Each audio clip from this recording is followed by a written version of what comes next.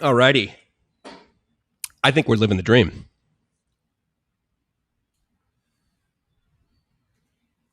Happy Monday morning from Bangkok. It's Mike's from livemyassoff.com. Now, today, we're trying Lightstream for the streaming software. And I think it's going to work out pretty good. I've used this for a couple of tests, and it seemed to work pretty good. So, I think I'm going to go for it.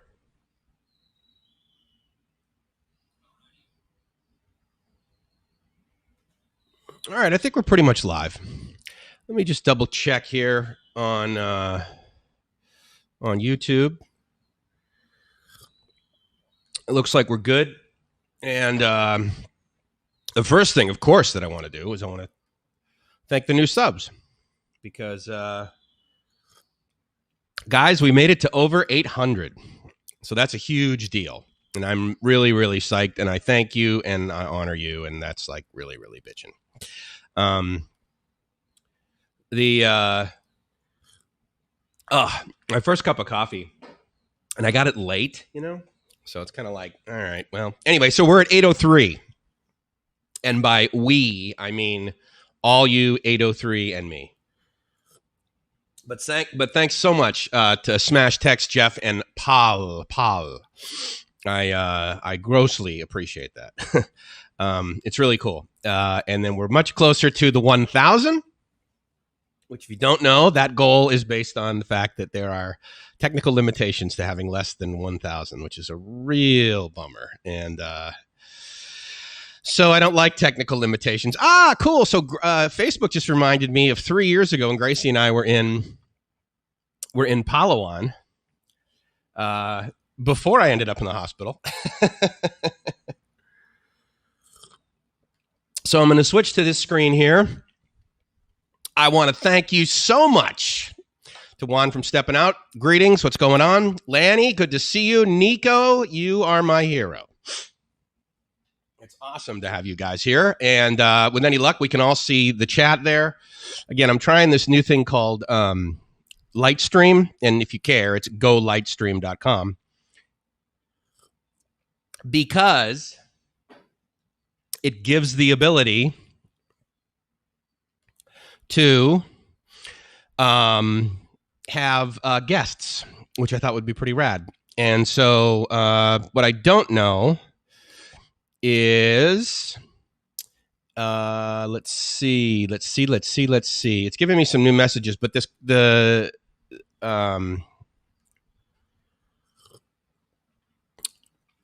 what I hope is that the invite can be shared with you guys. Man, I am really dark, huh? I mean, tell you what, Yes, Mike, because we want to see you. Fair enough. And hey, so here's the other cool thing, too, is that I'm doing this whole thing from my Chromebook. And I'm not only doing it from my Chromebook, I'm doing it from my free Chromebook, the one that Dell gave me, just because I was so rad. And so with any luck, it looks okay. It sounds okay. It's also on the Expats Lockdown group in Asia, news and chat group that Rike, we pretty much all know Rike. He started that. And so I'm one of the admins. And so that helps for a couple of reasons. One, in case Henry loses his login credentials again, he doesn't have the ability to just hop on a plane and cruise back to Vietnam and type in his PIN. So I'm his backup. And I'm honored to do that. And so what I'm going to do is I'm going to throw this into this chat here. And if any of you guys want to join in, then let's do that. So let's be clear, Nico, what lockdown means, right? So when I first heard of lockdown, it was when China was being locked down. And the way China locks down is they bring arc welders to the front of the metal doors of your. Oh, you know what? Actually, I don't think you guys can. I don't think you can. I don't think you can click on that. So stand by. Let me open up the YouTube window and then paste it in there because the screen basically just displays, and so therefore that's not going to give you guys the ability to click on that. So what is going on in Thailand? So the way it works right now is where I am in Bangkok is I have oh, I'm sorry. Did it did show up there. Okay. So yeah, so you guys actually should be able to click on that, and if you want, then what happens is you go into this thing called the green room. Now, because of that, it's no longer just a monologue, and you can speak, which is kind of cool, actually. I kind of prefer that. And hopefully you've got a nice microphone with some warm mids in it. You guys all use vacuum tube amplifiers for your microphones, right? Thank you very much. Yes, I heard that. Good. Anyway, so if you want to chime in, that's awesome. If not, that's totally awesome as well. Anyway, so this is a new thing for me, and CR48 beta tester. So, CR48, what is that? I am not cool, clearly. And look at that. So that's very cool. Hello, Mr. Skunt. Good to see you. If you guys don't know, what he's just chimed in on is DLive, which is basically live streaming on the blockchain. I'm over there on DLive. I'm also at vk.com, which is the two letters, vk.com. Facebook for pretty much Russia. But yeah, that's pretty cool. I haven't heard from folks over there. I stream on Twitch too, simply because it's a really cool place that no one knows where I'm at, and that gives me ability to test the silly live stream. So it's like, okay, yeah, it's working. So by the time I hop on YouTube, then it's like, okay, yeah, you're actually doing something. Like, so in Bangkok, we have a 10-day ban that we're in the middle of on alcohol sales. And so if you know anything about me, my response of, prototype Chromebook. Nice, dude. That's totally cool. I only started using mine when you had the ability to use the Play Store, because I hope you'll probably agree. Jorgen, good morning. Good to see you. Huge delay on YouTube messages. Yeah, there's not a whole lot I can do with that.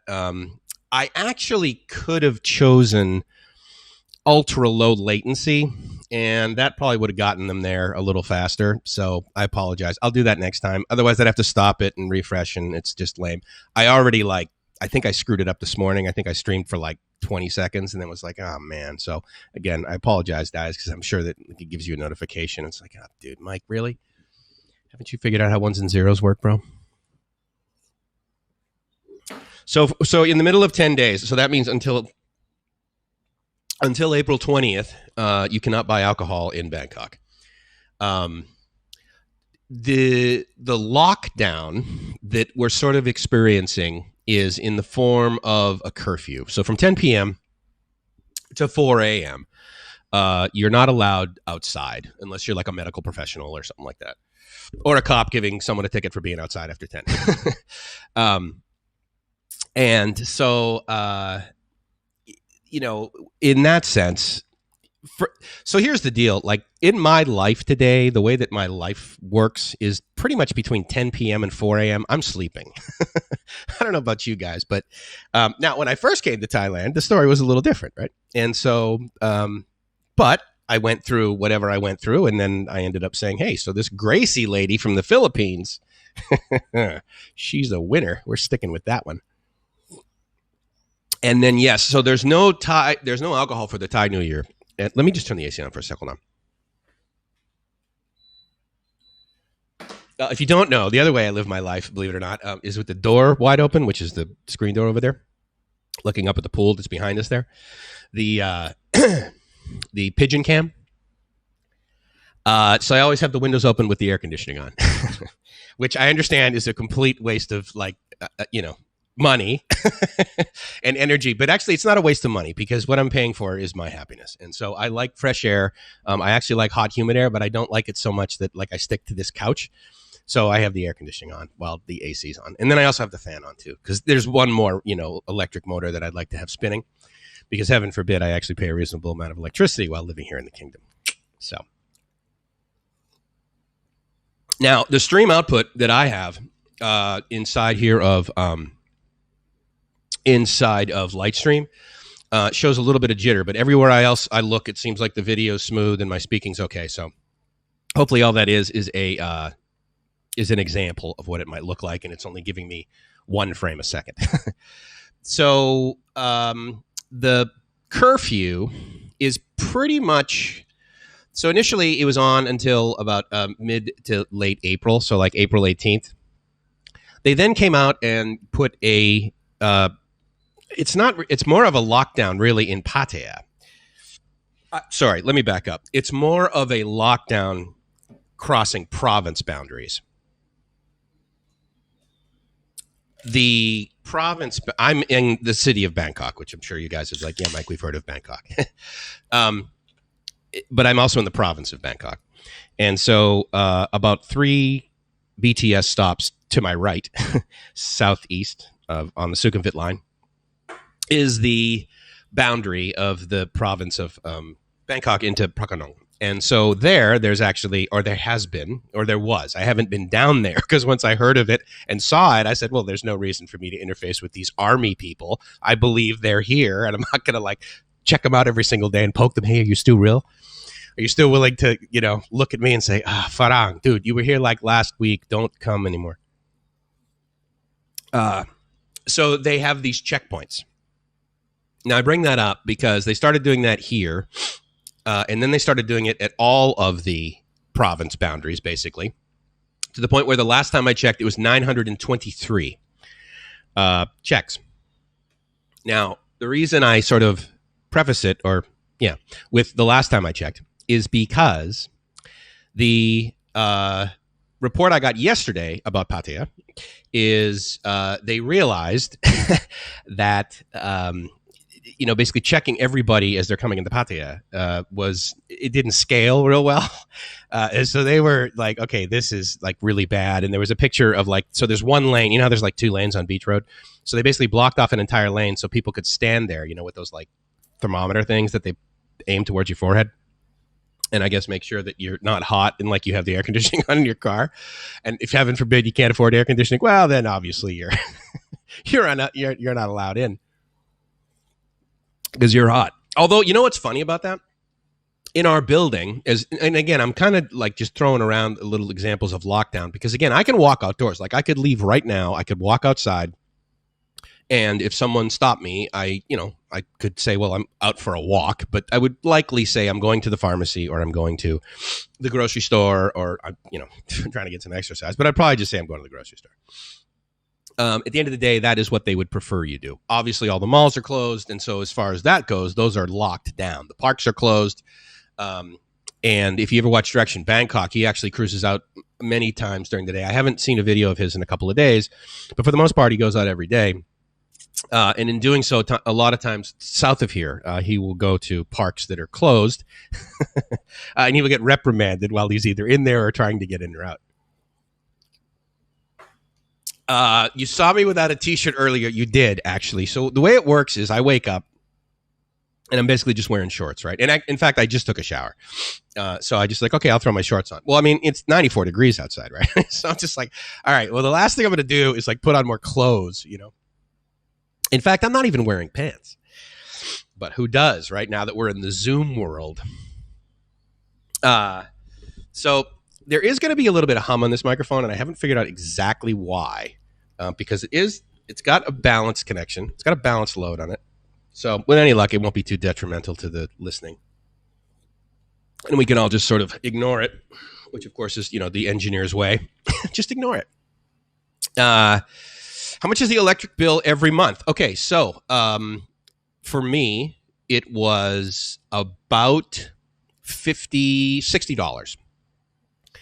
Now, that was a month where 1 week of the month, Gracie and I were actually down in, we were over at Koh Chang Island, and then we were up on a little beach town, like just sort of south of here.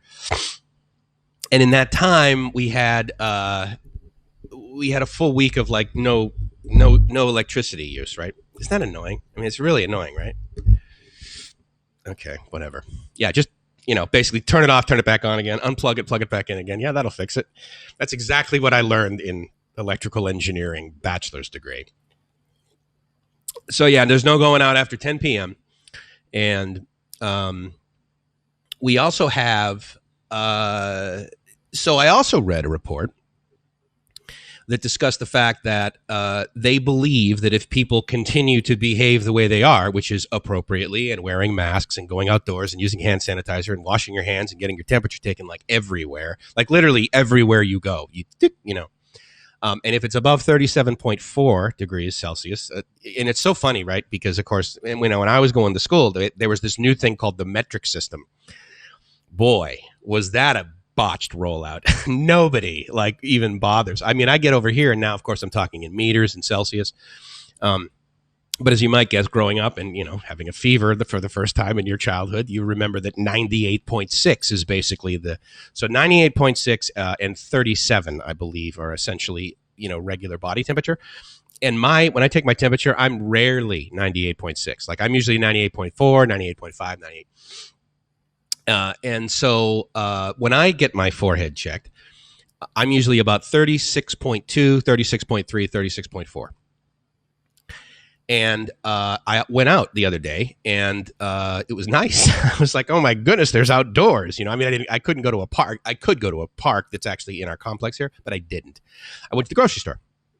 So upon the way back, I'm like, walking and stuff. And I'm like, oh, I'm going to go down to this market. So I go down to the market and I get some, and I'll tell you something about this little, I guess you kind of refer to them as wet markets. There wasn't like bats everywhere, right? And there weren't, there's not like really chicken laying out, but there's fruit and that sort of thing, vegetables. And then there's the classic Thai stand where they're, basically they make chicken and they make pork and they have rice. And so what I really like is fried chicken and sticky rice, right? And so I go up to the thing and I get 2 pieces of fried chicken and 2 things of sticky rice. It was 90 baht, so $3. And I eat for 2 days for that, right? So it's like, that's pretty awesome. And so I'm walking back and I'm kind of hot now, right? Because I've been like walking outside and, let's face it, it's Southeast Asia. So, I don't know if you guys have these things on your phone where it like tells you the temperature and then kind of gives you the forecast. So I have one of those. And if I open it, like, I open my phone, it tells me the time and it gives me those little dots around the apps that like I need messages or I have messages on that I need to review. And so, I look down and it always says like 94 and then it says in like parentheses feels like 104. So it basically, because of the humidity, it feels like it's about 10 degrees warmer than it really is outside. 10 degrees warmer Fahrenheit. So I get back and I walk through the lobby, and what happens at the lobby is they take your temperature. They have like, tape all over the floor, like everywhere. Like in my elevator, there can only be 4 people. And then they have like these, plastic, or not plastic, but like basically pieces of tape that they've carved out that look like 2 feet, like the bottoms of 2 shoes. And they have 4 of those. They have like 1 in each corner and the toes of the shoes are facing into the wall.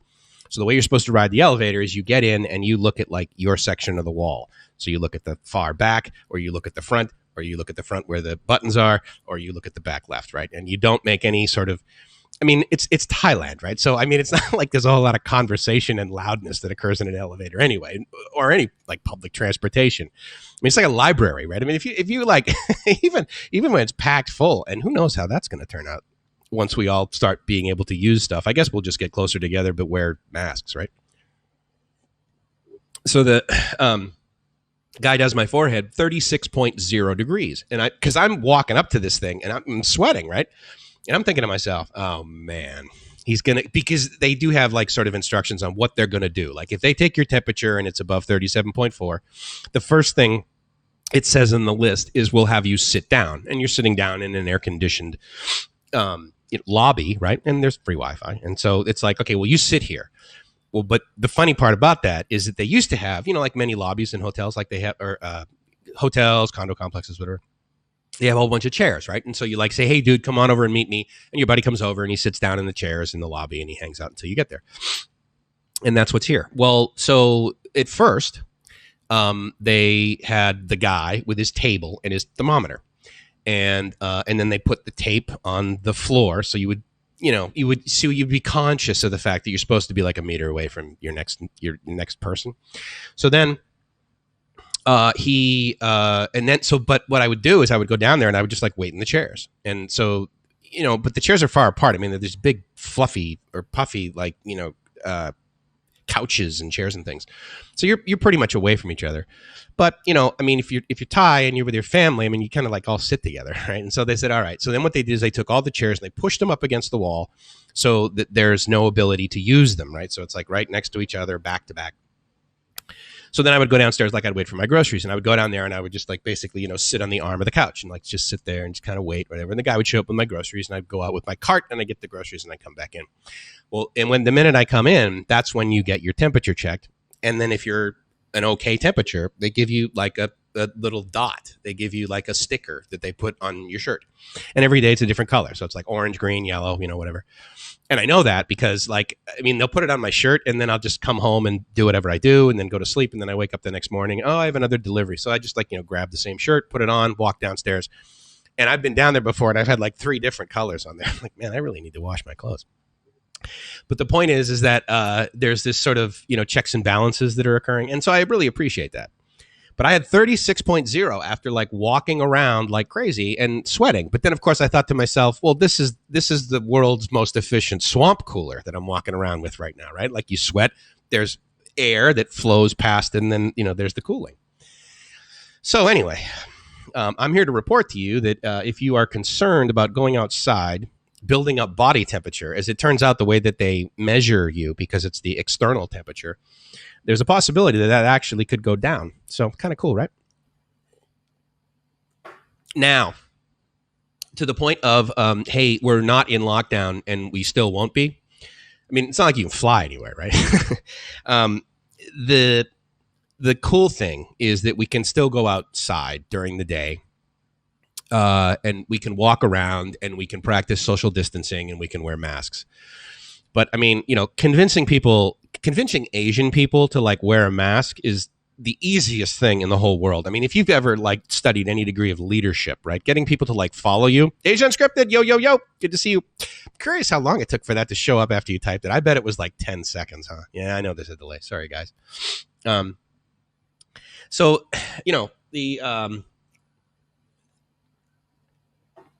the lockdown part is, it's disappointing, right? But I don't know about you guys. I'm getting used to it.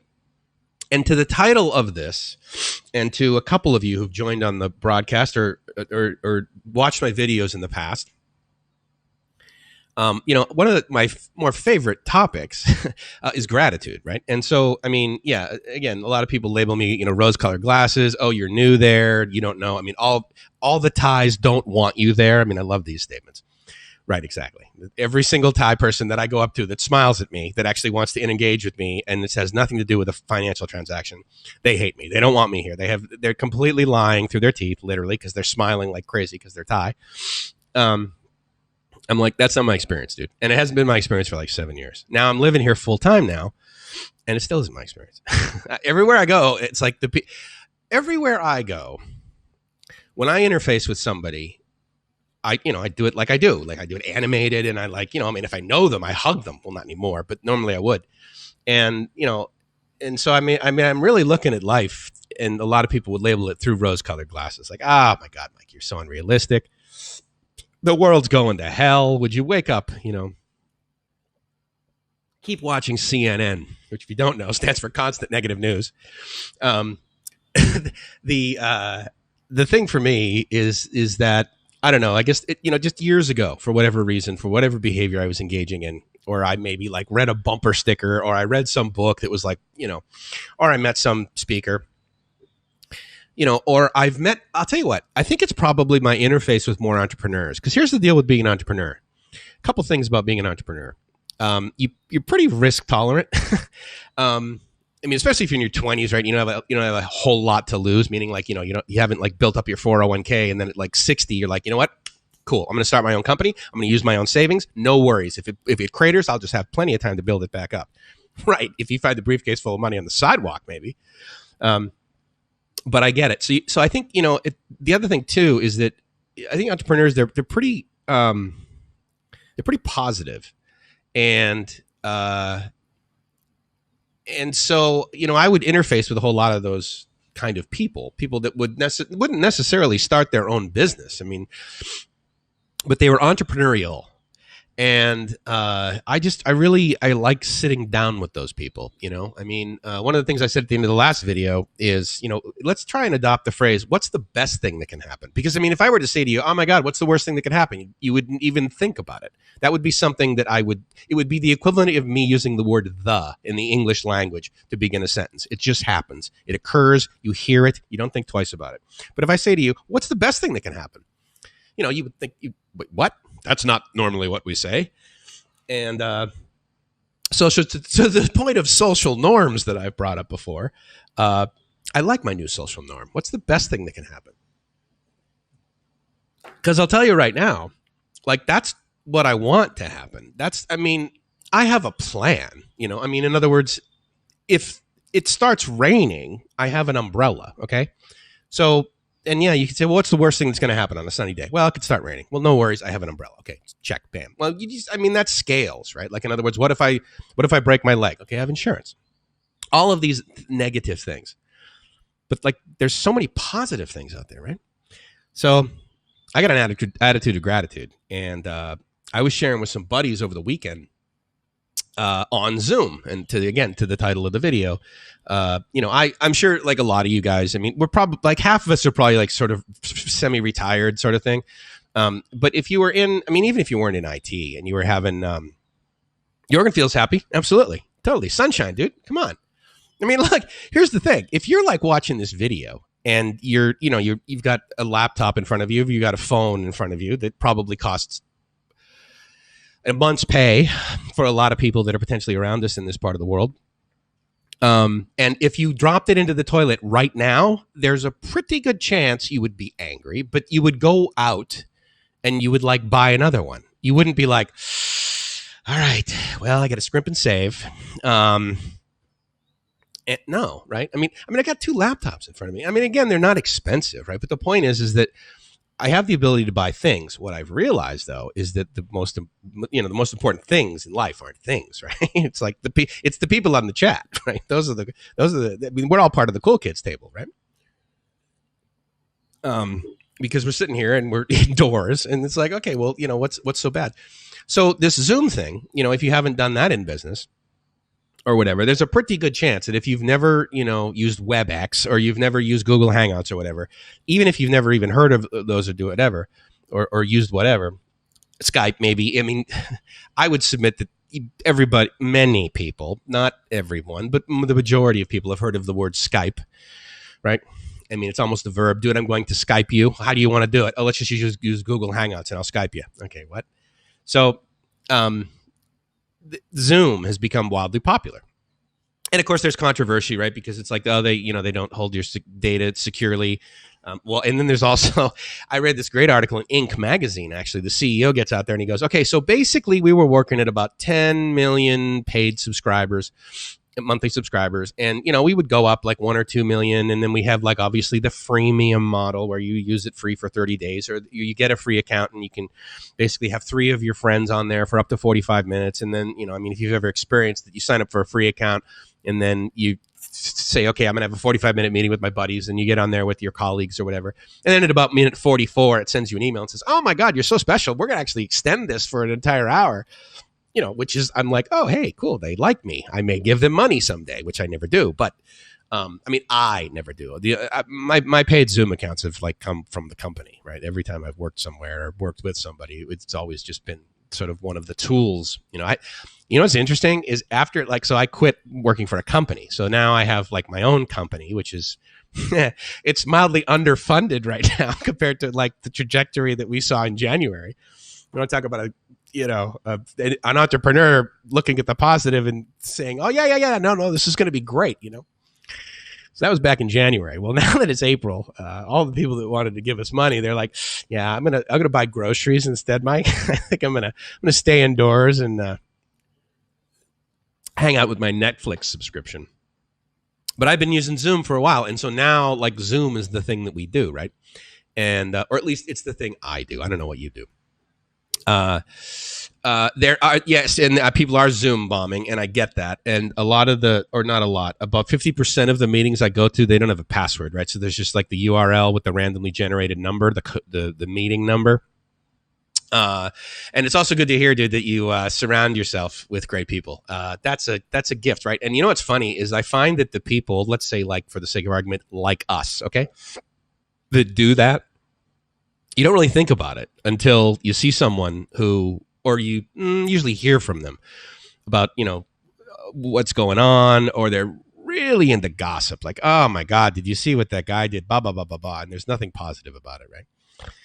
And then you sit back. I sit back. I should talk about myself. And then I think to myself, wow, like, it's like I got this friend, I got this friend, I got this friend. I haven't really, talked negatively about him with my other group of friends to make myself feel better, I guess. So yeah, I guess turns out I surround myself with really positive people that I like. Go figure. But to the Zoom bombing thing, yeah. So I have not had the experience of actually being on a meeting where someone like came in and started putting up, like pornographic pictures or doing something completely weird, or just completely slamming the audio, with just like, or whatever, just to make it so no one else can hear anything, because basically they have no friends, And so yeah, but it seems like a pretty easy solution, right? You just get a password. Now, getting that password out to all the people that you want to be on the meeting, if it's like a fairly public meeting, right, then I completely get how that's a pain in the neck. But Stepping Out says, being around the right people is key. I can't stand drama and negativity. I try to do my best not to show negativity and drama, and I keep away from people who do. And so I completely agree with that. I will tell you, though, one of the funniest things I ever heard, I was at a meeting, and it was one of those deals where like people just kind of share what's going on in their life, right? It's kind of like it wasn't necessarily a business person's meeting. It wasn't like a tech group, or it wasn't, anyway, it was a bunch of, and we were sort of sharing what's going on. And that topic came up, about gossip and everything. And I loved this phrase because it was so funny in my mind, because I don't think anyone else got it. And so I'll give it to you. He's like, you know what? I absolutely hate people who judge people. I never judge people. And I think people who do. And then they went on, right? And I thought, yeah, right. But like by saying that, that you're judging them, right? Anyway, I just thought that was funny. I never judge people. And I think people who do, they're less than me. The privacy settings are open. I completely get that by default. I believe you can lock it down to some degree. I also know that you can't.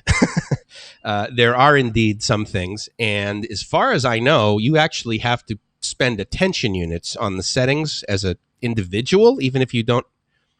If you don't have an account, I believe that you're right. They're open, and anyone can basically come in, and I guess they could find out like where you are. Maybe they would know your IP address. I don't know exactly. I could figure. Maybe we should have a Zoom meeting, and I'll try and figure that out. Figure out where all you guys are based on your IP address.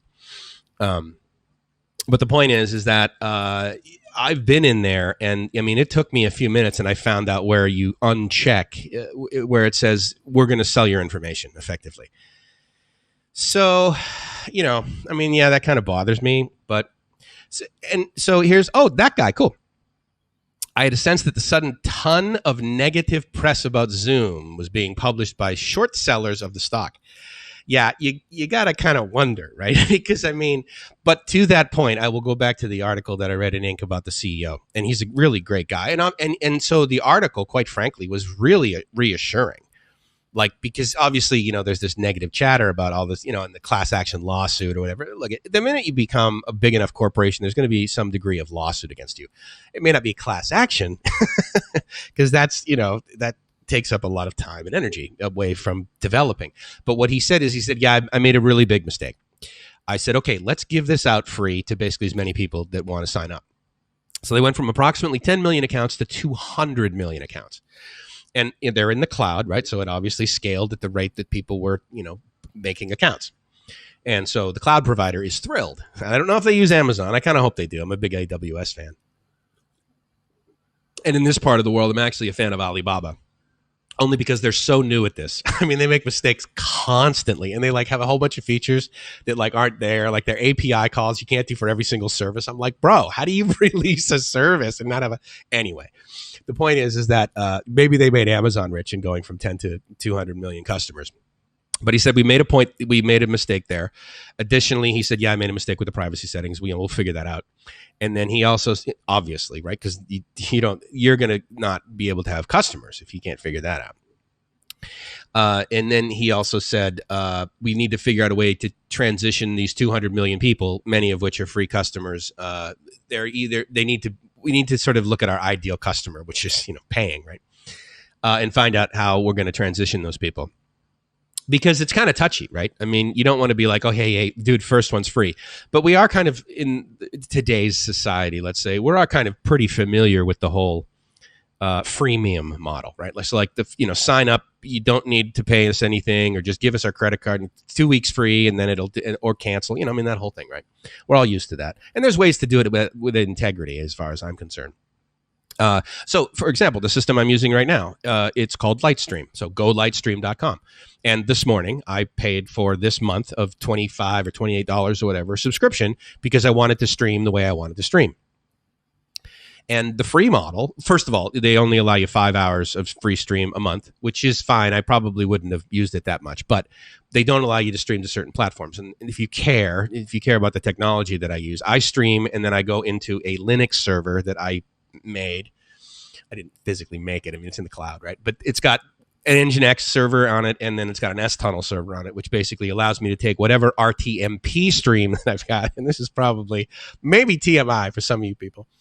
And then I go from there, and then I squirt it out to a whole bunch of different platforms. And so anyway, I can now do that with Lightstream, right? But they put the thing in front of me and they say, look, we'll give you these free features. And if you like it, then okay, great. And then usually what happens with me in software is I use it to the point where I bang against the rails of the free stuff. And then I'm like, okay, well, yeah, it's worth $25 this month. And if I don't like it in the next 30 days, then, I'll cancel it or I'll get a different one. And so, they're trying to figure that out at Zoom because they are a public company. I own stock, and I would prefer that the stock go up compared to when I bought it. I buy if I believe in a company that way, and obviously if the environment is so completely bonkers that, you could argue like, look, dude, the only way, I mean, I understand why ExxonMobil is losing money. It's painfully obvious why the airlines are just, hemorrhaging money right now, right? Because they're not working. But Zoom, they're working like crazy, right? And you could be like, oh my God, every single day they must increase their top line revenue by like $100,000, right? Or 100 million or whatever. But no, they're still kind of too obsessed with the freemium model. So they gave away too much of the store for free. But I think that will transition into something that people like because it's so much of a household word. I mean, don't forget, like Microsoft went through tons and tons of lawsuits. And regardless of, whether you like Windows or, I'm not going to get into that silly debate. But the point is that, they're a world-class company. Okay. And yeah, that means they probably did a lot of things wrong, but they did a lot more things right. And so, even in the 2008, 2009 crisis, I think it was in 2009, like after it kind of came up, but then it went back down again. I think Microsoft went down to like 30 or 20. It was really bad. My point is that if I believe in a company and I'm like, okay, so the research that I've done, like in other words, the people that I've talked to or the 10Q or the 10K that I read or whatever that I at least believe, because it's not luck and coffee, then I believe that the trajectory for these people is that they're going to make more money. They're too much of a useful service in the present environment to indicate to me that that their stock is just going to tank. Now, to be fair, I'd love to have, so a while ago, I bought in. And then when it went up a little while, I thought, okay, well, like life's a little weird right now, so I'm going to sell those shares. And then it went down a little bit, and then I bought some. And then it went down a little bit more. And I was like, so I bought some more. And then it went back up. I mean, I didn't buy it all on March 23rd, right, when everything was cratering. But, I mean, it's all timing, And I mean, I'm buying them now because I'm not going to sell them tomorrow. I'm going to sell them, eventually, right? And so after all of this is over, and they've fixed the security problems. The other thing that the CEO said in that interview is he said, okay, we've completely, I mean, any software company, right? You've got a trajectory, and a lot of times you make modifications if you're in an agile, CI, CD, constant integration, constant development sort of pipeline. Well, I mean, you're making modifications to something like constantly, right? And effectively you're making it to prod, I mean, there's dev that you trust, but at the end of the day, you're rolling out changes, sometimes, 10, 20 a day. And he said, okay, so we've stopped all that.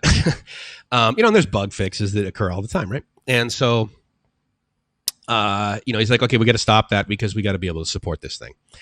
And I think, I bet one of the more frustrating scenarios that's occurring right now for any business that provides any degree of customer support is the fact that, okay, so our revenue is down like 75%.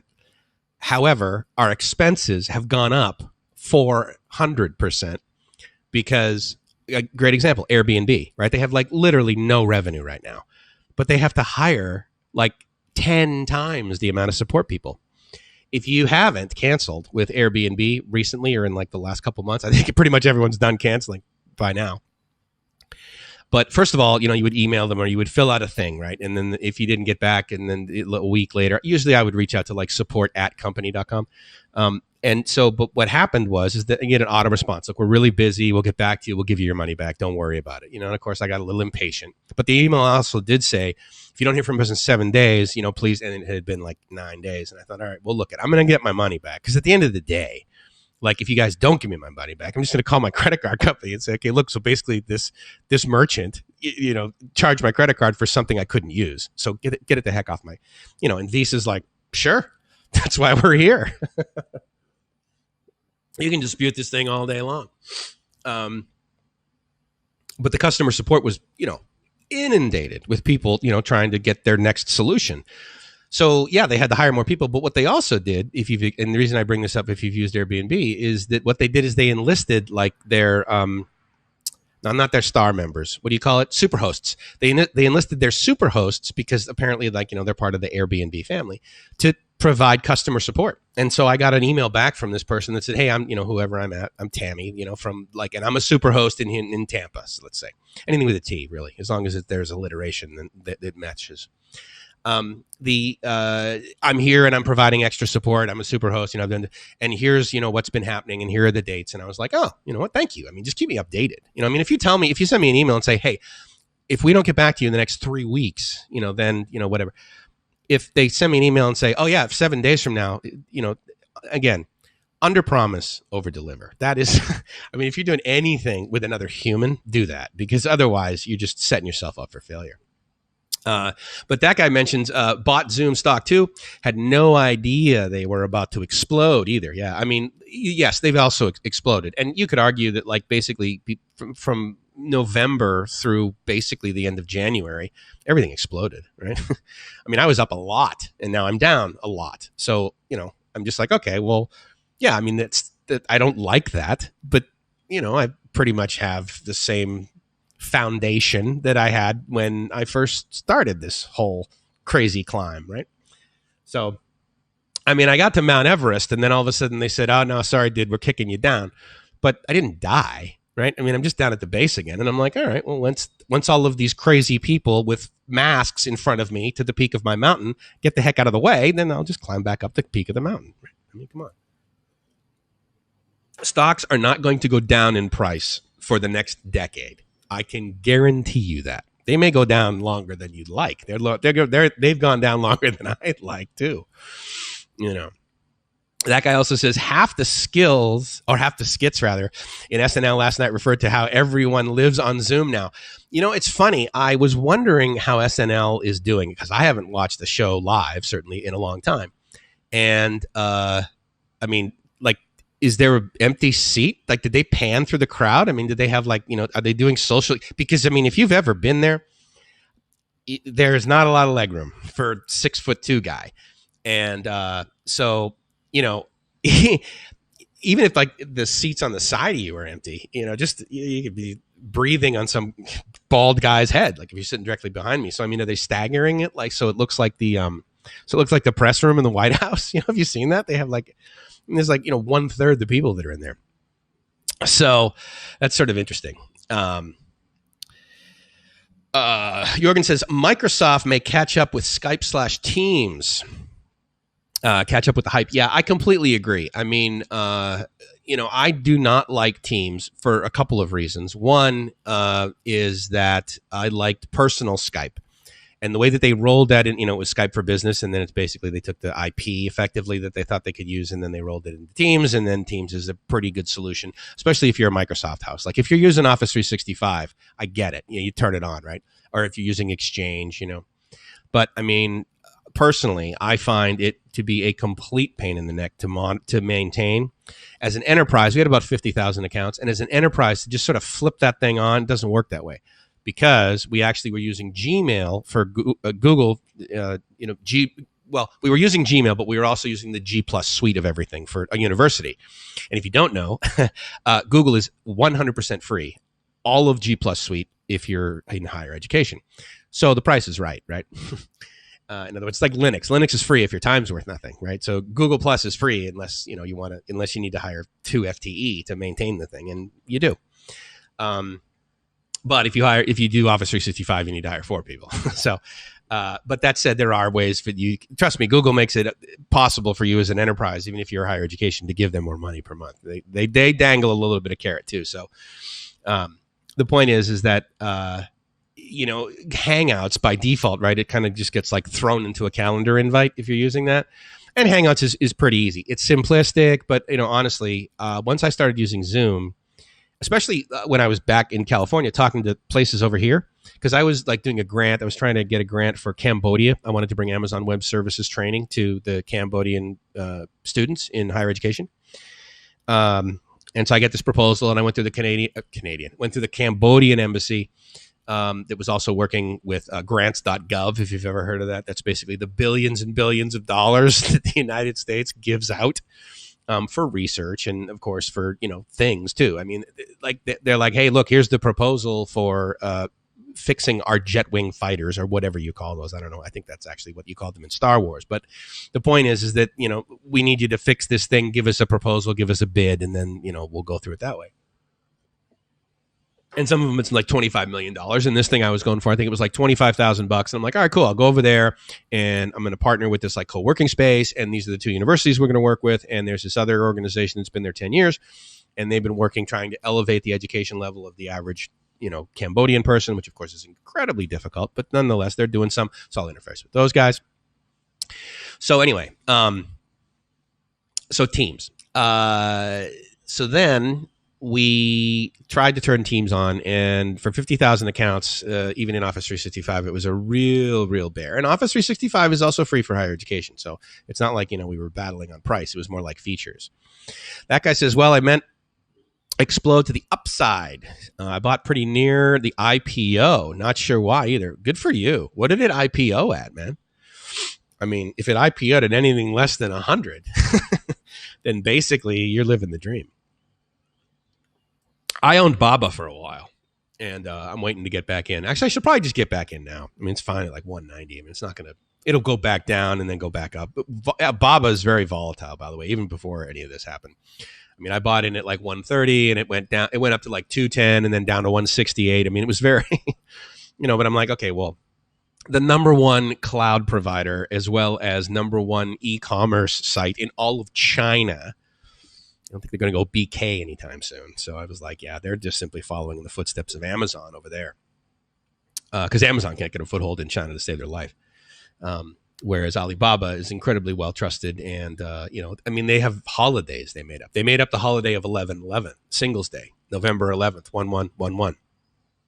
And that was a made up holiday. And, the first day they're like, okay, hey, so it's Singles Day. So if you're a single person, then go on our website and we made some special things. Like if you're single, like do this, buy yourself flowers, whatever, blah, blah, blah, blah, blah. Fast forward to the last several years. And they sell $1 billion of product in the first hour. It's just an enormous scale that goes on over there. They do 400,000 credit card transactions per second. They sell more in 24 hours on Singles Day than the entire e-commerce, all of the e-commerce solutions in the United States sell from Black Friday all the way through the weekend, all the way through Cyber Monday in the United States. They sell more than all of those days put together by every single site, not just Amazon, everyone. All these guys that have Shopify accounts, they're trying to sell boots and sneakers and stuff and bracelets. They do more sales in 24 hours than we do in the United States, like for a week. I mean, it's just the scale over there is just amazing. So anyway, that guy says SNL assembled a ton of stuff. The cast shot at home. Not at a studio at all. I was kind of wondering about that. I mean, I'm like, I guess they can't go in, right? And I mean, that's the whole premise of the show is like, we're going to get into a room with a whole bunch of other people and all, exhale at the same time and share the same germs. And people will line up. How long has SNL been going on? Is it like 40 years? I want to think, I bet it's maybe 50 because, and he says that works surprisingly well. That's really cool. That stuff shot at home is not as hilarious, but still fascinating and surprisingly intimate. That's kind of cool. Doesn't hurt that it mirrors the life everyone's living right now. Totally, right? Yeah, it's really easy to, be. I mean, if they were to do this like even 6 months ago, people would be like, oh, that's weird. What are they doing? What are they cheesing out? They're trying to work from home. They're trying to be digital nomads. This won't work for me. He says Zoom IPO'd around 80, I think. Yeah, that's pretty cool. Well, wow, it stayed there for a long time because I think it was 80 last October. So, well, good for you. That's great. That's what my dad always says. He says, well, the hardest thing to predict is the future. So, to be able to say, certainly when a company IPOs, I mean, unless you spend a lot of attention units on studying how they're going to generate revenue, if you're an investor and that sort of thing, yeah, I get it. Especially if you're an angel investor. I mean, that's what you do. You basically give money away as part of your life. But the funny thing about IPOs and stuff is that there's all this hype and this excitement. I mean, I remember when I made a ton of money in 1 hour with Facebook stock because I mean that was such an emotional IPO that I bought it at like 10 in the morning because right away, like when the market opened, you weren't able to buy stock. It was like 10 or 10:30 when you were finally able to. So I bought it and I held it for like an hour and a half and then got rid of it and I made some money. Because then it went down like a lot and it stayed down for a while. To like, I think I bought it at like 38 and sold it at like 40 something. And then it went down to 20. And I thought I was the smartest guy in the room. Not only should I bought a ton of it at 20, I should have held. HODL, right? If you're a crypto guy, HODL, HODL. But I mean, let's face it, the last bull run has been, well, insane. And, I mean, I wrote it just like all of us did, right? And it'll come back again, just in a different form. And I got rid of my ExxonMobil stock real early too. I was like, okay, I can see where this is going. If I'm a guy like driving a car that gets 8 miles, like if I'm driving my Rolls Royce again, I am stoked about gas prices right now, especially in Southern California. They are never this low since like the 1980s, man. Great prices on gas right now. What's interesting, I was walking down when I went for that walk earlier yesterday or a couple days ago. I walked by a gas station coming back and, the price isn't bought, of course, and then per liter. But it's gone up. Actually, the price of gas over here has gone up. And they're not selling as much, obviously. The people that are driving that consume a lot of fuel were sort of middle-class, wealthier people that were driving cars. I mean, there's still a significant amount of motorbikes driving everywhere, but those things get, 100 miles to the gallon, right? So, so there's not a whole lot of sales going on there. And what's interesting is on sort of like the bigger roads, there will be the C stores, right? The convenience stores. So there will be like the 7-Eleven next to the gas station. In fact, a really, really great success story as far as coffee shops go, where I at least believe that the CEO has got integrity and isn't lying to everybody. The CFO is not cooking the books. Is Amazon Cafe or Amazon Coffee, like they refer to it here. PTT is a fuel provider, and then they have gas stations here, right? And so they said, hey, let's like put coffee shops in our gas stations so people will get out and they'll use the restroom. And also, if you don't know, if a lot of the cars over here will run on LPG, both gasoline and LPG. And so the way that it works for fueling up LPG, as well as other cars too, is that you have an attendant and they take care of it, right? I mean, it's like kind of like the 1970s back in the United States, where someone would run up and, like, you know, they don't wash your windows and they don't check your oil and all that, because, you know, what car burns oil any longer? But they have absolutely much stricter. Like if you pump gas, you know, if you have some guy pump gas, you can like walk around. I mean, you walk like 20 feet away from the car and walk around and have a cigarette, and they're like, okay, whatever, just like don't come near me. But if you're pumping LPG, if you're getting LPG in there, they usually open up the hood, and then there's like an attachment inside the hood. Kind of like, I mean, I was going to say the carburetor, but it's fuel injected, right? So, I mean, but it's kind of like, I mean, it's a pretty painfully obvious connection. Other times it'll be under the rear bumper, and there'll be like sort of a fitting, you know, and they'll like put the hose in, and then they clamp it down, and then you hear, you know, because it's pressure, right?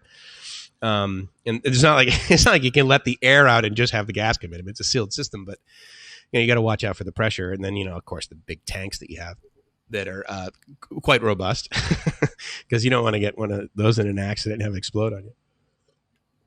So it's got to be a pretty tough metal.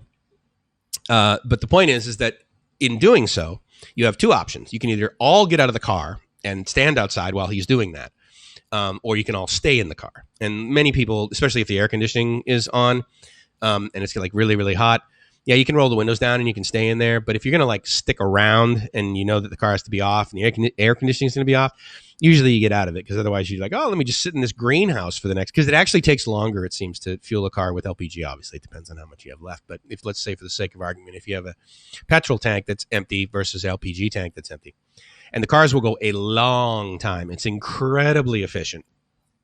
And so anyway, so in doing so, they're like, hey, people get out of their cars, we should, you know, capitalize on that.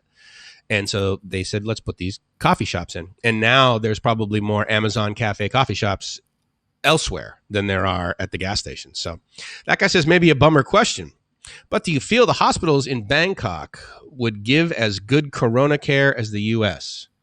My experience with medical care in the entire kingdom of Thailand, not just Bangkok, is it is either the same or better than anything I've received in the United States. And I'm talking about primary care physician all the way to, actually, I've never been in ICU in Bangkok, thank God. But I have absolutely been to the emergency room. And I've also been to see a primary care physician. And then recently I went in for an earache and the person took care of me. The medical care here is amazing. There is a very good reason why Thailand is known for a couple of the things it's known for, beaches and other things, but it's also, you know, in the top 5 countries for medical tourism because of the cost. I mean, it's very reasonably priced. I'll give you a great example. So Gracie and I, we're in San Diego, right? And I had like a dental PPO, right? And so like the cleaning wasn't too bad, but I mean, once you start sliding into like needing a crown or, you know, fillings aren't too bad, but if you need a crown or you need like a bridge or whatever, but the point is that, you know, that still starts getting expensive. They'll give you like 50% or whatever. But then of course, all the dentists do is they raise the price 2x, and then 50% that's covered by insurance, they end up making the same amount of money. You just pay a little bit less. So we didn't have that for Gracie, and she needed some dental work, and it was cheaper for both of us to fly. She needed 2 root canals. And so then you also need a crown, right? And you got to get the root canal, and then you got to wait, and then they got to, you know, wait for the sort of make sure there's no bacteria, and then they put the crown on, temporary crown, and then, you know, permanent crown. And that's about a 2-week period. Like the day you show up, they make sure there's no infection, and then from then on, they do the root canal, and then they let you kind of sit there for about a week, and then, you know, they put the crown on. it was cheaper for Gracie and I to fly to Bangkok round trip and get her dental work done. And I stayed here and I got some dental work done in a week. And then I flew back home. She then stayed an additional week in an Airbnb and then got all of her stuff done. And it was cheaper. Like we saved I'm not talking like, oh yeah, same price. And then we were also able to go to the beach. I'm talking we saved thousands of dollars on her dental care compared to what was available. Now, again, the quality in the United States is stellar. I mean, I'll tell you right now, like I have a crown. It's not really so much a crown. If you've ever been to the dentist recently, and it's a fairly newer dentist, they have, it's almost like a lathe, but it uses high pressure water. And it turns and stuff. And so what they do is they take about 20 pictures of your tooth and the divot that's in there or the thing. And then they upload that to this thing. And then it takes a tooth piece and then it grinds it away. And then it literally just drops right in. And I can't remember what it's called, but it's incredibly great technology. It's not cheap. So anyway, so I had that done. And I came over here to Thailand with Gracie in that scenario. And I went and she's like inspecting my teeth. And, you know, to the credit of the United States, I mean, she looked at some of my teeth or the crowns or that implant. It's like, it's not like, it's kind of an implant that kind of, they make and then they put it on. And she looked at it and she said, oh, she says, is that from America? And I was like, oh, I mean, her English is stellar. She probably got her, dental degree in the United States for all I know. But yeah, so I mean, look, the quality in the United States, certainly that I've experienced, has always been exceptional.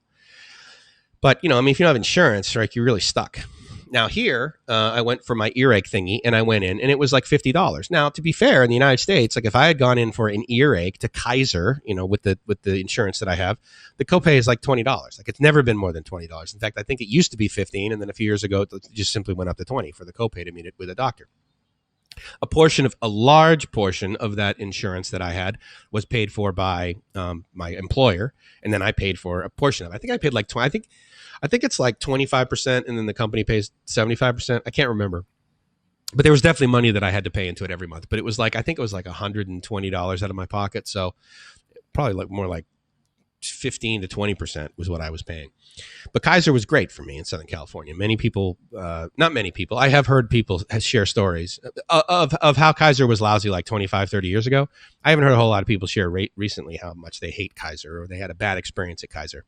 I have had some friends that, went in and then they had to wait too long in the waiting room and, then they tweeted about it or something, but at the end of the day, the medical care I've gotten at Kaiser has been stellar. And I'm including several emergency room visits in that. I mean, I went in there and it turned out to be acid reflux. So I just take like a antacid basically every morning. But it kind of feels like, and I'm getting, this is around like I'm, mid 40s and that sort of thing. I haven't smoked in a while, but it's just like, okay, still. And I'm having these chest pains and I'm thinking, okay, this is not cool. And to be, if you don't know this, I mean, you walk into an ER and they're like, oh, what's going on? And you say, I'm having chest pains. Boom. You are at the front of the line. I mean, unless you like fall over or you have like a bone sticking out of your leg. Chest pains? I mean, that is an immediate, dude, come with me. And so I went into the ER at Kaiser in San Diego. Zion, if you know where that is.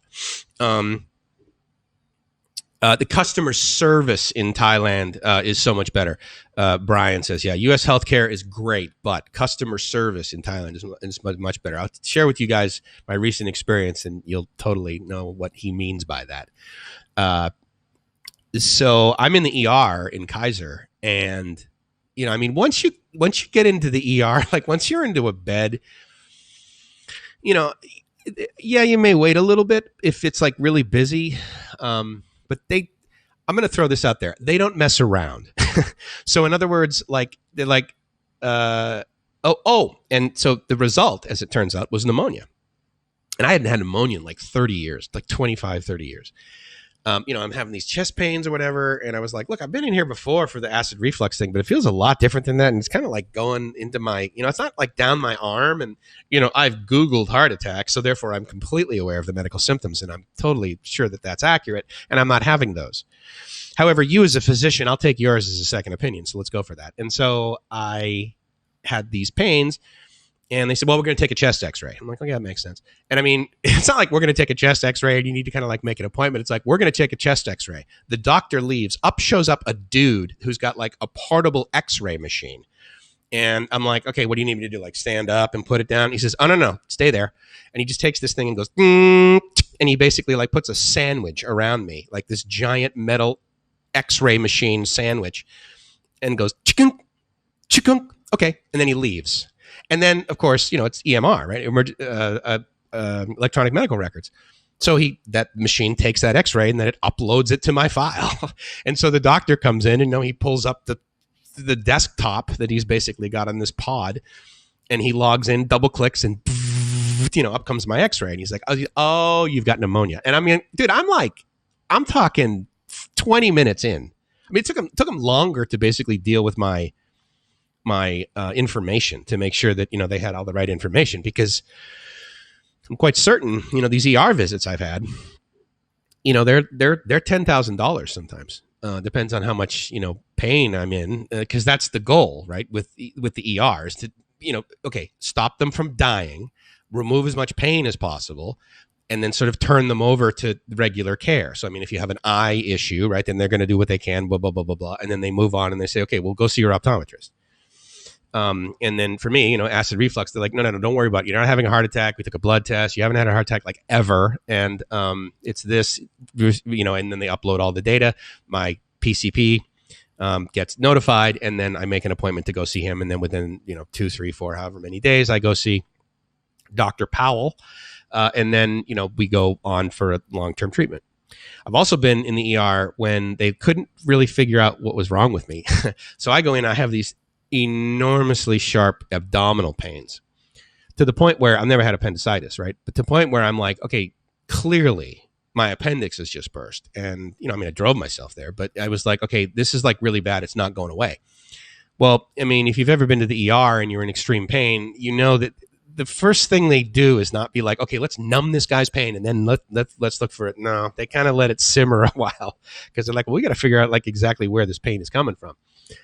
And so I'm sitting there and he comes in and he's like, okay, where does it hurt? He does the tap thing, on your abdomen and whatever. And I'm like, okay, yeah, that doesn't really feel, but it hurts a lot inside. I said, dude, I swear, I think my appendix is burst. Okay, let's rip that thing out right now. Like, let's get a handle on this thing. We need a solution to this. I have no care what the cost is because I'm a member of this HMO. So you guys just take out my appendix. He goes, okay, hold on. He's like, stand up. And so, I'm like, so I stand up or whatever. And he goes, okay, run in place. And I'm like, okay, I'm tired or whatever. Boom, boom, boom. And I'm like running or whatever. He says, go a little faster. I'm like, dude, come on. This is annoying. He says, okay, lay back down. He said, if you had appendicitis, he said, you would have been able to move one leg and then you'd pass out. He said, the pain would have been so excruciating. You don't have appendicitis. So that's an interesting test. If you ever do that, if you ever think you have appendicitis, try and run in place. And, at least that was my medical experience, and his diagnosis was correct. I did not have appendicitis. I had diverticulitis, which is basically this crazy infection inside of the intestine. But luckily it wasn't, and they checked for wasn't cancerous or whatever. And, I was pushing, like mid 40s or whatever. So they're like, all right, well, you're not 50, you're not 55. So if you had a colonoscopy, no. And they're like, all right, well, we'll do that. And then they did that. Couldn't figure out. They like looked inside. They're like, dude, you're amazing inside. And interesting note about my colonoscopy. I know some people like go in and they, get the numbness thing or whatever. And then they're like watching it on the screen. I went in there and I said, okay, look, here's how this is going to work. If I feel anything, I'm not paying. So you guys need to figure out a way for me to just like go to sleep. So they're like, no. We saw your chart. We saw we get it. You want complete, and so this is, Laverne, the anesthesiologist, I'm the doctor, and then there's this other. I think there's like a total of 3 people there, and so then Laverne, let's say her name was, puts the thing on my face, the anesthesia, and it was you guys have probably experienced this before, but they say to you, okay, count backwards from 10, and I'm like, okay, 10, and then literally I woke up as if it was the next second because I that's the point. General anesthetic, right? Your entire body is done. And they have the paddles nearby just in case. So they do whatever they do. I wake up and I look, and there's my buddy David, because he's my driver, right? And so he's like, come with me to hang out. And I'm in another room. I don't know how I got there, of course. It's effectively like an ER kind of thing. So I think there was like sheets, or maybe there were walls between us, whatever. But it was recovery. Okay, so then I go, and so from my perspective, like it was like and then all of a sudden they had their result. Like it was instantaneous. I have no. Remember that Seinfeld episode where Jerry goes in and then he goes to the dentist and he comes out and his shirt's untucked and he's all freaked that they like did something to him while he was under that he didn't know. It was kind of like that, but I actually am quite certain what they did in violating me. But he comes in, and then up on the doctor comes in to say, because you get, I guess the system like notifies whoever when you come to because of your vitals or whatever.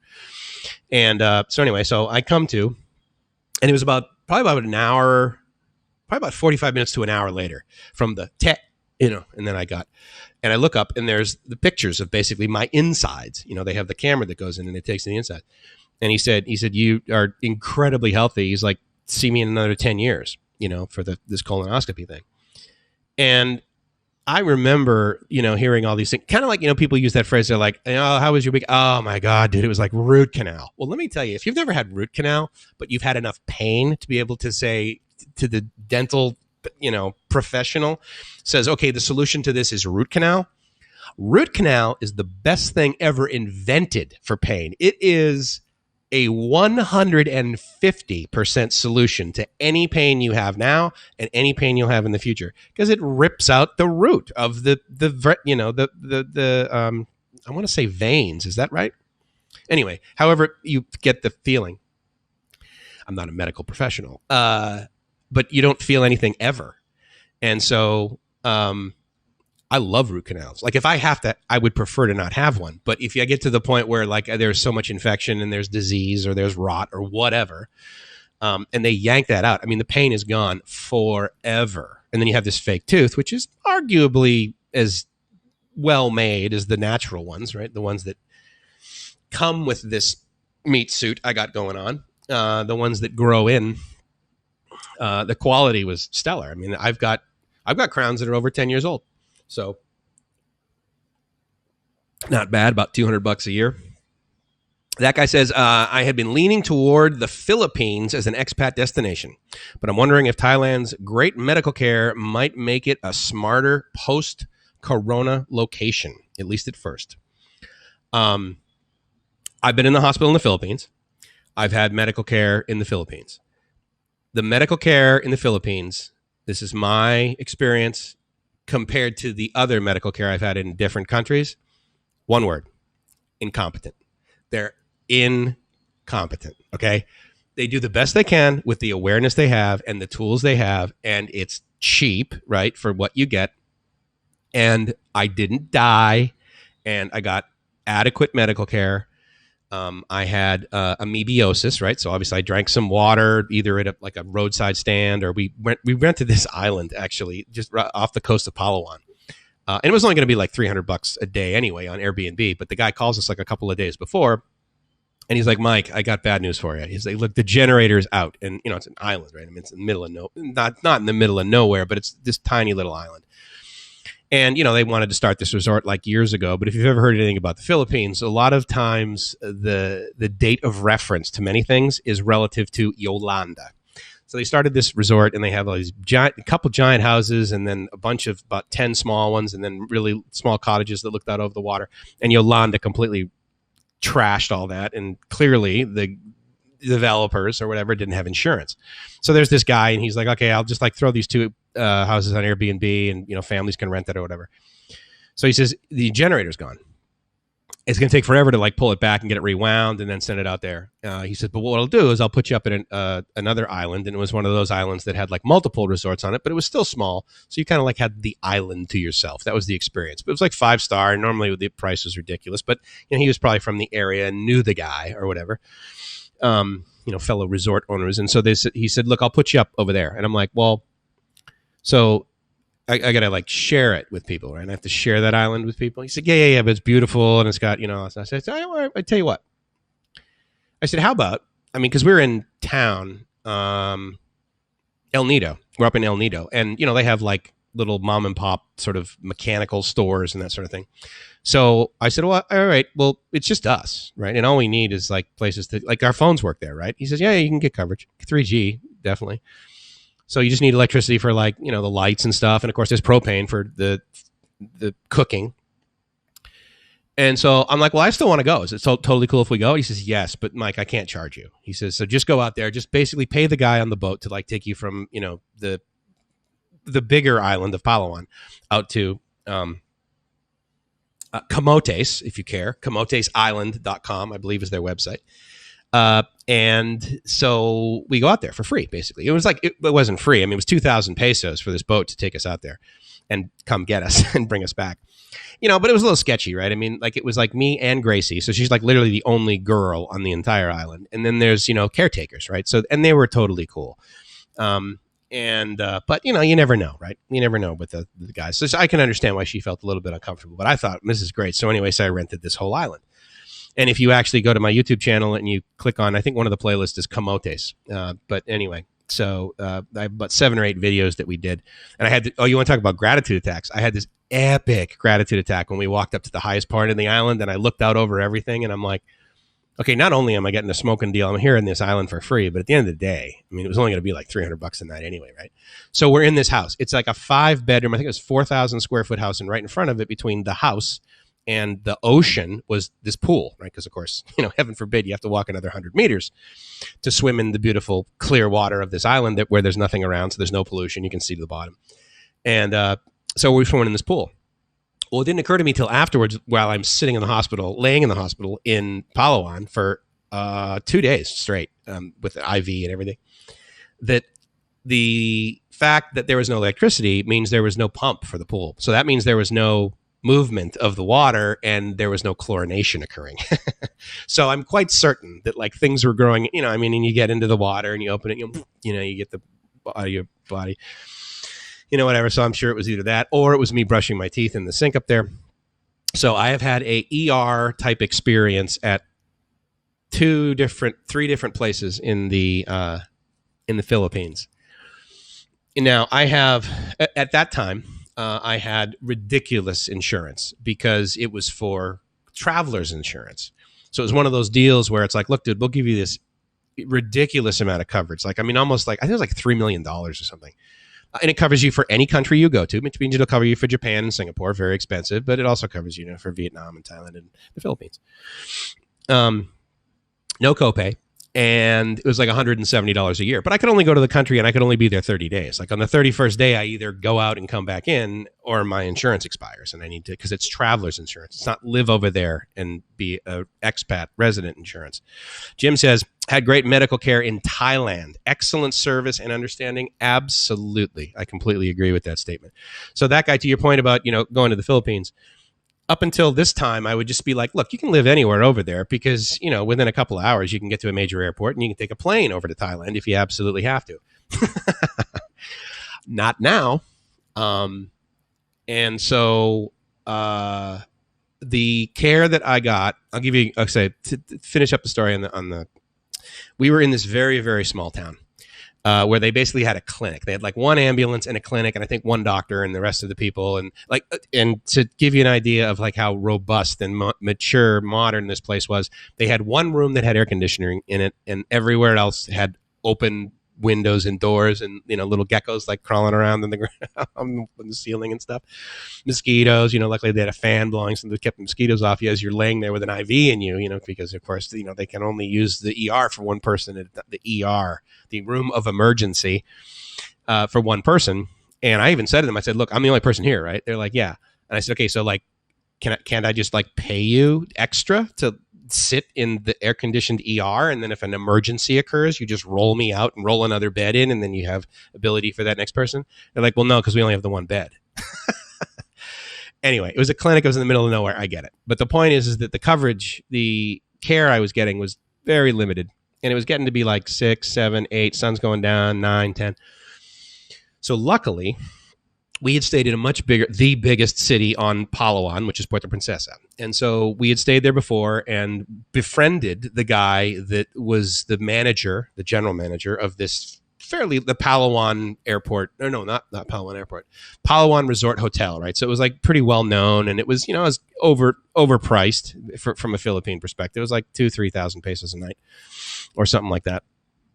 And anyway, so he had said, well, let's exchange stuff, because I told him we were going to this island on Camotes, and he says, oh yeah, I totally know about that.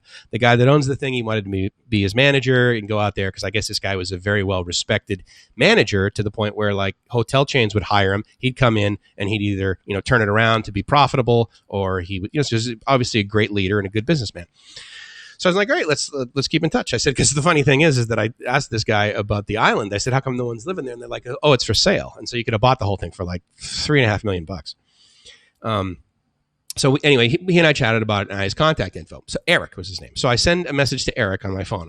And all I've got is the ability to like send SMS. Like there's no data. Like I can, you send it and it kind of like just sits there, and then eventually it goes through. So I send Eric a message. I'm like, Eric, I need your help.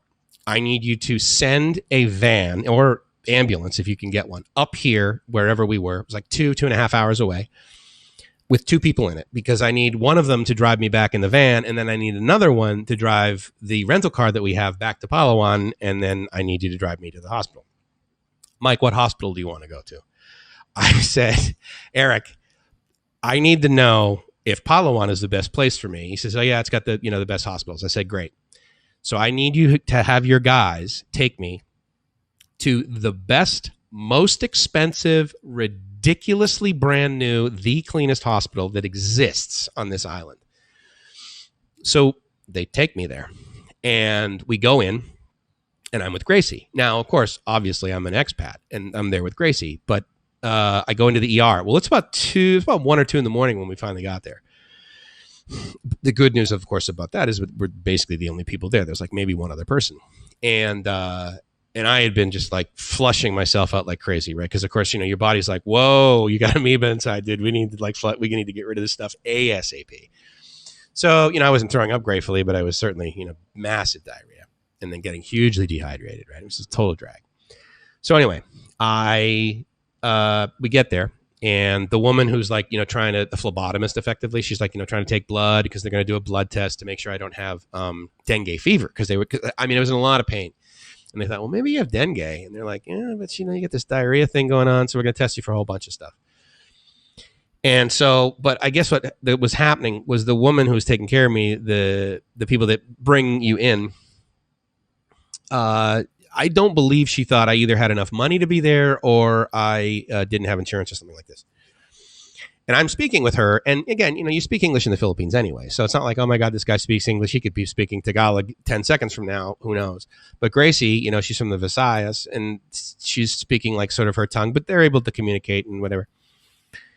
So the woman's like, all right, well, we don't have any, bed for you, so you're going to have to stay here. And she's like poking away at my arm, and it's hurting. And I said, dude, you really, I was like actually kind of loud. I'm like, you're hurting me. She goes, it's supposed to hurt. I'm like, absolutely not. I said, is there anyone else here who has the ability to do this? Because I don't believe you have the technical competence. I didn't say technical. I don't believe you have the competency, which I probably shouldn't use that word, because she's like, what?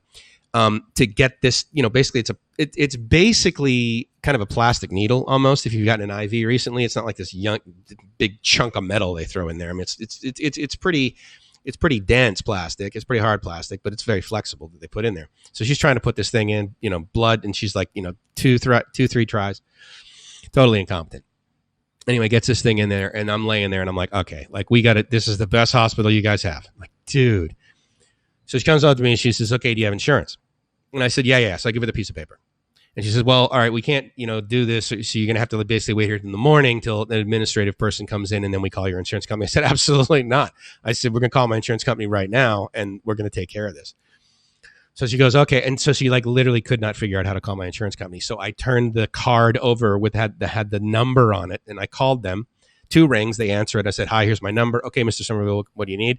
I said, I need you to talk to this hospital. I need you to assure them that you will pay them 10 times whatever it costs to fix me, and I need them to start fixing me.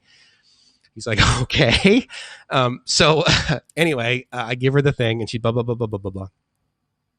Oh, and so the woman says, okay. And so then she gives them a phone number. I don't know what that means. She gave them a fax number. They faxed her a piece of paper that said, we will basically cover everything. This is a guarantee of payment. Take care of this person, because that's it's the agreement with this insurance policy. So then the woman comes over, and for some reason she didn't realize like how much it would cover. And so they said something to the effect of, well, we don't have like single rooms, we don't have single bedrooms, or we don't have a room or whatever. And so great. And I said, you got to be kidding me. I said, it's a hospital, for God's sake. You have at least one room. I said, I don't just get me, somewhere and get me in front of a doctor who can like give me a, assistance here. Because this is the ER, right? But it basically only had like nurses in it at the time because it was like 1 a.m, 2 a.m.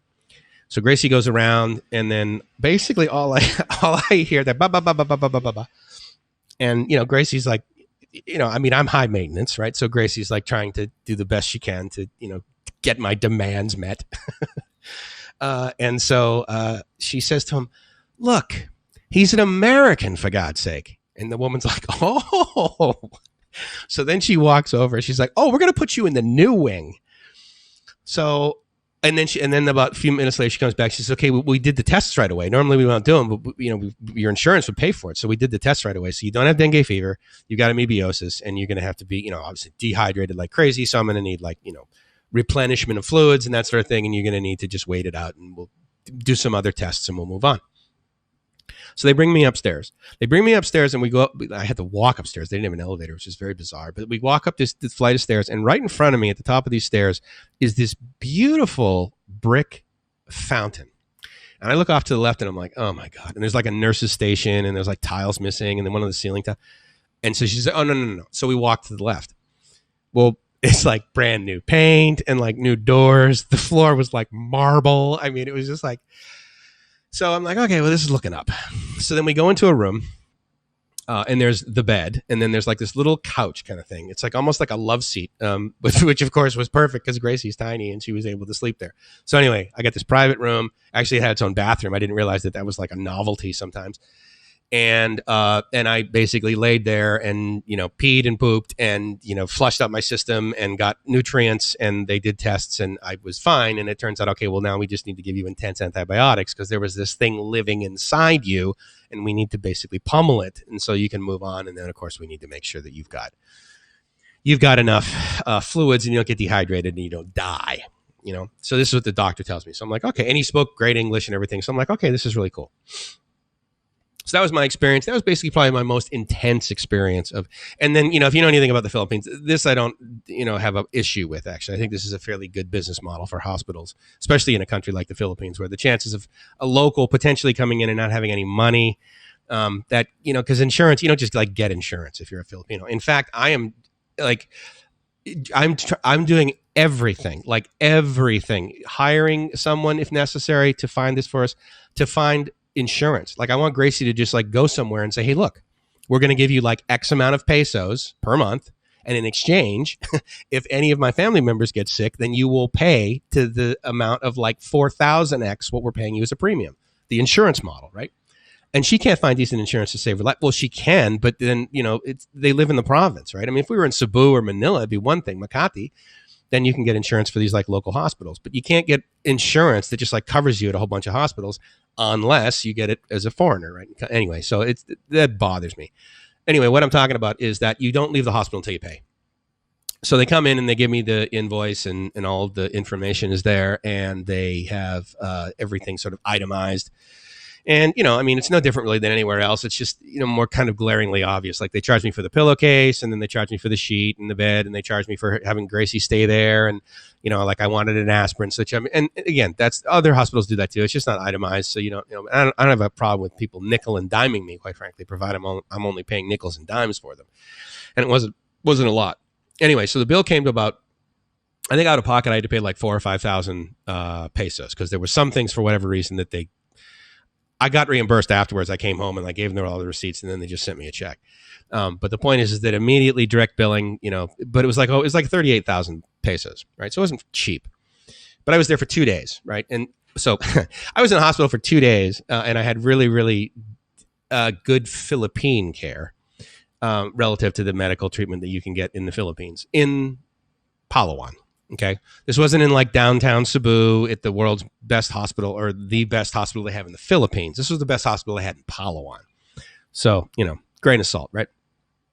But in any case, I was, discharged. And so there's a receipt, right? And I'm like, okay, fine, let's just like take care of this. And well, Gracie's like, no, you got to pay first because you can't leave until you pay. And I had heard about this anyway. So I was like, okay, fine. I wasn't going to debate that with the management.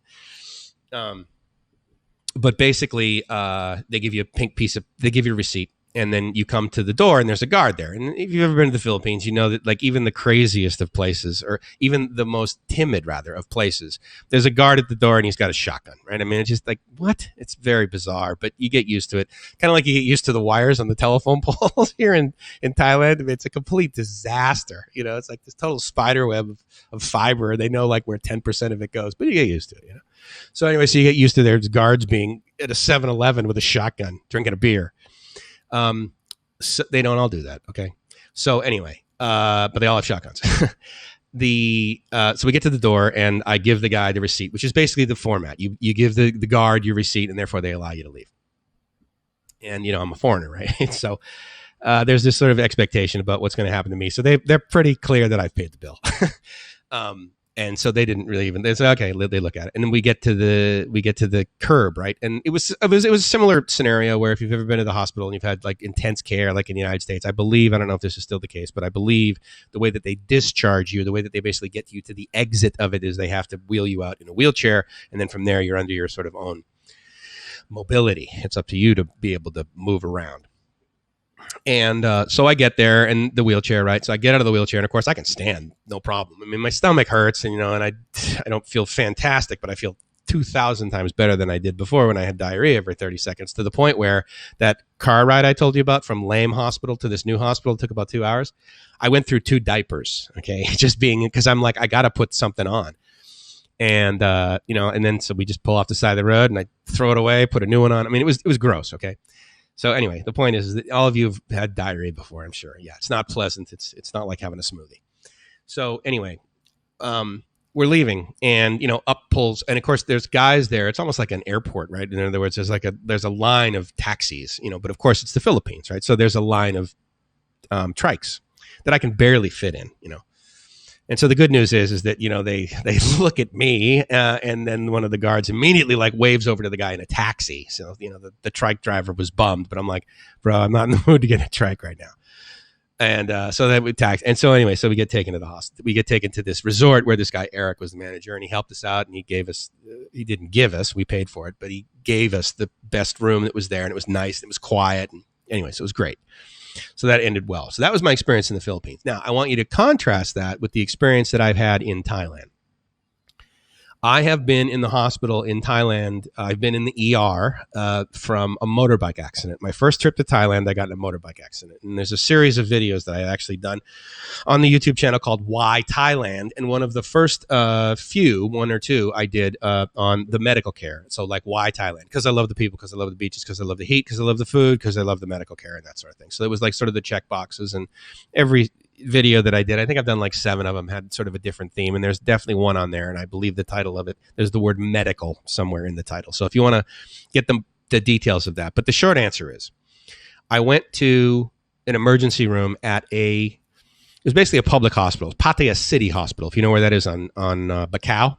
It's Soy Bacau, and I believe Soy 15, Soy Bacau. Right down the street from the Hideaway Bar, actually, if you know anything about Kevin Thailand, bless his heart. R.I.P., my friend. He was a good guy. It was cool. I didn't hang out with him a lot, but the times I did hang out with him, it was always very pleasurable. So rest in peace, my friend. So that was Pattaya City Hospital, and I got in a motorbike accident, and I was taken there, and they took and I hit my head, and I had a massive hematoma actually on the side because, like a moron, I didn't say, I should really ice this. So unfortunately, it got, you know, bigger than it should have been. And it took about 2 years where it finally went down to my face. And you can't really see because the lighting's bad. But for the most part, I have like this tiny little bump that's extra on my cheek. And so I got that from the motorbike accident. But I was in there, and they did great medical care. And I'll tell you why I know it was great medical care. And then I left, and I'm like, okay, they're going to give me the bill. It's $13. I was there for like 3 hours. There were 2 doctors, 4 nurses. And they did x-rays, and they did everything. And then they gave me pain medication, and they sent me on my way. And the reason I know it was great medical care is because I was flying home, and I flew in through Maui. So I stayed in Maui for about a week on my way home. In Maui, there's Kaiser Permanente. So I called them up. I said, hey, this happened to me in another country. I should probably like meet with someone since Kaiser's here, and you should like do stuff to make sure I don't have like, brain injury or whatever. Because of course at the time I was like, okay, well, this is decent medical care in Thailand, but how do I know if this is like really what? Maybe they like blew me off and they're like, no, what? It's only $13, so therefore, how much could they possibly do, right? So anyway, so I go into the ER in Maui Memorial, which basically had an agreement with Kaiser Permanente, and they used Maui Memorial as their ER because Kaiser didn't have an ER yet there. That was near where I was in Maui. So I go in, and luckily there was no one there, and I tell them what happened, and they basically do the same treatment that I got in Thailand. So I'm like, wow. So they have like this X-ray machine that goes around your head, and it takes a whole to make sure my skull isn't cracked and make sure I don't have any sort of initial brain damage, sans meeting with a neurologist, right? But the point is that they go through all of this stuff. And then they said, well, we will give you something for the pain, and the swelling will go down. You need to like work on that, but that'll go down eventually. It'll get sort of absorbed back in the body, and then but here are all your X-rays, and you're good. What do you want for pain medication? And I said, well, I have this stuff from Thailand, and they're like, oh wow. They're like, well, normally we don't prescribe that because it's very expensive. And they said, where did you get it? I said, well, I get it in Thailand. And I said, so it's pretty reasonable. So I look it over, and it's interesting if you don't know this, on a lot of prescription medications here in Thailand, the price of it actually will be on there, which you can actually negotiate at a pharmacy, believe it or not. Anyway, so this was 180 baht for 20 pills. So it's $6 for these 20 pills. And I turn it over, and of course the guy looks at it, and he doesn't know anything about Thailand, right? I mean, before I moved here, I didn't even know what a Thai baht was, of course, right? So he looks down, and it says 180, and he goes, "Yeah, that's about how much it's going to be here, $180 for a pack of 10." And he said, "This is some of the best medications on the market." He says it just got approved by the FDA, and he says it's got like the ability to get rid of swelling. It's got the ability to get rid of pain. It's got the ability as an anti-inflammatory. So it's basically like taking Tylenol and ibuprofen and another sort of, not necessarily another anti-inflammatory. But he was like, okay, if you want this, I mean, I'll prescribe it, but it's like really expensive. And I'm like, okay, well, I got another packet that I have in my pocket because I bought it at Thailand because I'm like, well, geez, I wonder how long I'm going to be able to take this. I'm still in pain. Here, let me go to the pharmacy and spend. And of course, the next pharmacy I go to, I turn it over, and they had crossed out the 180 and wrote 150 in it, because I guess they wanted to really move the inventory of this stuff. And I said, well, it's only $5? Okay, great. So I bought 2 packages of it. It's like $10 here. So I'm thinking, okay, this is probably just some like special Thai acetaminophen or whatever. No, it was outstanding pain medication. I didn't feel like out of it. I didn't feel dizzy. It was like 0 side effects with the exception of the pain being gone. So I was all in on this stuff. So why do I tell you that story? Because, like I said, I got great medical care, meaning I got the same medical care there that I got in Thailand for about $12. And because Kaiser had this agreement with Maui Memorial sent me a copy of the invoice, which they then just simply direct billed to Kaiser, and then Kaiser paid $8,600. Okay, for me being in there approximately 2 hours and having the same amount of care. It was excellent care. And, I paid no money for it because I'm like, I'm not buying medication from that, so this is silly. He's like, no, fine, just take ibuprofen. They'll basically do the same thing. Just don't take more than 2,000 milligrams a day or whatever, or more than 1,000, whatever he said. It's fine, over the counter. So, so that's my experience in contrast with Thailand. Now, recently, I went to a doctor's visit here. Additionally, I've been down the street to this one hospital where Direction Bangkok went to, and he had a similar thing. He had an earache. And I've also been to Bumrungrad Hospital. If you've ever heard anything about Bumrungrad Hospital, it is arguably one of the top 5 hospitals in the world. It is definitely it's definitely in the top 10 hospitals in the world. It is definitely in the top 5 in Asia. As far as quality of care and competency of the doctors and personal customer service, to the point of what was stated up there. And so there's this one hospital, and you go in, and there is a guy in a tux playing the piano. And then you get over, and then to the customer service point. That wasn't the hospital I went to. I went to Sukhumvit Hospital because I'm like, well, I don't really want to spend $1 million to go get see. Anyway, so I walk in, and as you might guess, they check my temperature at the door, right, to make sure I wasn't, make sure I didn't have the COVID. And so then this woman comes up to me. Now, for the remainder of my time there, which was less than 40 minutes, all in. She was my escort. And she stood beside me and basically took me where I was supposed to go next, and then sat me down and then just stood there with her iPad. It had all of the information where she needed, because she would look down and all of a sudden she would look at it and she's okay. And then she would take me to the next spot. So I guess there was some sort of notification of where I was in the supply chain. And so that allowed her to take me. So she takes me over to, where you check in, right? So I check in, and it's a lot easier, as you might guess, for the woman behind the desk, the computer, to log me in. A lot easier for her to speak Thai. They can do it quicker. So she's speaking with this woman. This woman is translating into English, asking me English stuff. I'm responding to her, and she's translating into Thai, and it's going in there. And so they check me in. I'd never been there before, and they made me a card. So now I'm a member of Sukhumvit Hospital. And do you have insurance, whatever? And so I put my insurance in. She then takes me to the elevator, and then comes with me in the elevator. She's standing there. She's very nice. I mean, she's, just pleasant. I mean, she's there. She's like my Girl Friday, I guess, or whatever. What do you call manservant or something? I don't know. Anyway, the point is that she was I was like a butler, for God's sake. Direction Bangkok. Hey, man, good to see you. I was just speaking of you and your and the hospital you went to that had Nordstrom's in the lobby. And so I go up and I get my ear checked, and it was like, anyway, the point is that it would have been $50 out of pocket, but the care, man, was exceptional. And after that, I said to myself, because, like the State Department, right? The U.S. Embassy is sending us foreigners, expats, emails. Like normally they send me about one a month. And they said, oh, yeah, welcome to Thailand. And, if you need anything, here's our number. And I go to my next country. Oh, welcome to Singapore. If you have anything, right? And it's about once a month. And so over here, then they start coming like basically once a week, then once every day. And then the letters start getting bold, and they start getting bold and red, saying, look, dude, if you're here temporarily, leave. Unless you have the expectation that you're going to stay here long term, because you're not going to be able to leave. The U.S. is not providing repatriation. I got that word wrong in one of the last videos. Repatriation. We're not going to pay for you to get on like a government plane and get you the hell out of Thailand. So to Direction Bangkok, if you haven't, if just click on the right of him there in YouTube, and then 3 dots, and then go to channel. And then you can see probably, I don't know, a week, 10 days ago, probably 7 to 10 videos ago, he goes in for an earache to, I know I'm not going to pronounce it right, Samajev, I want to say, but I can't remember. Anyway, so I go through this whole experience, and this is a long answer to your question of what do you think of the medical care in Thailand versus the Philippines? It is so excellent. I mean, because look, we're so and I assume when I say we're, the majority of the people on here are from either the United States or Canada or Australia. And so if I go up to you and say, hey, what kind of health insurance do you have? You respond with the company. You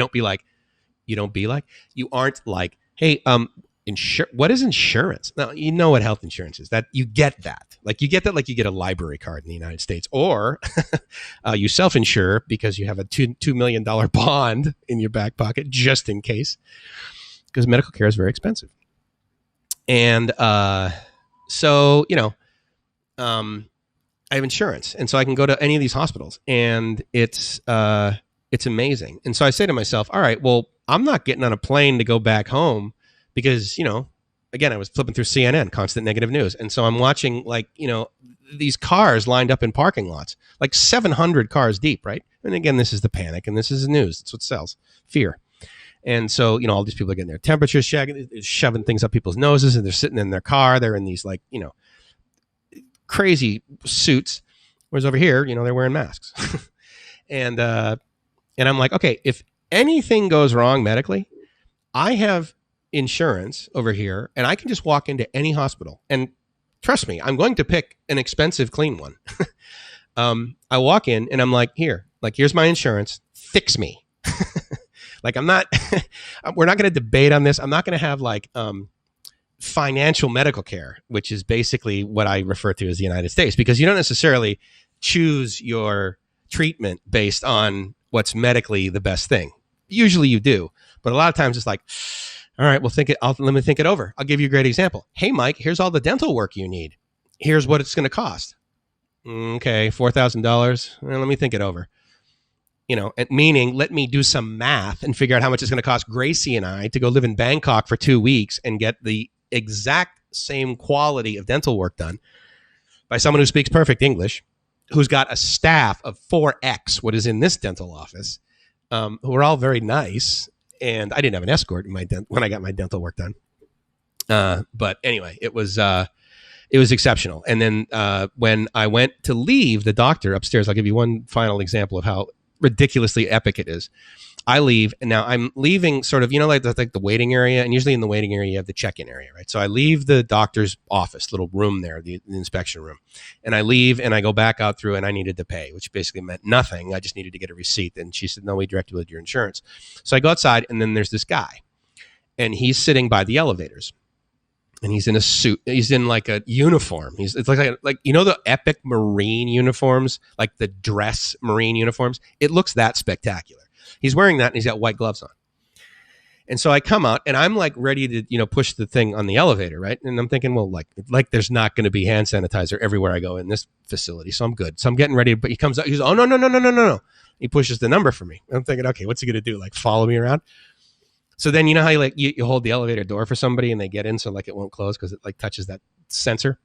So he does that. I get in, and then I'm getting ready to push, lobby, right? And he goes, oh, no. And he pushes the lobby button for me. He says, no. And then he points up at the wall where there's like, 2 or 3 bottles of this hand sanitizer that they've mounted to the wall just in case, you might want to drink some. So I literally had a white glove treatment leaving this facility. I then walked downstairs, and I walked out, and the woman at the front who checked my temperature, she said, oh, I hope you feel better. And I was like, okay, I get decent care at Kaiser, but there isn't like the Walmart greeter at the ER, it wasn't the ER, at the hospital where I enter, such that when I leave, they wish me well. Now the doctors, of course, that's a pretty common thing. Well, feel better, Mike, take liquids, you get some rest. Okay, so that is a short answer to I'm happier in Thailand than I would be with the medical care, which is damn good, I would be getting in Southern California, because in Southern California, there'd be a line. Whereas here, any of the hospitals that any of us would go to, they're not busy, dude. They're not busy. And the care is exceptional. And the customer service is ridiculous. It's like when you walk into, if you've ever been to a Neiman Marcus, and the only reason I went to a Neiman Marcus is I read this story one time in the Wall Street Journal that said the average salary of someone who shops at a Neiman Marcus is $675,000 a year. And I'm like, well, you know what? I'm going to go in there and I'm going to see like what's the deal with this place.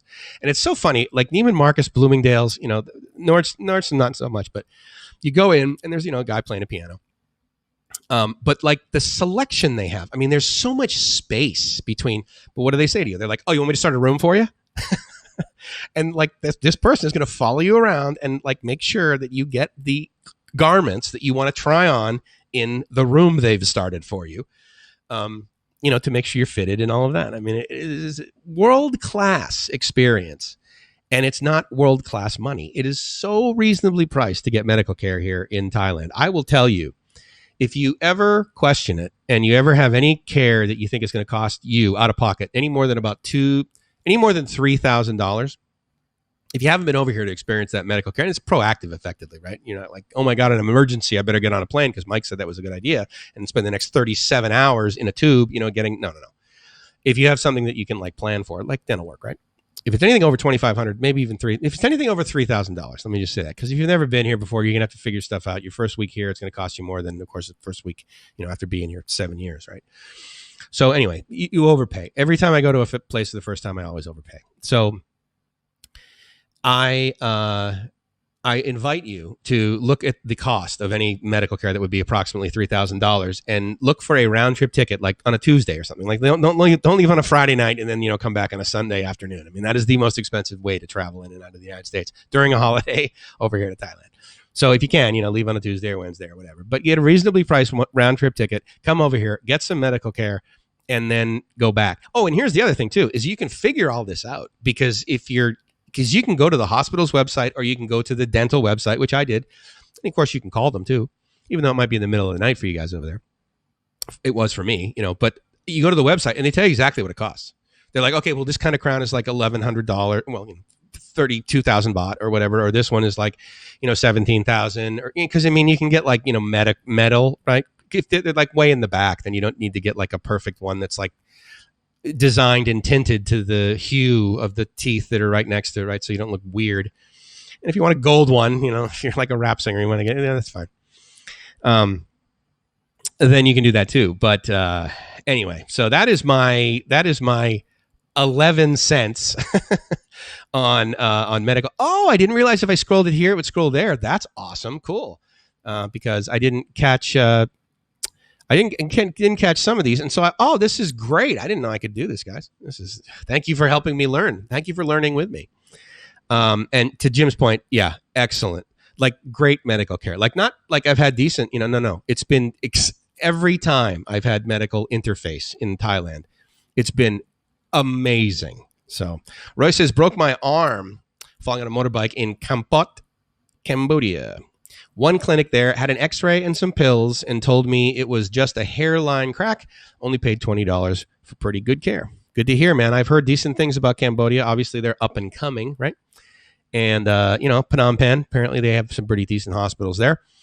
And Sihanoukville, obviously a big expat place, and they're growing. But I don't know if I want to go over there just yet. I will tell you that like once this is all over, I want to start going to the beach a heck of a lot more. So we're going to be going to more beaches, and I also want to be able to get over to the Philippines and actually hang out with Gracie because there's some beautiful beaches in the Philippines. Just don't get sick there. That guy says, your Thai medical stories are making me bummed I'm still in LA. Can't believe I haven't fled yet. Yeah, well, you know what? To be fair, dude, I mean, if you've got insurance and you live in Los Angeles, it's not like there's like 2,000 decent hospitals. Not literally.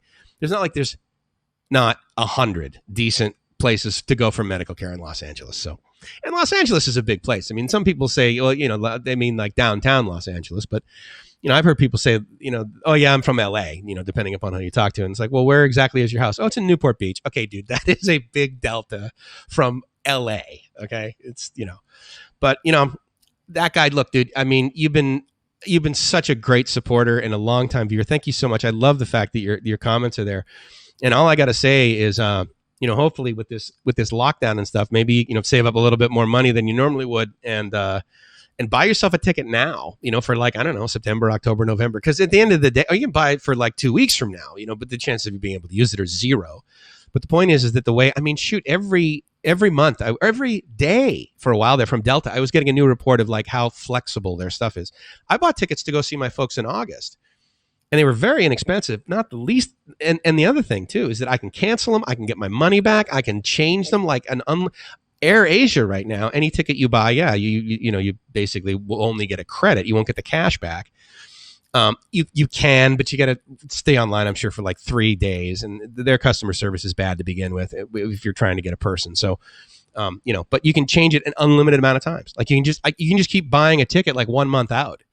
And then just like slide it. Now, eventually that's going to go back to normal. I'm sure by the time like, September, October, November show up and we're going to flatten the curve here in the next, week or two, like even days for some places. But you can move it. So, I mean, there's really no downside to it. And I really invite you to come over here, not necessarily for the medical care, dude, but there's so many other things to experience over here. I mean, that's why I have a series of videos in Wan Wai, Thailand, not just the one, but, Direction Bangkok says, medical tourists stating it was the best stuff, but there is just way too much red tape in the U.S. for it to be approved up to now. Yep, I absolutely agree. I guess right now, right, the whole I want to get a COVID-19 check. I guess the government basically is you don't have to pay for that out of pocket. I'm not quite sure whether that's the case. Some of the reports I've seen is yeah. It's getting better, it seems, in some areas, and then it's also getting worse in other areas. But I've seen pictures of like people lined up and like laying in the hallway on beds, and then I've heard reports from friends of mine that are in like a smaller city, maybe Boise or something like that, Denver. Well, no, not Denver. Actually, I haven't heard anything about Denver, but Colorado Springs or some smaller place, and the nurses are like, yeah, look, dude, we're like sitting around, like there's nobody coming in right now. Give it 24 hours, right? But Brian says, only after Mike is finished. It's odd, but an excellent example. YouTube, search this. Bumrungrad International Hospital featured in 60 Minutes. So I know a couple of things about Bumrungrad Hospital. I know about their medical competency. I've physically been there. I've never been admitted. But I also, if you guys know anything about what I used to do when I had a real job, is I ran the IT systems for my team did for the University of San Diego, but also as part of that, the stuff we bought that we put in our data center, it's called converged infrastructure, and it's expensive.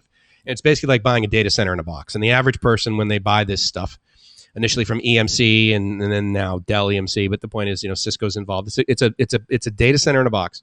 The average person spends $2.5 million on it. The average customer. And they buy basically 2.5 of them, and each sort of pod you get is about $1 million. So anyway, VCE was if you care.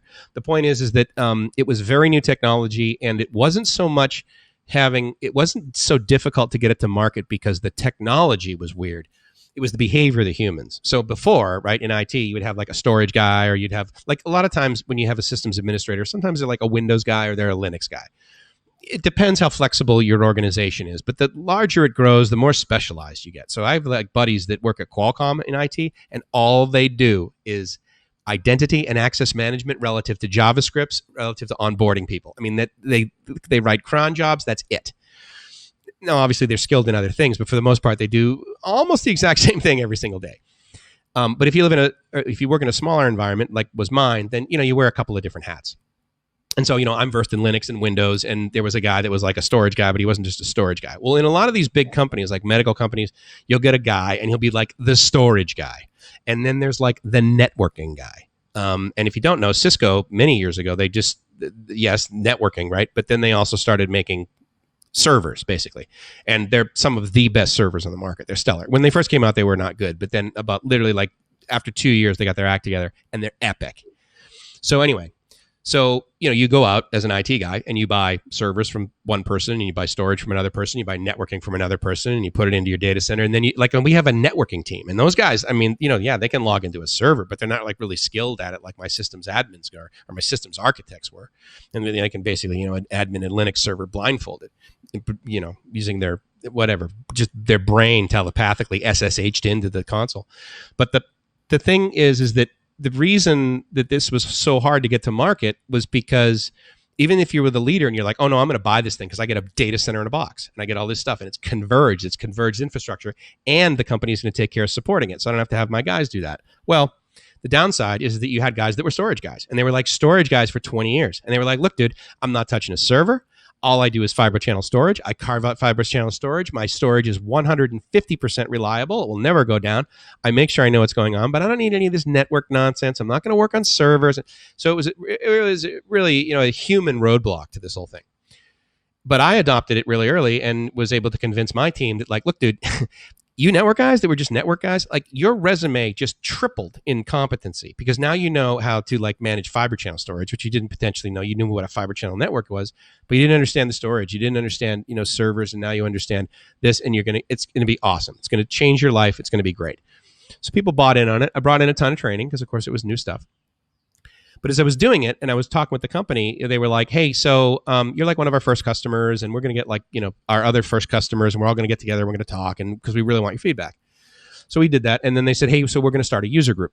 And so if you don't know anything about IT and user groups, if you've ever been part of like a user group, the best ones are user managed. The ones that are managed and completely funded and basically led by the manufacturer, obviously they've got some bias. But if you have a user-led user group, then it's really great because then all of you and your buddies and everyone in the industry can talk about like, what's the best way to turn the knobs on this thing, because I want to make mine epic. And I don't want to have to necessarily learn that all. But if I learn what you did, Harley Davidson or, Visa or PayPal or University of Phoenix or whatever, what you guys did at scale, well then as the University of San Diego, I mean, I've only bought $1 million worth of this stuff, but you guys are buying like $8, $10, $25 million of this stuff at a time. Clearly what you do, I can learn from. And they're like, no, dude, like we need to learn from you too. So it was great. So we started this user group. So I'm cruising all over the place.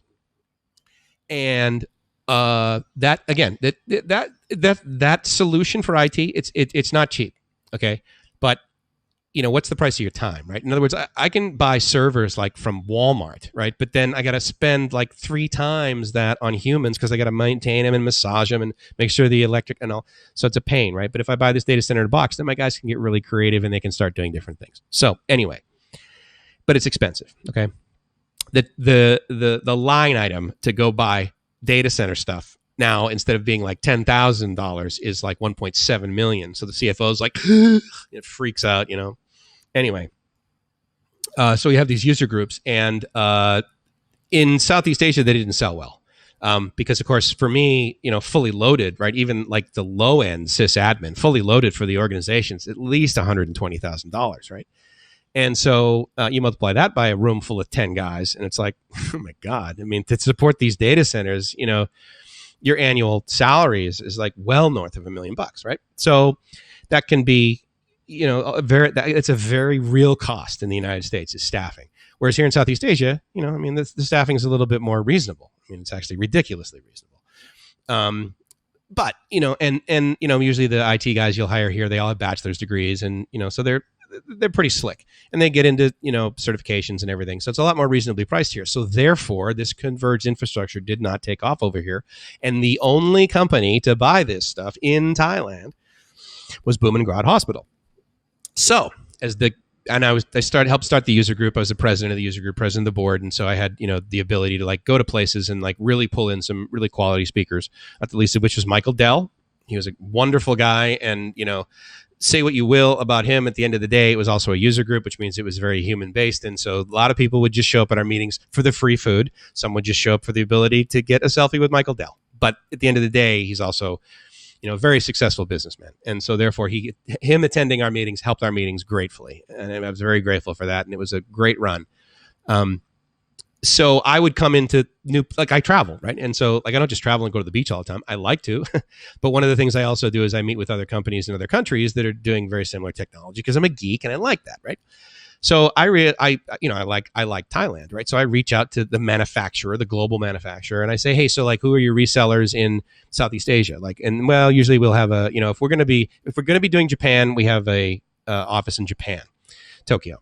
If we're going to be doing Asia, then a lot of times we'll have a office, sometimes maybe in Hong Kong or, maybe Beijing. If we're going to do China, we do Beijing. And if we're going to do Southeast Asia, we usually do Singapore. And so if you get to the point where you're like really, really, really, really doing a whole lot of global business, then you finally get an office in Bangkok. But for the most part, you're doing it in all those other cities ahead of time. And I said, so just out of curiosity, like, do you guys have an office in Bangkok? And they said, yeah, we do. And I said, well, great. Well, who's bought one of these things? And they're like, oh, we've only sold one. I'm like, in the whole country, bro? And they're like, yeah, he's only one. And so it's Bumrungrad Hospital. So I come over and I ring up the CIO, and I say, hey, I'd like to come over and really take a look at your infrastructure and see what you've done. And I've heard obviously wonderful things about Bumrungrad Hospital because I've seen that 60 Minutes episode. It's a really good one, Brian. Absolutely. But additionally, if you like walk down the street and you say the word Bumrungrad, people are like, oh yeah, really good. So it's got panache, it's got finesse, it's got quality medical care. It's just amazing. So I go over there and meet with this guy. Now, he's a British guy, but all of his staff are Thai, pretty much. And Thailand is about status. So if I show up and I'm the vice president of something, that's interesting. And they're willing to, if I show up and I'm the president of something, well, then, and trust me, as far as I'm concerned, I need a vice president. The organization needs a president as much as it needs a vice president and a secretary and a treasurer. And, so that was just my role. And again, I was, arguably the more extroverted person in IT. So therefore, being the guy that would set the vision and be up in front of the crowd of either 10 people or 10,000 people, you got to be comfortable in front of a microphone, and, you got to have a little bit of ability to like engage the client versus just reading your speech, right? And being a little introverted. So, I have that personality, you may have noticed. And so it was a good role for me. But they're like, oh yeah, the president of the user group's coming. So I show up, and what do I get when I enter the lobby? An escort. So in the lobby of Bumrungrad, there is a Starbucks, and there are chairs that I swear the furniture in the lobby of Bumrungrad Hospital all in costs more than my houses have in the past that I bought in Southern California. It's nice. And the medical care there is really, really good. It's expensive, though. I mean, if you're from the U.S. and you come over here and you go to like the hospital that like Direction Bangkok went to or that I went to, and you get the care that we got, and you look at the invoice, you're like, okay, this is cheap. You will label it as cheap. if you look at the price of the stuff at Bumrungrad Hospital, you might be like, oh, if you know anything about other hospitals and like what to compare it to. I mean, if you're like, oh, look, so here's my invoice at the Mayo Clinic, basically, to get an entire month of treatment versus being in Bumrungrad. Okay. I'll give you a data point. And again, you guys have probably heard me before. If you've known anything about Thailand and you've Googled Thailand or you've watched anything on YouTube about Thailand, absolutely, you probably know about Kev in Thailand, Kevin Bird. And, if you know anything recently, then sadly, he passed away. And about a year and a half ago-ish, maybe a little bit less than that, he was diagnosed with cancer. And one of the places that he went for his care was Bumrungrad. And so because he was open and great with his subs, and he was also, mild, but he was more than just an acquaintance, but he wasn't a, total like lifelong friend or anything, but he was an acquaintance. If I sent him a private message, he got back to me and we joked around about stuff. So it was that level. But I didn't have the ability to spend a lot of physical time with him, right? Because I didn't live in Pattaya, I lived in San Diego. So anyway, his bill all in for the majority of his treatment, and again, he wasn't at Bumrungrad the whole time, was about 3 million baht for like this beginning when he started giving out the prices. So that's actually how much insurance I got. I said, well, you know what? The chances of me getting cancer are, well, sadly, almost as good as anybody else. It's like a roll of the dice, but I consider myself healthy. He was a smoker, but that's not the reason he got esophageal cancer. It was more down in his gut. But the point is that, I don't smoke and I take pretty good care of myself. I don't eat awesome, but okay. So I made a guess and a prayer that I'm not going to get cancer anytime soon. So I figured, okay, as long as I get 3 million baht worth of coverage, I should be good, which is about $100,000 per year. And you think to yourself, oh my God, Mike, that's nothing. I mean, in the United States, but I get it. But the cool thing is that the policy that I got here in Thailand covers me in Thailand. It covers me all over Southeast Asia. It covers me in Singapore for up to 90 days. It covers me in the United States for up to 90 days. And it covers me in Japan. So basically the most expensive, covers me in Hong Kong. And so I can travel with it. And for the annual policy, just if you care, it's about $1,700. And I'm 50. Well, I was 51 when I signed up for it. But good health, right? And there's not really any riders in there. Like I don't have anything that I've had like long-term, pre-existing conditions such that like those are checked off and like, no, dude, we're not going to give you treatment. And I used to smoke. I mean, I smoked like, years ago and they didn't say, oh yeah, we're not going to give you any lung care. Like if your lung collapses or you get like throat cancer or something like that, because you smoked 25, 30 years ago, we're not going to cover you. They didn't even, but they do ask you, have you been a smoker? When did you quit? And what's interesting is why did you quit? And at the time, I mean, it's been so long, the majority of, I think I filled it out and I said something like, because I stunk all the time and I was like socially awkward. When it's really difficult to smoke in Southern California and not be a fourth class citizen. I mean, you're chastised pretty significantly. As far as I know, you have to be at least 20, if not 30 feet away from the closest entrance. I mean, you kind of got to go, and then heaven forbid it starts raining, right? I mean, the one few times and you're like, oh, I got to go have a cigarette, right? And then you're outdoors and you're getting rained on, but you're enjoying your cigarette. You're taking a break. I've been there. I get it. But anyway, I haven't done that in so long that they didn't yank coverage out relative to anything I would get for that. So again, I said, all right, well, I think 3 million baht should cover me, meaning that I can probably go to Bumrungrad because I see that as probably the highest tier. It's definitely one of the top 5 most expensive hospitals in Thailand. Now, the best hospital I've read in the world is in Singapore. But again, I don't know how they measure that. I don't know if they're like, okay, but hey, Rike, what's going on, man? Good to see you. Just woke up. So ladies and gentlemen, it is 8 minutes past noon in the Philippines. If you ever want to give Rike crap about something. No, I'm kidding. The only reason I give him a hard time because I know the reason that he got up at noon because kind of like, actually, he's maybe a little bit more OCD than I am, but he's obsessed with getting a project done. So if he's got something that's out in front of him, he's like, look, dude, I'm going to do this until this is done. And I love that work ethic. I mean, if it was ever an opportunity for he and I to like actually work together and do something technical, that would just be awesome. Because I could just see like investors saying, well, how long do you think it'll take you to get this done? Like 1-2 months? And we'd look at each other and be like, no, bro, we could double click on this on a long weekend. Now we won't sleep, but we'll get it done, buddy. So Direction Bangkok said, I've had expats tell me they actually prefer Thai dental regardless of price. Yeah, it's not irregardless, just so you know. Irregardless is not a word, regardless. I completely agree with that, and I would submit it's because of the customer service. I can tell you that I've been in dental offices in the United States, with friends or whatever, or like I had a girlfriend, this is like 9 years ago now maybe, and she was in San Diego, chipped a tooth, and so we needed to go to a dentist, and she didn't have insurance, so we just went and she paid out of pocket. And it was like, we were talking about something, and man, I mean, the quality of the office, I was like, dude, did you like buy these dental tools used at the swap meet? Like, what do you got going on over here? So, yeah. And I mean, again, I'm quite certain there's plenty of dentist office that are gross everywhere in the world, and I'm sure there's some in Thailand as well. But the thing about dental work in Thailand is that it's like ubiquitous. Like, there are streets that are only like dental streets. Like, if you go into Pattaya, for example, and you go on Pattaya South Road, like there's that area where there's like all those gold shops, and then there's like all these dentists, and I mean, it's just so, it's a buyer's market, which is pretty nice.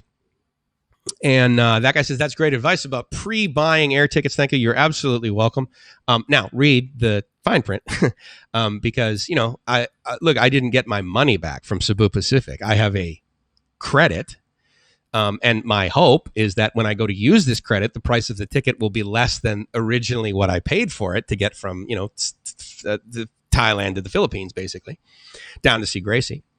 But, who knows? No guarantees, that's for sure. Corned beef and eggs for breakfast. Green eggs and ham, Sam I am. I'll tell you what, I loved Dr. Seuss growing up as a kid. And then when I moved to San Diego and I realized that he was from there, he was from La Jolla, actually. And some of the ways that he drew like the trees and stuff in his cartoons, right, in his books, is because of the ways the trees look in La Jolla Cove, and because they get a lot of wind there, but it's sort of an open area. So when they get like really bad storms, which again, really bad storms in Southern California is not like here, but they would like bend, and then they would like, kind of grow that way. And then there would be no storms for a while. So then they would grow back up straight like this, and there would be a storm, and then they'd go this way. So, I mean, the trees are like kind of bonkers. And it's interesting because, so Giesel, right, was his last name. Oh, and you know what I need to do is I need to share with you Rike's website. So first of all, it's called virusnewsupdateslive.com. And I'm going to put it here in the chat because the cool thing about it is it's not him just like posting random things or doing a cut and paste. And the reason why the live part of the URL is so accurate is because he's getting like literally at that moment RSS feeds that he's populating the posts with. And so there's a little bit more technology into that, obviously. But anyway, so virusnewsupdateslive.com. And the cool thing, too, is that there's also opportunities on there for you to come to the expat group where that Rike started, that a bunch of us are in. I think 203. Oh, the other thing I wanted to say, too, and, thanks the guys that, that has been here since the beginning. You saw my thank you. Because I absolutely want to say, thank you to the new subs, because that got us over. We're 803, actually, 803 when I started the broadcast today. So I definitely want to thank Smash Text, Jeff, and Paul, because at least two of those people are the reason why we have more than 800. So thank you very much. We have 803. So one of you got us to 800, and then the rest of you, over the top. So thank you very much. I can't tell you how stoked I am for that. If you haven't subscribed, or if you know anyone who hasn't subscribed, please share. It'd be really cool to get 1,000 subs, because again, there's a lot of there's a lot of additional technical things that occur when you get 1,000 people as friends. But because I'm so lame, I'm not at the cool kids table. I'm at the cool kids picnic bench right now, but I'm not at the cool kids table. So we'll get there. Let's see. That guy says, amazing that your Thai insurance policy still covers 3 months of USA living. Yeah, that's actually pretty cool, right? I will tell you that it doesn't cover it without a copay, though. There's a minimum copay, but definitely, because I'd left the US, right? And so like I'm an expat now. And so, yeah, you can get insurance anywhere over here. But for me to get insurance that would cover me, for 365 days, not like as a traveler from the United States to cover me over here, it would have been like $380 a month, And so just so I had insurance that was good over here that I could use when I go see my parents for a month once a year in the summers. Right. So, and so that's always really funny. Rike says he hasn't smoked tobacco. Yeah, cute. Since I was 9 years old, gave it up cold turkey. That must have been a bitch, dude. I can't even imagine kicking at 9 years old. That must have been. You must have been so cranky. Your mom must have been like, "Listen, it only takes 7 minutes to have a craving, young man. So you count to 420, and then you go take a nap." Because clearly you're in timeout and you're not having any more of those Marlboros, not even those Marlboro lights anymore. We're not even going to downgrade you, young man. You go to your room and you think about what you just did while you're twitching from a Nick fit. 3 dots no longer shows you their channel. Seriously? There's no go-to channel? Dude, that's lame. Well, first of all, I apologize for giving you guys incorrect information. Secondly, I'm a little disappointed that you can't click on it. It says report, remove, put user in timeout, hide user on this channel, or add moderator. Now that's because I'm the guy. But that's amazing that it says can't go to channel. Dude, that's lame. How do you hang out with your buddies, man, via the channel? I don't like that. Good to know though. Thank you. I'm a Groot. Thank you very much, Emma. Thank you very much, Groot. I really appreciate it. That's new knowledge to me, and I've been saying to do that through a whole bunch of streams. Yeah, whatever you do, guys, make sure you go to so that's kind of lame. So anyway, well, I guess you could copy and paste the text and put it in YouTube and find those people that way. So it's not like you will. It's not like you'll completely miss out. But Riga says La Jolla has a gallery of art and sculptures devoted to his works. Love that place. Absolutely. So Giesel also donated a great deal to higher education in San Diego, as well as medical care. So there will be, so the Museum of Contemporary Art there in La Jolla looks right over the cove. I've had a couple of parties there actually before, and they were really good for partying for a purpose when I got to be a leader on the board of that. Juzzy123 says, give us a funny story, lad. Okay, I'll think of something funny. That sounds good. Ricky says, true story, cigars of all things, never again. Yeah, absolutely. Well, especially at 9, dude. I mean, here's what's what's funny about being a prior smoker is that I've tried to smoke cigars, but I can't smoke cigars because I don't know how to smoke without inhaling. I don't know how to get the smoke in your mouth and then you just sort of exhale it. Like that's how an aficionado enjoys a cigar, with a thing of scotch or whatever, brandy.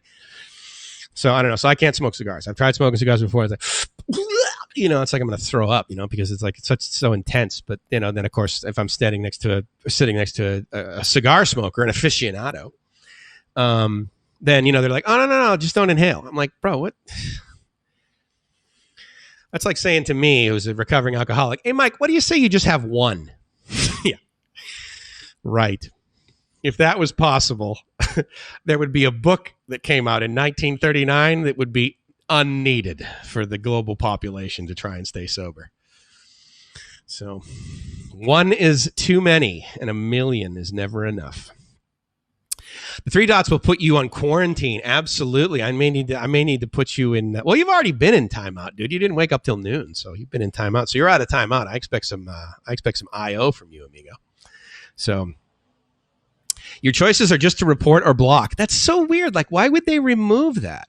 I don't understand. I mean, what if you click on the face? Like, is there a way, like when you're in a chat on a YouTube channel, to get to somebody else's channel and check them out? I mean, isn't that sort of whole part of the whole social? You know what it is? Social media distancing. They're like, nope, not going to happen. Can't get there anymore.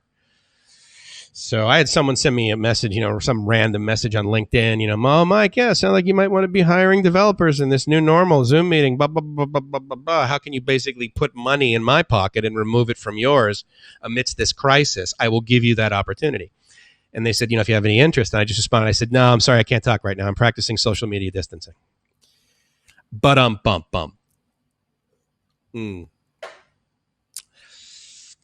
Jesse says, I bet you used to smoke some of that devil's lettuce. Yeah. You know what's funny is, I've tried it, pot, right? But I just never, it didn't do it for me. So my story is very generic, quite frankly. I drank too much. I fall down, and I can't live a life. I don't have a normal life. I'm a horrible person. And once I start, I can't stop.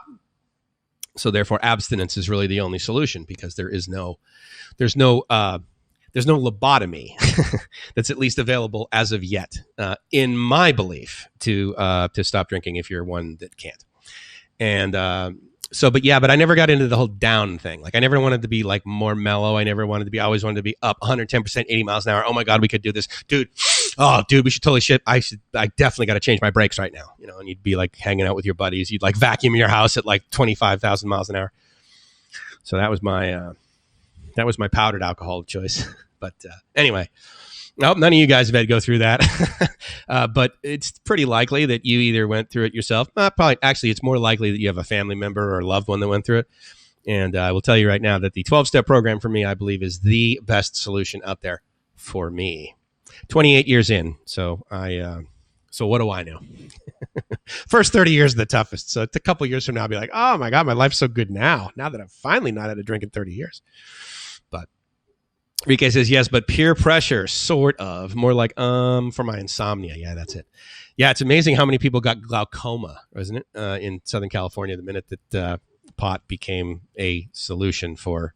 I shouldn't say pot, actually, because there is some medical data that I read that makes me think that, yeah, that whole CBD oils or whatever are a good solution. Now, they're not a good solution for me because if I ingest that, even if it's like non-habit forming or it's it doesn't affect me, it doesn't make me feel weird, doesn't matter. My brain will mess with me. I will sit there and I will be like, yeah, but this is pot, and no, absolutely not.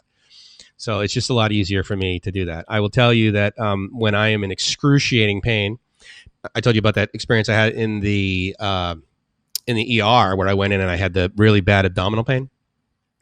It was so bad that the only thing they could give to me to make it go away was morphine. So there's like a morphine drip. And here's the interesting thing about excruciating pain in my experience.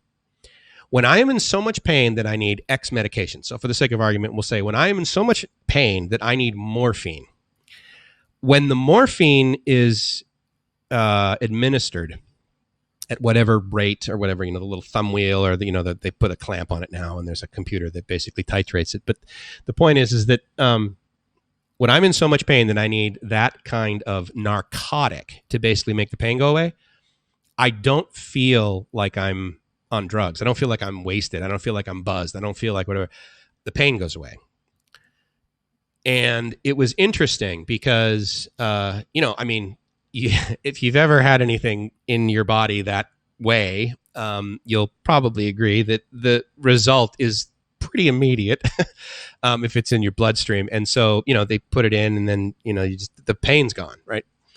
And but obviously morphine is not a long-term solution. Like I wouldn't recommend you putting it in your coffee and having it every morning. Just I got a little bit of neck pain. I think I'm going to have some. No, it is an intense solution and it was very effective for me. But it was a nice way to learn that because I was in so much pain that like the morphine was such that it got rid of the pain. But then, the pain goes away, right? Because they do whatever they do. They like give you something to get rid of whatever bacteria is causing and the pain lessens. But what I don't believe occurs is the amount of administration of morphine decreases, right? I mean, there's the bag and it just sort of, follows gravity. It goes into you. And so then I was like, oh, the pain's gone, but yeah, I'm starting to feel out of it. And I don't like that. I don't like that feeling anymore. Before I used to pay thousands of dollars for that feeling. I don't like that feeling anymore. It makes me feel like I'm not me. And I'm a big fan of me. I am the best Mikes I can possibly be 24 hours a day, 7 days a week, 365 days a year. I am the luckiest guy in the world. I hope when you look in the mirror, you say the exact same thing. They're like, no, Mike, I'm the luckiest guy. Good. But no, I'm more than okay with the way that I feel without having to chemically change that. And so I'm like, yeah, I gotta bring this down because I don't want to feel like this. Make it go away. But it was interesting because it's I can understand why they still administer it because they're like, no, look, dude, if you're gonna die, if you have like when they say, oh, on a scale of 1 to 11, like I just give me something. I don't care what it costs. Invoice me. I need to feel better now. Yeah, that was absolutely a great solution. So, Looks like we got 10 people on in total. And so if you don't know, what I'm using today is Lightstream. So go lightstream.com. And what that gives me the ability to do is to invite guests. Now, a lot of people have jumped on the StreamYard bandwagon. And I have tested out StreamYard. I also tested out Lightstream here before I went to before I actually paid for it today, so that I could do multiple streams like I like to do. And I'm the luckiest dog on the planet. Lucky dog. Absolutely, dude. Absolutely.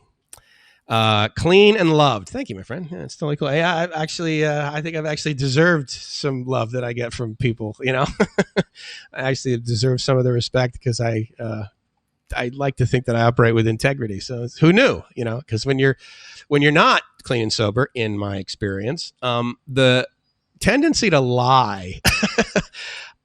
It's quite a default setting, and it was very interesting because it wasn't until I got sober enough to be able to sort of objectively look back at my life and all the crazy behaviors I was engaging in, where I was like, wow, like I was a liar. Like I'll give you a great example, like to the point where I would just lie about anything. I remember this one time, my girlfriend, she asked me where I was going, and I knew without a shadow of a doubt I was going to leave the condo. She was in the apartment, and I was going to walk down the street, and I was going to go to 7-Eleven.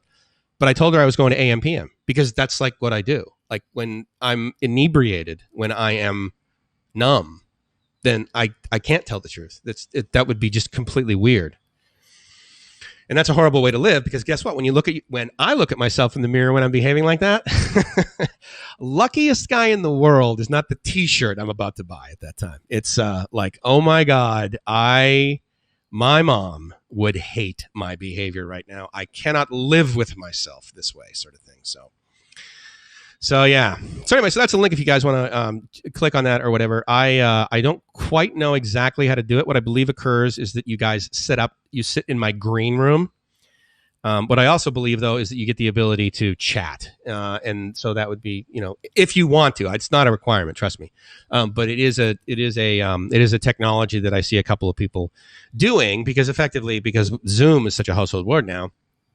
It's basically like being able to have a Zoom meeting and stream it. So anyway, the interesting thing about being over in this part of the world during my sobriety has been that, and it's a good time in like the world too, because I'm sure you guys have been in scenarios or had expectations of like family members that you just met or new colleagues or whatever, where, you have a drink of alcohol, right? So you toast something or whatever. I'll give you a great example. So like 3 years ago for New Year's Eve, Gracie and I ended up in Phu Quoc, Vietnam, which is an island. It's an island off the coast of Cambodia, but it's basically, I'll click on it, but my hair is whack. Dude, totally know how you feel. I'm right there with you, buddy.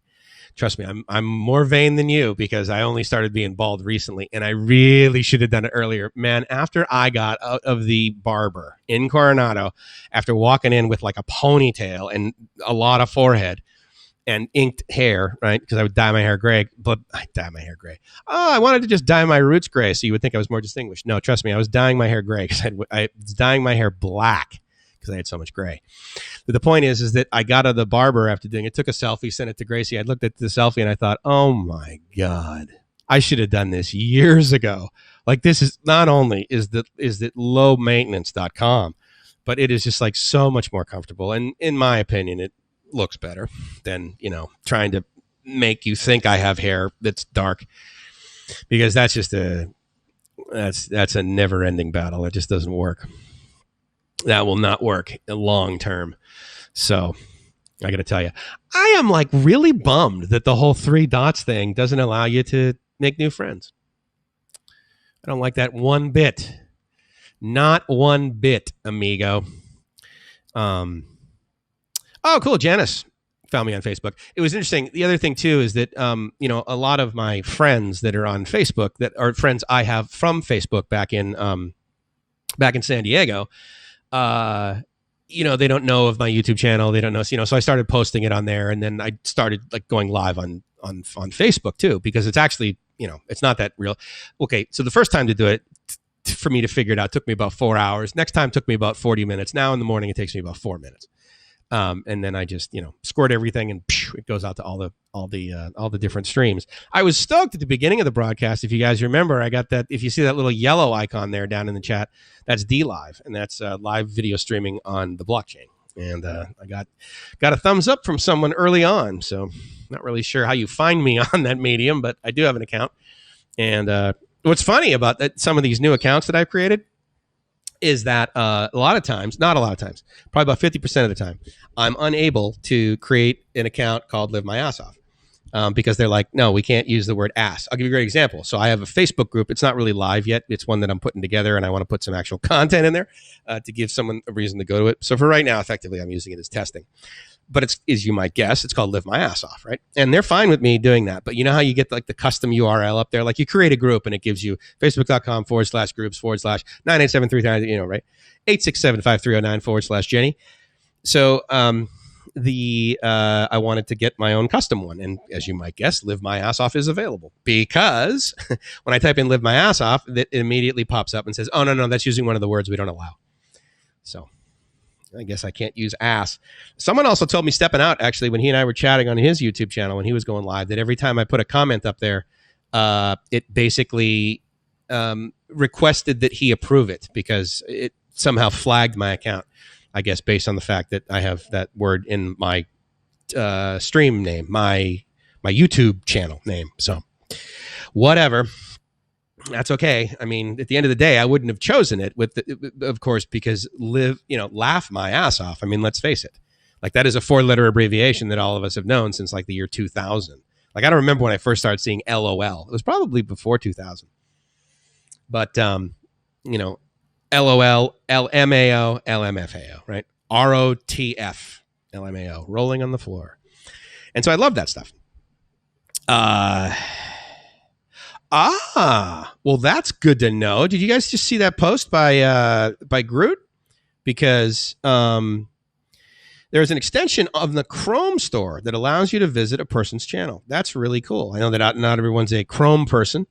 Some people are Firefox people. Some people are, oh no, it's not IE anymore. What's it called? What's the one called on Windows 10? I can't remember. I'm a Chrome guy. I'm a big Google guy. And again, let me touch on something about Google, because a lot of people will say, yeah, I use it because I have to, because blah, blah, blah, blah. And then Eddie, my buddy, my big brother, he's back in Bullhead City. You're flagged totally. LOL. LBC is a little joke that Eddie and I have. It's we say it stands for a little bit crazy, but it also stands for some other stuff, but that doesn't matter. So LMAO.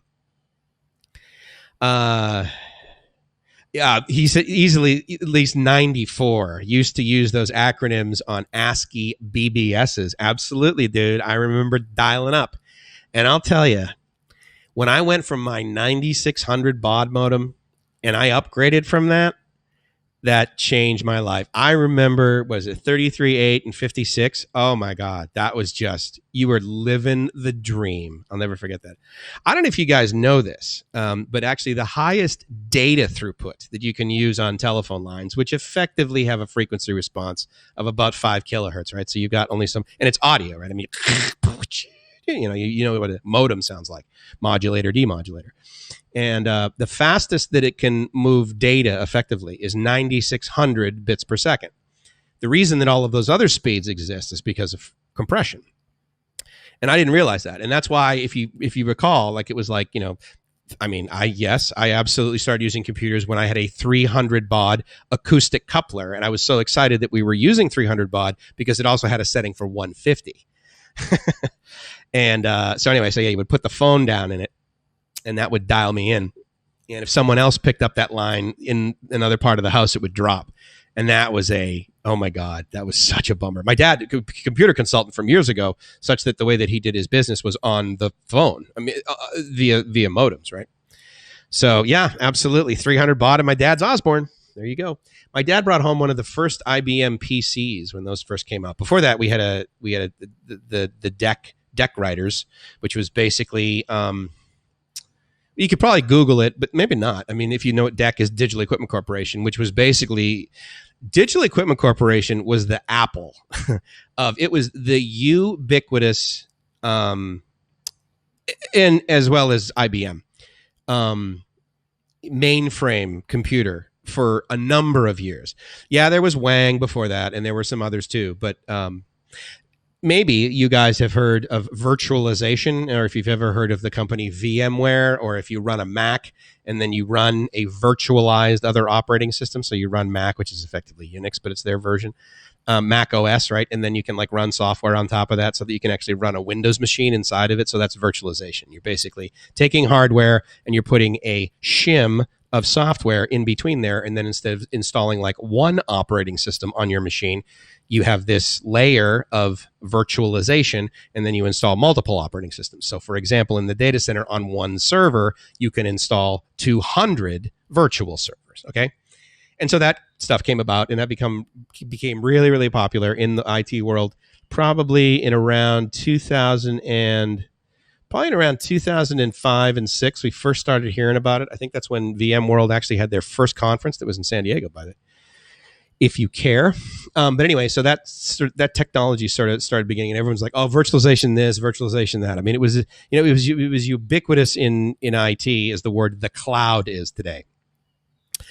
And VMware slow as hell. It can be. Depends how you run it. I can tell you right now that where I ran VMware, it was not slow. In fact, our servers ran better on top of VMware than they ran on bare metal. So all in the tweaking. Now, VMware on a Mac, meaning if you're using Fusion to run, I completely get that. But it's not designed. If you're using VMware for a server, you'll know that if you install it on a machine that's not a server, the software comes back and says, "Sorry, dude, you can't install this on this. It's not a server," because it knows the CPUs and stuff. Anyway, so that was becoming really popular. And you think, "Oh my God, yeah, it was the first that we ever." Okay, well, back in the day, Digital Equipment Corporation, they had a product called the VAX, and the VAX was a series of mainframe computers, VAX.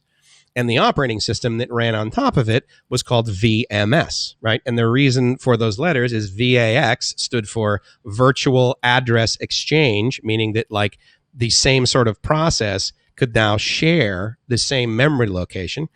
VMS stood for Virtual Memory System. So virtualization had been around for years, okay?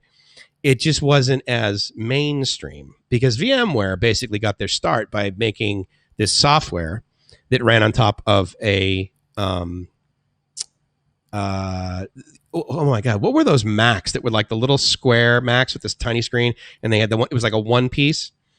I completely forgot. I mean, in the Apple commercial for that, my God, is so famous, right? 1984 is the movie, the scene from it, and it ran during the Super Bowl, and at the time it was the most expensive ad in the Super Bowl. The Apple Mac. I mean, maybe it was just called Apple Macintosh. I can't remember. Maybe that guy knows. If you had Macs for a while, I can't remember what that first one was. You know, from the 1984 commercial that they ran during the Super Bowl. Anyway, so they started out doing that, and then they realized, okay, like the real money is in the servers, and so we started doing that. So my experience has been really, really excellent. The management, the leadership over at VMware has always been really, really good. They did get bought by, well, they got rolled into Dell. At the end of the day, they are still their own ticker symbol. They are still their own company, but the majority of their, a lot of their leadership comes from Dell and came from EMC. EMC is I'm a huge fan of the old culture of EMC. They had we will get this done no matter what. And I'll tell you what, as a guy that runs 4 data centers that have to stay online 101% of the time, you want to be working with a partner and a manufacturer that makes stuff that they're like, "Look, Mike, if this breaks, we will literally come to your place of business and fix it like within 2 hours." So it was just called the Macintosh. Okay, I couldn't remember whether it was, I knew that they didn't have, like Mac Mini and MacBook Pro and all that. But yeah, so it was just the Macintosh. And I remember when you would start that software and you would run Windows, I guess at the time. So it was probably like 94, 95. Thank you. Jim says, "Thank you for reminding how old I am." Yeah, well, I don't know. I like to sort of reflect back on that because, I mean, if you think about it, if back then you would because you know what? I think one of the more amazing sort of behaviors of technology is that a lot of the things that the first time, at least I saw them, was in Star Trek. Like, I never thought I would be using a device by going like this, because when touchscreens first came out, I'm like, oh my God. Like every hour you had to like recalibrate it, and it was just like so unreliable. I'm like, no one's ever going to touch screens to do stuff. They're always going to use the keyboard. Yeah, I agreed with the mouse when that first came out, but I'm like, no. That's touch screen. Like, no one's ever going to swipe. We didn't call it swipe back then, but of course, the first time I saw that was at Star Trek. They would go up to a screen and they would like do stuff. And I'm like, right. Okay, Jarvis. Like, no way. That's not happening. A lot of the things I first saw in Star Trek now exist. They do. It's what I do. It's my default setting. It's the way I I/O with all of that stuff, right? And that's amazing. From Atari 800 to IBM PS1. Very good. Very good. Mac 128K was the first and the 1984 Hammer Throw commercial was about. Yep. Lisa. That's right. The Lisa. That was a huge. If you ever see interviews with Steve Jobs, he talks about the Lisa. And how it was a dismal and bad failure. But, they all can't be wins, right? I mean, what used to be the joke years ago, the Ford Pinto, right? You hit the bumper and push. I don't know if you ever saw that movie. They made a joke about it. They ding, they just touch the back bumper and the whole thing explodes, And they touch it with the Mercedes, too. You got to hand it to them Germans. They know how to make a car. I think that movie was called 1984. It was like this, 1941 or something like that. It was a total spoof. It was kind of like the Airplane movies where they made a complete mockery of what was occurring in real history. It was very funny. Rike said I did that too. 40 megabyte add-on hard drive from a Commodore 128. Now 6 gigs USB storage. Absolutely. Last year, we didn't buy, but we looked at it just to see how the performance would be. You can buy a chip, right? You can buy which if you don't know, basically what's inside of a USB stick is like a chip. And then there's like just the motherboard, if you will, kind of interface. A lot of times they'll just solder it directly on there, but sometimes the cheap ones, they'll just like slide one in there. So you can actually like take off the case and like put a bigger one in there. But anyway, the SD cards, right? Mini SD. I mean, they make a terabyte of storage on that. I think it's like $1,100. Well, shoot, it's been a year now, so it's probably even less than that. But I can tell you, as far as I know, it's less than $1,000. You can get a terabyte on that. And, it's amazing to me that I have, how much do I have in my phone? I have 64 gigs of storage in my phone. No, I'm sorry. I have 128 gigs of storage on my phone because if you don't know, I use my phone to do videos when we can go outdoors and do stuff. And what I do is I record it all on there, and then either in the background or when I get home on Wi-Fi, everything I do on my phone, it gets synced up to synced up to Dropbox. And then once it's in Dropbox, then I actually use a cloud-based editor in Chrome called WeVideo, W-E Video. And I do all of my editing basically in the Chrome browser. And I don't need to then upload any of my stuff, meaning that I would submit that like all of your videos or your camera, you guys store them somewhere, you back them up somewhere. Well, the cool thing is I back them up in Dropbox, and then I immediately access them from Dropbox because WeVideo connects right to Dropbox. And so when you like add a video into your, the timeline kind of thing, you don't need to upload it. It just basically grabs it from Dropbox. If you don't know, Dropbox started basically as the world's largest AWS S3 bucket. And the way that they were able to achieve economies of scale is they realized that if you have like 2, 5, 10, even 1,000 customers, the chances of you and I having the exact same file are pretty slim. You start getting to 1 million, 5 million, that sort of thing. People, we're going to upload the same thing. So like I'm going to upload, an Aerosmith song .mp3, and you are going to do the exact same thing. Well, then they had this layer of compression, deduplication, and that sort of thing. And that layer would look at that entire S3 bucket and would say, oh, Rike's got the MP3, and Mike's has the same. Well, I tell you what, we're not going to duplicate this on our storage. We're just going to take a pointer and we're going to point it to both of these. Well, at scale, additionally, photos start to look the same. So one of the ways that AI can actually recognize a picture is because the data inside that picture is very similar. It does it in multiple ways. It doesn't just like look at the ones and zeros the way they string together, but the way some of the ones and zeros string together when you take a picture of a palm tree and then take another picture of a palm tree, it turns out that pattern can be similar. And so therefore it looks at those things and it's like, oh, wait a minute.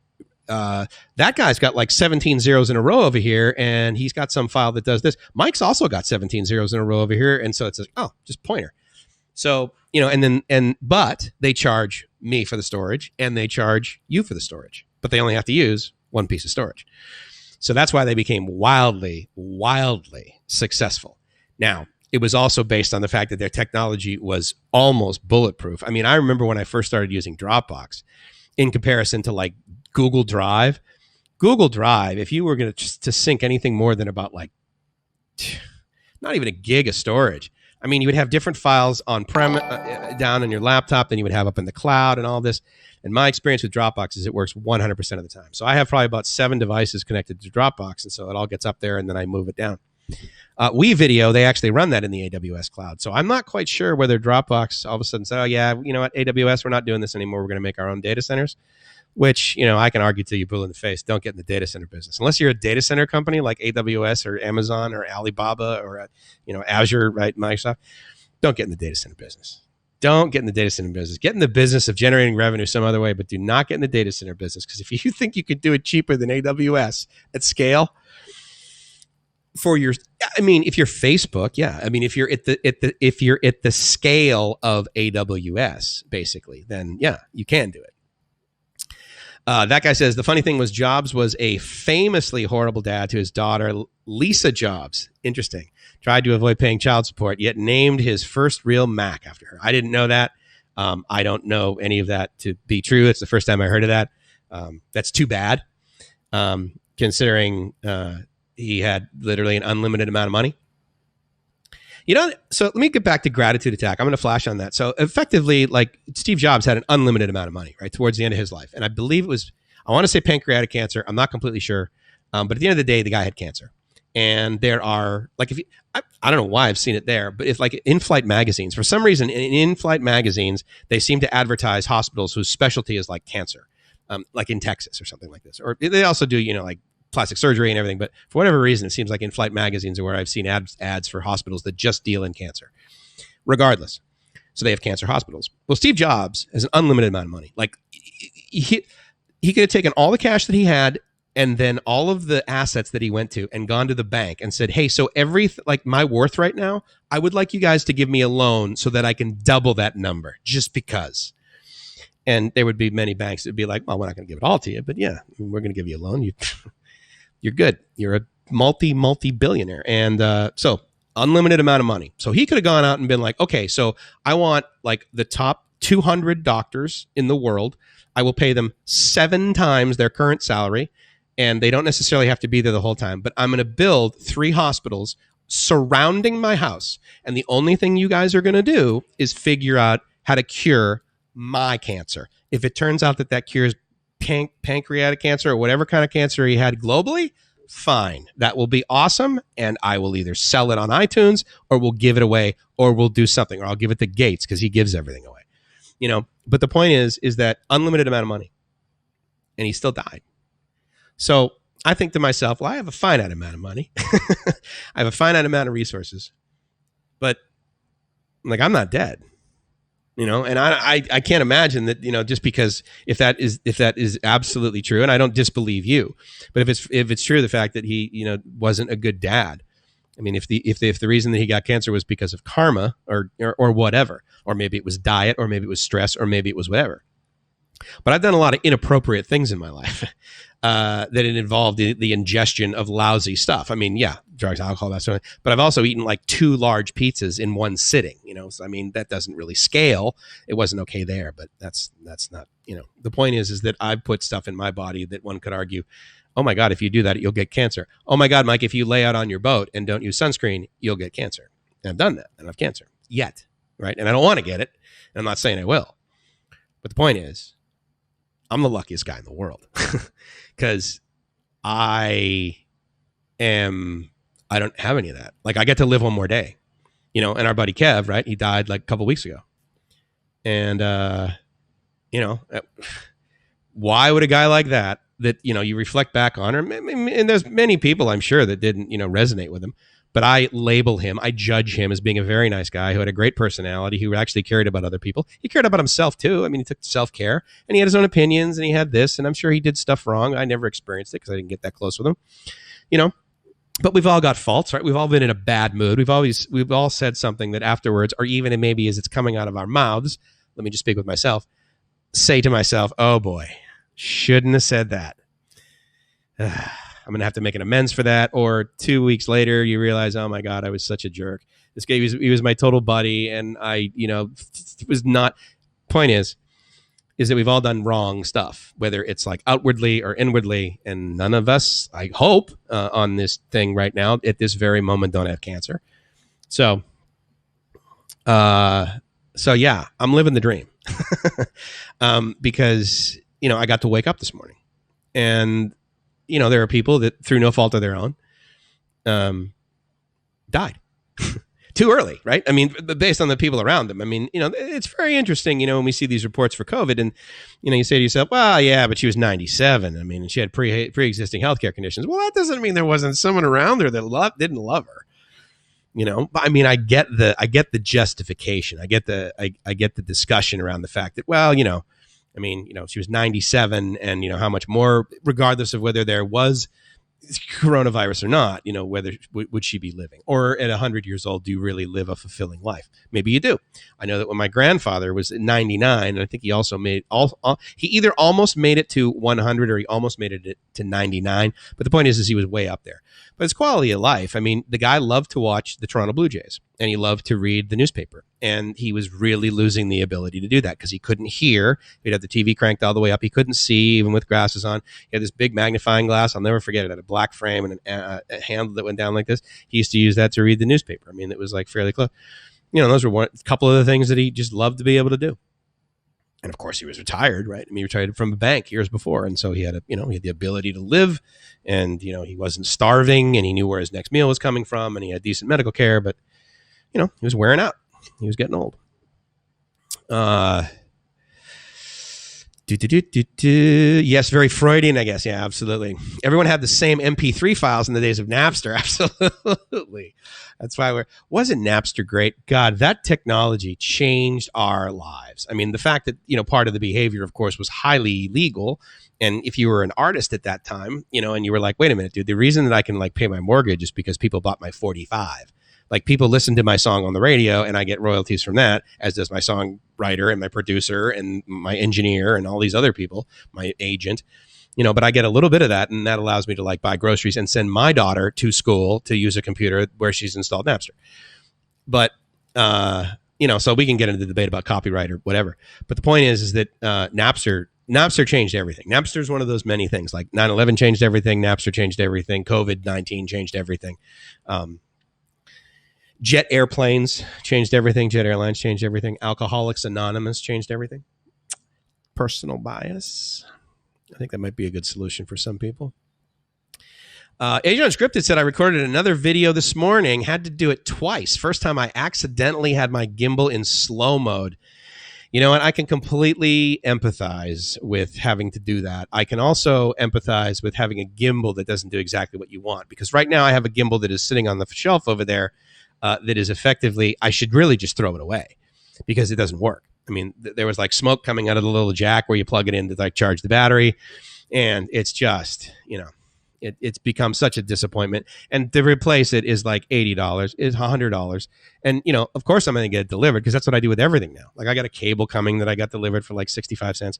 I mean, that's how I order everything now. I don't go to Pro Plugin anymore, which is kind of like the Guitar Center of Thailand. I don't go there anymore for, stuff. And I can order a gimbal online. I can order from the manufacturer. It was a Moza Mini and I loved it.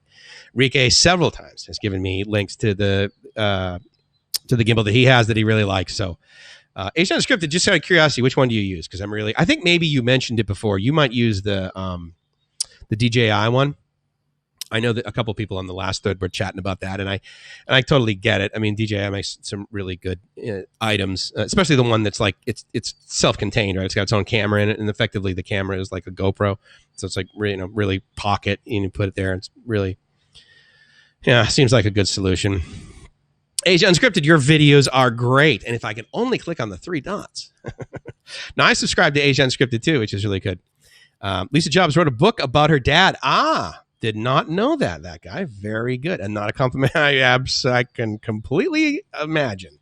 Absolutely. Asia Unscripted, you're welcome. Please keep going. They really are great stuff. Really cool. Yeah. I have popped into all of the folks pretty much that are on here that have channels. And, any of us will probably tell you that, you spend time creating, and absolutely you look at other people's occasionally, but I mean, especially the guys that are like doing it for a living, they're doing it full time. For me, it's like a hobby, and I just love hanging out with you guys. And selfishly, I like the interaction. My ego, it helps my ego to realize that, like, we're actually buddies and we're hanging out at the Cool Kids table, which will be infinitely cooler once we get 1,000 subs. You're with me? Up, high five. How you doing? Hi, Tim. Jobs died because he didn't follow his doctor's advice. Yeah, I have heard that as well. I believe one of the things that he said towards the end is, had he to do it over again, he wouldn't have gone down the road of natural solution. Like, I mean, I don't know whether you refer to that as homeopathic or whatever, but using natural solutions versus, for the sake of argument, let's refer to it as Western medicine, going through chemo, chemo, of course, chemical, putting that into your body and killing absolutely everything. It doesn't just cure the cancer. Spoiler alert. And doing that or doing radiation. And so I would argue that absolutely was definitely one of the things to his downfall. So again, to my scenario where it's like, infinite amount of money, infinite amount of doctors. If you have an infinite amount of monkey and an infinite amount of typewriters, you can write every good book ever written, right? Well, if you have an infinite amount of money and you're willing to hire doctors and listen to them, actually, that's the more important thing, then potentially, you can beat this disease or at least enjoy life a little bit better along the way. Some things are absolutely inevitable, right? You get cancer, you die. Just, and you can go through all the chemo, and then I got buddies. I have two very, very good friends, and both of them are cancer survivors. I don't know anyone really close that has had breast cancer and survived it, but I know of many people, like my buddy's mom, and like all these. I used to like do the walk, right, the Susan Komen thing. That was in San Diego. It was just like a really cool walk, and it was just good to hang out with a whole bunch of people whose like focus that day is on trying to allocate a portion of their life, be it time, talent, or treasure, into solving this problem. They're solution focused, and as we've all sort of shared on this earlier, is that's sort of the environment that I like to be around, and same with you guys, it seems. Age Unscripted, I talked into my cam last week for 3 minutes before realizing the battery was dead. Gimbal ran fine, though. Yeah, see? So there you go. And do any of you guys ever do this? Like, you're in a scenario and you're like, I don't want to talk to that guy, or I don't want to talk to that girl, or I don't want to like be bothered right now. And even though your phone's maybe not even on or whatever, you like, just, yeah. Fake phone call, you walk by so no one will bother you.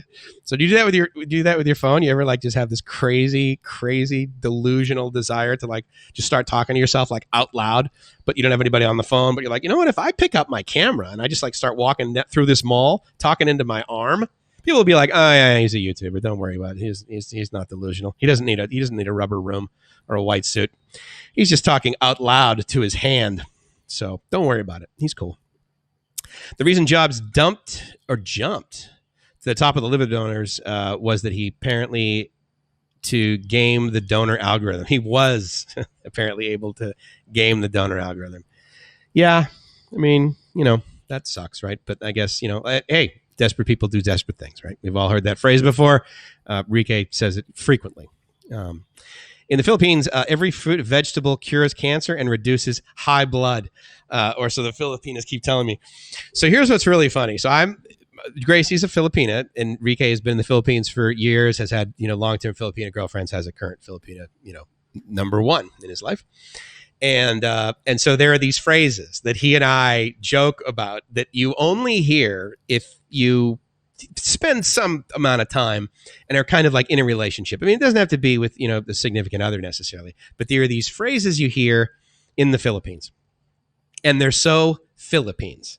So yeah, they don't call it high blood pressure. Like if you eat this vegetable, oh yeah, this cures high blood, or this helps with high blood, not high blood pressure. I mean, you know what they're saying, right? But it's just so adorable. I mean, that's the way. And the fact that he says that, Gracie says the exact same thing. When she's cooking with okra, right? Oh yeah, it's good for high blood. And I'm like, okay, that's great. Oh my God, she wants me to be healthier. How's that? That's no downside to that. I'll praise that all day long for someone who loves me. That's fantastic behavior. She never says that about pizza though, so she's not American enough. What's the other one? When you go somewhere and you buy something, they will refer to it as only. So yeah, that'll be 13 or that'll be 3,400 pesos only. And you're like, wait, oh, okay. You're like, and it seems like they say it at the end. Like they're not like, oh yeah, that'll only be like $1,500, and that'll be only like 2,500 pesos. They're like, that'll be 2,500 pesos only. That's another one of those adorable ones. I'm trying to think if there's any of those. If there's adorabilities, I'm trying to think if there's any more other adorabilities of Thailand. I can't think of any right now, but those are the only two that I can agree, of course, with the high blood thing from Rike, but I can also say it's it's high blood. That's 1,400 only. The reason jobs, okay, yeah, and then we got that one. The steam locomotive almost caught on. Yeah, that was a pretty big one. Steam energy, that was big for a while. The Oslo Mobile 3 DJI. Oslo or Osmo? Anyway, I think I know what you mean. The DJI, I believe it's Osmo, but that's okay. L and M, yeah, they're pretty close together. I get it. But maybe, for all I know, maybe they changed the marketing of the product to Oslo, so that's fine. But I know what you mean, the Mobile 3. And is made for smartphones. Thank you very much. Really good to hear. In the Philippines, turn out the light. Really? I don't know if I've ever heard that one. That's sort of interesting. But I think I might know what you're referring to. But we're not in single friends of Rike, and we're not that men. Yeah. Anyway, I'm not going to get into the other groups, but the it's so. I don't know if you guys have this, right? Like, I mean, you get like inside jokes, right? And those are cool, and you have those with your buddies, and have those like with relationships and that sort of thing. But the international travel, like once I started doing that, like you get these little, they're like inside the country jokes, right? So you get those like Filipino phrases, or you get those like Mexican phrases. Okay, it's a common phrase, and it's kind of used to describe like a way of life over here in Thailand, which is "mai pen rai," which basically means no worries, don't worry about it. Sabai sabai, be happy. That's calm. Multiple. That's not a direct translation, of course, for everything in Thailand, or in Thai to English, right? But you kind of interpret that. Oh yeah, sabai sabai, that's cool. Or mai pen rai, don't worry about it, no problem. That's kind of cool. Restream just told me that I got 100 messages today. That's totally cool, guys. Thanks for interacting. I really appreciate it. I hope that you're interacting with each other amidst the fact that the 3 dots is now pretty anticlimactic. That's a real drag. Here's an interesting thing too about the way this is happening in Thailand. I really keep sort of referring to as being like appropriate. I have not seen a whole lot of reaction here. I've seen like, I've heard of people trying to break the rules, right? Like, you hear of a report where, a bunch of people got arrested last night for being out after 10, right? Okay. And you'll hear like sort of reports like that, people are bucking the system, right? They're saying, no, that won't work, whatever. But I don't know. In my experience, it's been pretty darn appropriate over here. Right now, I'm just bringing up the John Hopkins thing because I want to take a look at that quickly. Because actually, I only usually reference it when I'm doing a stream, quite frankly. Because sometimes I do that, but I don't have OBS open right now, so I didn't have the screen already. But yeah, 1.85 million confirmed cases, 557,000 in the U.S., Spain at number 2 at 1,600 or 166, and it takes a while for this to refresh. It's like very frustrating. It's a really slow website. I don't know how much data they're populating in there, but I've got solid glass to the internet, and this thing is, jhu.edu. I get it. They're probably rendering it over from John Hopkins. They might not have it globally load balanced, which is kind of frustrating considering it is a world map. One would think that they'd be like, look, dude, just spin one up in Singapore, will you? That's where I stream everything from. I go right from here to from Thailand to Singapore. AWS doesn't have any degree of data center, or they have edges. But they don't have data centers in Thailand. But the good news is that Thailand is connected to Singapore over multiple pieces of glass. So the last thing I'm worried about is there might be a little latency based on the finite speed of light, but there is never any issue with me getting to servers in Singapore, which I really like. I'll show this in a sec. I just want to get to the right country, so I don't have to Thailand. Yeah, so Thailand's at 2,500, and if I go over here and I add basically a oh, it looks like my little my oh, that's weird. I don't know why that's not working, but anyway, I tell you what I'll do. I'll add a browser, and browser screen has been deleted. So let me add browser screen, and then what I'll do is we'll walk through that, because the reason I say the whole like appropriate thing is that in my experience, now again, there's been disruption in Thailand before, right? I mean, there's been, the red shirts and the yellow shirts and stuff, and they've people have been disappointed.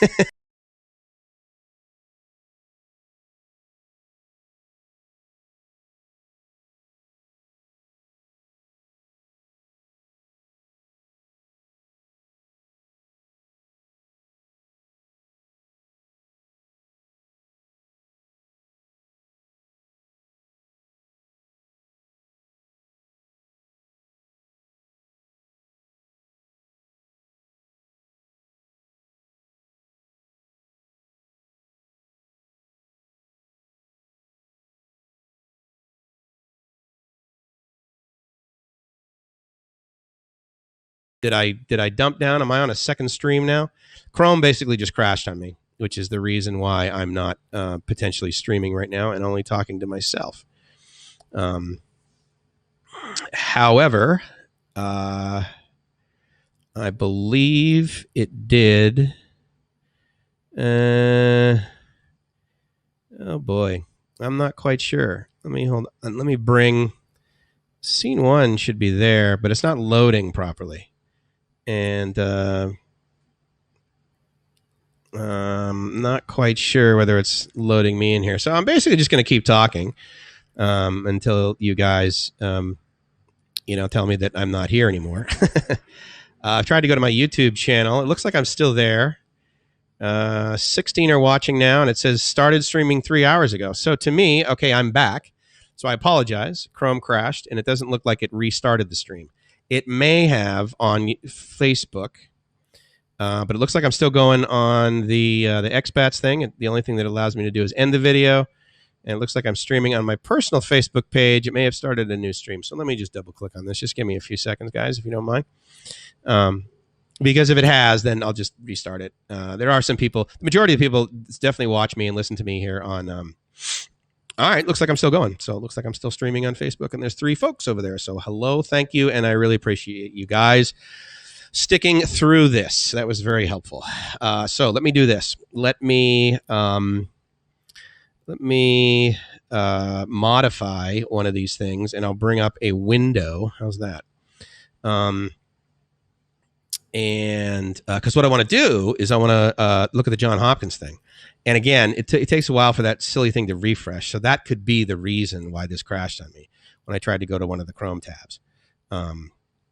But anyway, so, and again, this is all part of Lightstream. I can tell you right now that the only reason that I know how reliable Windows servers are in Azure and AWS is that I basically let them run for 3.5 years. People are like, oh no, their servers crashed or whatever. I said, well, you know what? Here's my personal experience. I've been absolutely trying this so far. And now I will say Lightstream isn't really refreshing as much as I'd like it to. But what I will try and do here is let me add, I don't necessarily need to add myself, but I'm going to throw myself down here in the lower left, and then we'll go to this screen.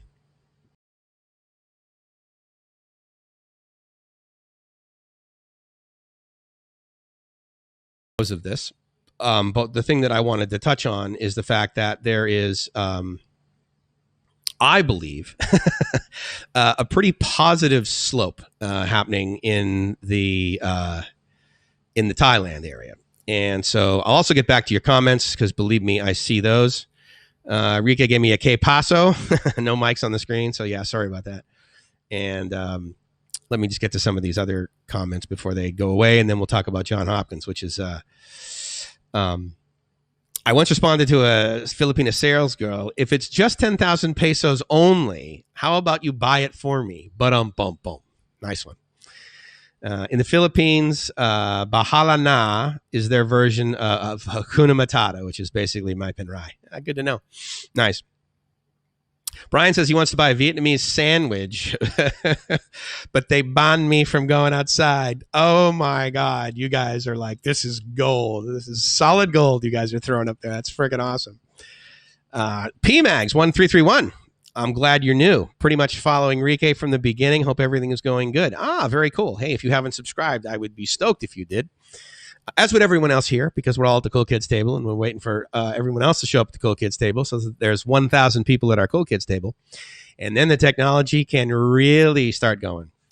That guy says, ended at 3 hours. I am, it's interesting. I wonder if there is a limitation to Lightstream. I mean, it's still streaming.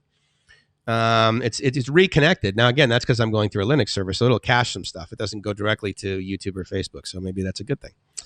iTrek1 says, you are back on YouTube. Thank you so much, man. You're back. You guys are awesome. Thank you so much. I really appreciate it. One continuous stream on YouTube. Wow, look at that. I tell you what, you guys are just so supportive. I'm living the dream. Because, if I'm not living the dream, guys, I'm doing it wrong. So let's take a look at daily cases. I want to make sure when I bring this up, this shows up on the screen. Because, I'm not sure how this totally... oh, good. Yeah, there we go. All right, so you guys are looking at the same thing I am. So here we are with Thailand. And you can see the daily cases. Hold on. Is that right? No, that's got to be the world. What am I looking at here? That kind of bothers me. I thought I was able to...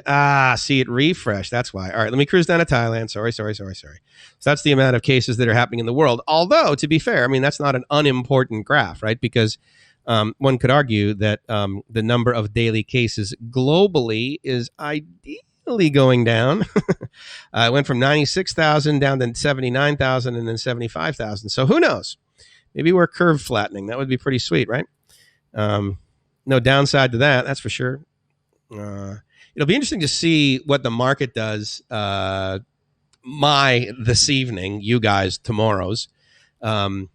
It's about, I can do pre-market trading at about, I can do it, I think at 7:30 here, maybe 7 p.m. here, because that's 8 a.m. on the East Coast. And I believe I can do it earlier then. So anyway, so let me just flash back here on Thailand and talk to the reasons behind me saying, everything seems to be happening pretty appropriately. And to go back to the topic we were talking about just at the beginning about, is Thailand still on lockdown? So we got the 2,551 and the daily cases.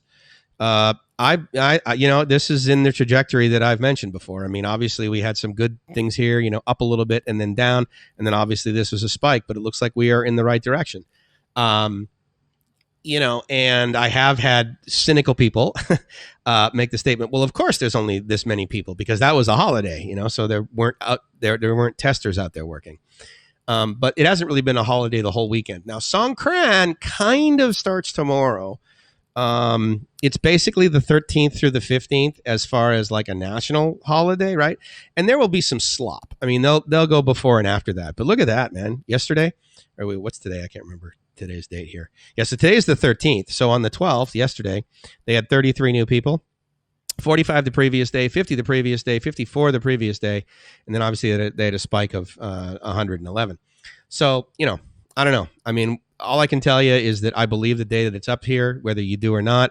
They got a total of 38 deaths in Thailand. And the population of Thailand it's about the same as California. It's more. But, obviously the real estate, California's bigger, but obviously it's a bigger economy, that's for sure. But yeah, and then the cool thing is I noticed about a week ago, John Hopkins came up and they have just a map of the U.S. and just the data that's happening in the United States. So, you know, it's I mean, I don't know. I think it's positive, guys. I mean, I don't. Again, you know, I absolutely have been. I have been, you know, blamed with having rose-colored glasses, and so you know, I'll take that. But for the most part, you know, I like to think that I'm fairly realistic, and I don't know. You can argue that, I suppose. I get it. But I don't know. I just like to look at stuff that way. So that's just it just works for me. It just absolutely works for me. Being a positivist. I'm having a hard time getting this thing. Okay, so that's like the right size. So I tell you what, let me go back here. Now the downside to this chat is while I can see in YouTube the historical chats, which I will get to, and then we will.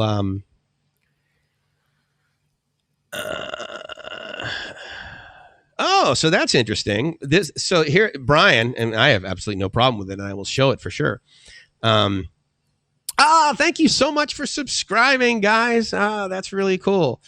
P Mags, I really appreciate it, man. That's really, really, I mean, thank you. Seriously, that's really cool. Brian says, how much do you trust the THL data? Thailand data, I assume you mean.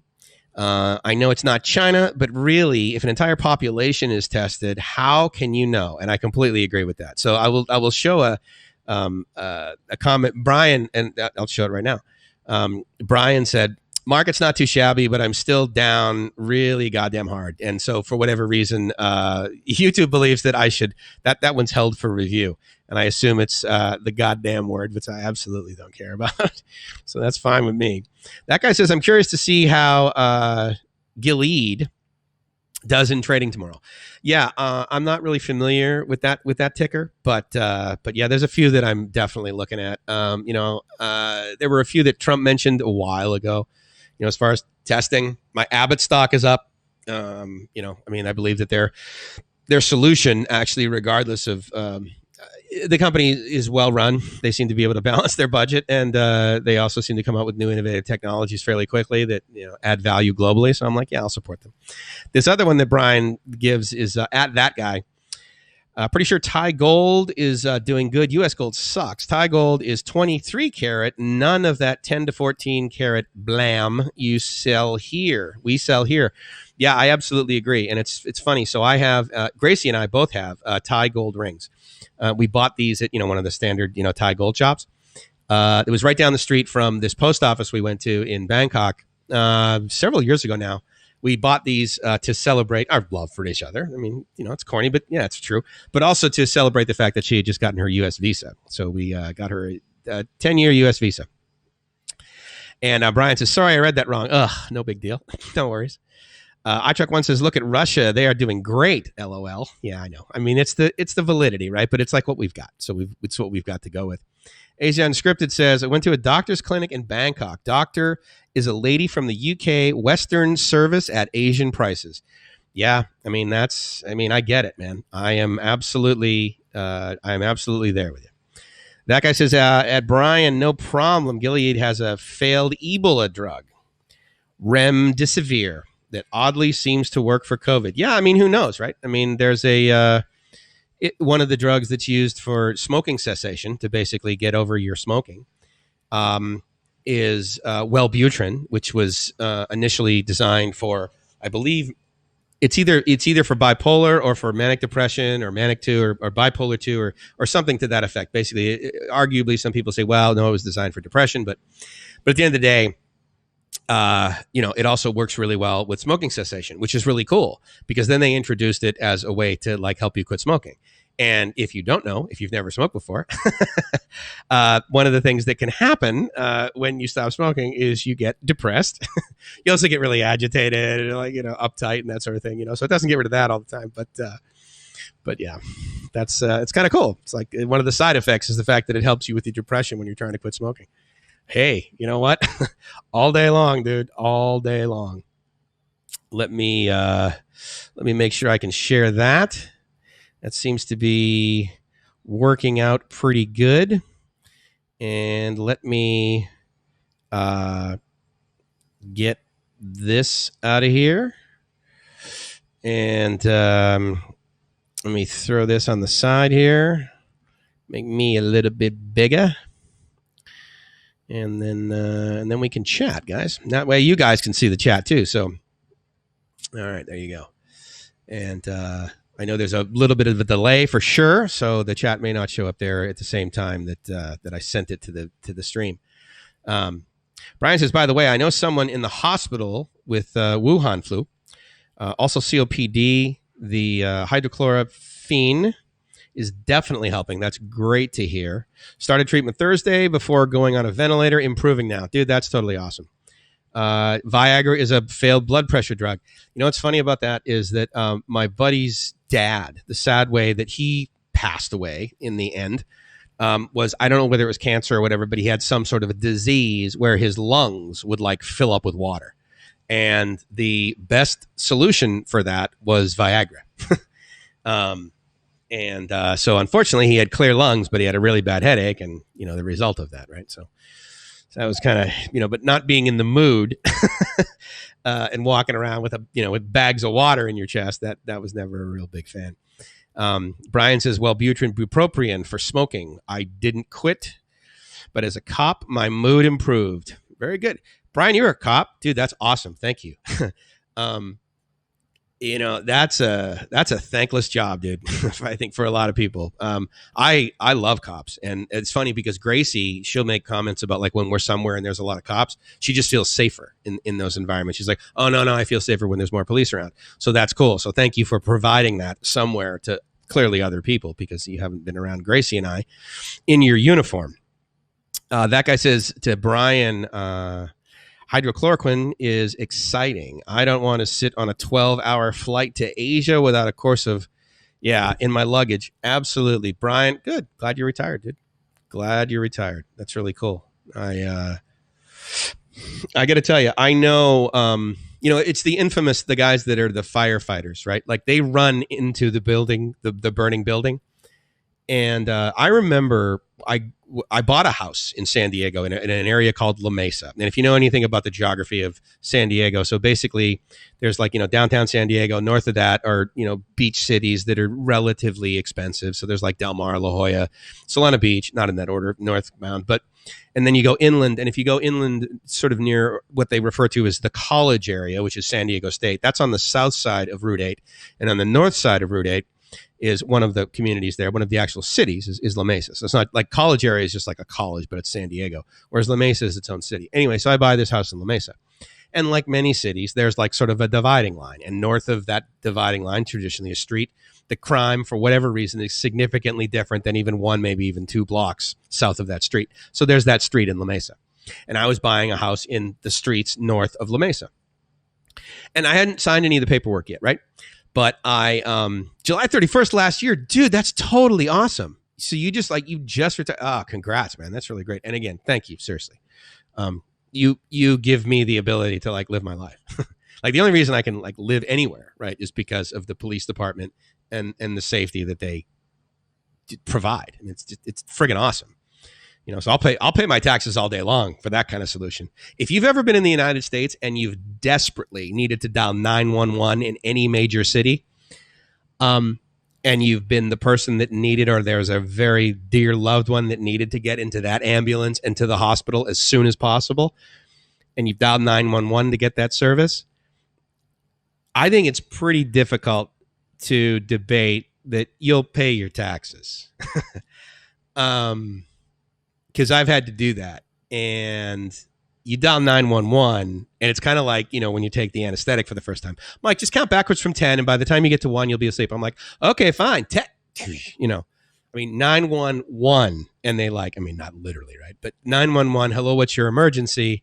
She's typing in, like, dispatch ambulance right now. And then they're on the phone with you, and then they copy and paste the address in, from your GPS. They verify it traditionally, or they'll ask you where you're from or your name or whatever. I've done it a couple of times, and each time they've asked me something different. But I'll tell you, my experience with the results from 911 when you need an ambulance is an ambulance shows up, 2 police cars show up, a fire engine shows up packed with people that are skilled in putting out fires as well as basically EMT. And I think to myself, okay, that cost me nothing effectively to do right now. But like all of the money that I've paid in my state taxes, for example, let's say for the sake of argument that all of the money that I paid for in my state taxes since the day I turned 18 and began paying state taxes up to the point where I dial 911 for that person that desperately needs 911. They're desperate. They're not disappointed. They're desperate and they're going to die if the ambulance doesn't show up. I press 911 and the results of that ROI right there. I will have paid double what I had to pay up to that point if the only thing my state taxes went to was making sure hospitals were around, ambulances were around, firemen were around, and the police department was around. Check. All day long. And it's a low premium because, you know, a lot of times that's it. How many times have you had a buddy or a loved one or something like that, or yourself, and you've needed to be rushed to the hospital because you were having a heart attack, myocardial infarction? You get to the hospital, and I would submit to you, I've heard so many stories of guys that have had this and had to have a stint put in like 35 minutes later. You know, the phrase gets used in the waiting room, okay, he's fine, you know, sort of thing, ideally. And a part of that is, if it had been 10 more minutes, ... So, yeah. I'm a big fan of 911 because I'll tell you right now, sitting here, if I grab my Thai phone and I dial 911 or the equivalent of 911 here, what they will do is they'll ask me very similar questions, and then they will provide me with a telephone number that they believe is the best solution for me to call to get that service. Oh my God, I need an ambulance. Okay, where are you? You're closest to this hospital. Call this number. Yeah. And I'll tell you right now, the cities that I've been blessed to be able to live in the United States, so, you know, fairly large ones, like, you know, I mean, suburbs, right? But basically San Diego, St. Louis, Boston, you know, others in Florida. I mean, I've never lived out in like the back 40, you know, so I don't know what that's like, but everywhere I've lived, 10 minutes. And, you know, it's not like they like, you know, they wait in traffic, right? I mean, they're on the horn. And thank God the social norm in the United States is when you hear a siren, you pull over to the right. It doesn't occur here in Thailand. And it drives me bonkers because look at Bangkok, the traffic is insane. And it's not like you can, you know, maybe go down Fifth Avenue at like 4 p.m. on a normal day in New York City and be like, oh yeah, there's plenty of room. You know, no, I get it. That part like the Red Sea. But here in Thailand, I mean, the people are just like, they look in their rearview mirror. They're like, this noisy ambulance behind me. I mean, there's none of this like pulling over stuff. Whereas, I mean, if you have like 3 lanes of traffic, bumper to bumper traffic, and there is an ambulance behind you, like people will get to the point where they're almost like denting their cars together. Or they're like mirrors are touching. Like they'll fold in their mirrors and get their cars closer together if they're in traffic, and they have the ability to do that. If like 2 of them can get over and then one more lane gets over, so that there's a lane down the middle, heaven forbid there's no like, you know, to let an ambulance by. And so that actually really kind of transitions into the difference in culture.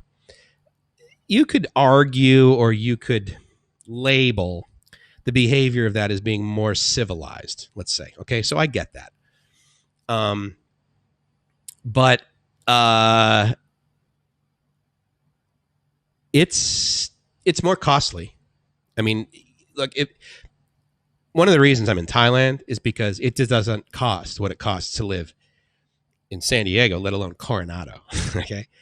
The joke about Coronado, everybody lives there. They, oh my God, you guys live in Coronado. The joke is, it's like, yeah, I mean, you know, the rent's pretty cheap, but the crime's high.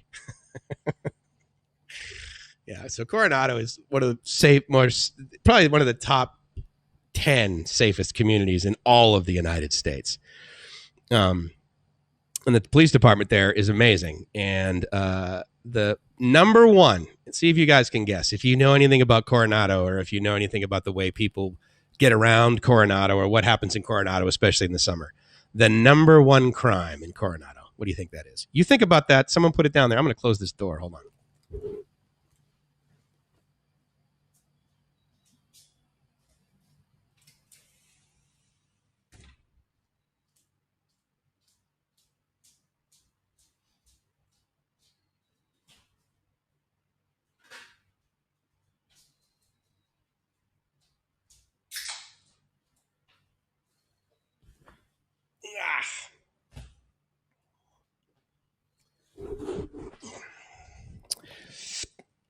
Brian, thank you very much. I asked that guy to Diet Coke.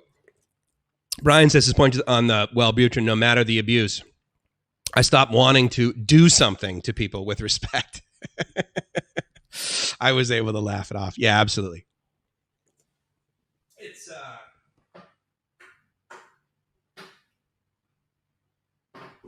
pardon me. Yeah, it's a very interesting thing, addiction, isn't it? It's nothing that anyone really sort of shows up for, right? But, some of us suffer differently from it.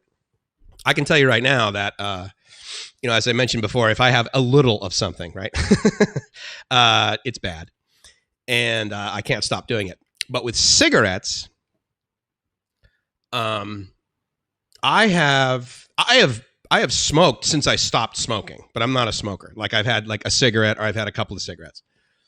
But a few years ago, actually, my first trip to Thailand, when I first came to Thailand, I had not had a cigarette. I had not even touched one to my lips for like, I want to say 8 years. And here's the beginning of a story you'll love. But I was with this girl, ... right? So I met this new friend and she smoked. Let me make sure there's no hum.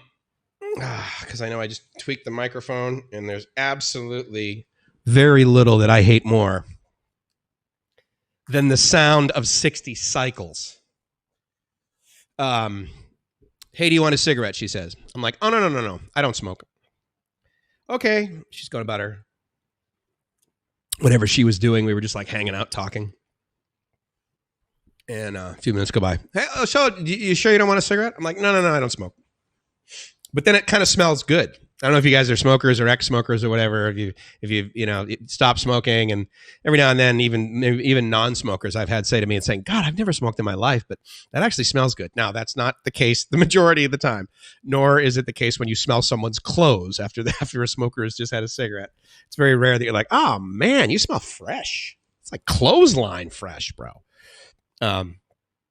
And the third time she did it and it smelled like, she goes, well, do you want to say? I said, yeah, sure. I mean, I was like exhausted, dead tired, chilling out by the pool. I was just like, yeah, whatever.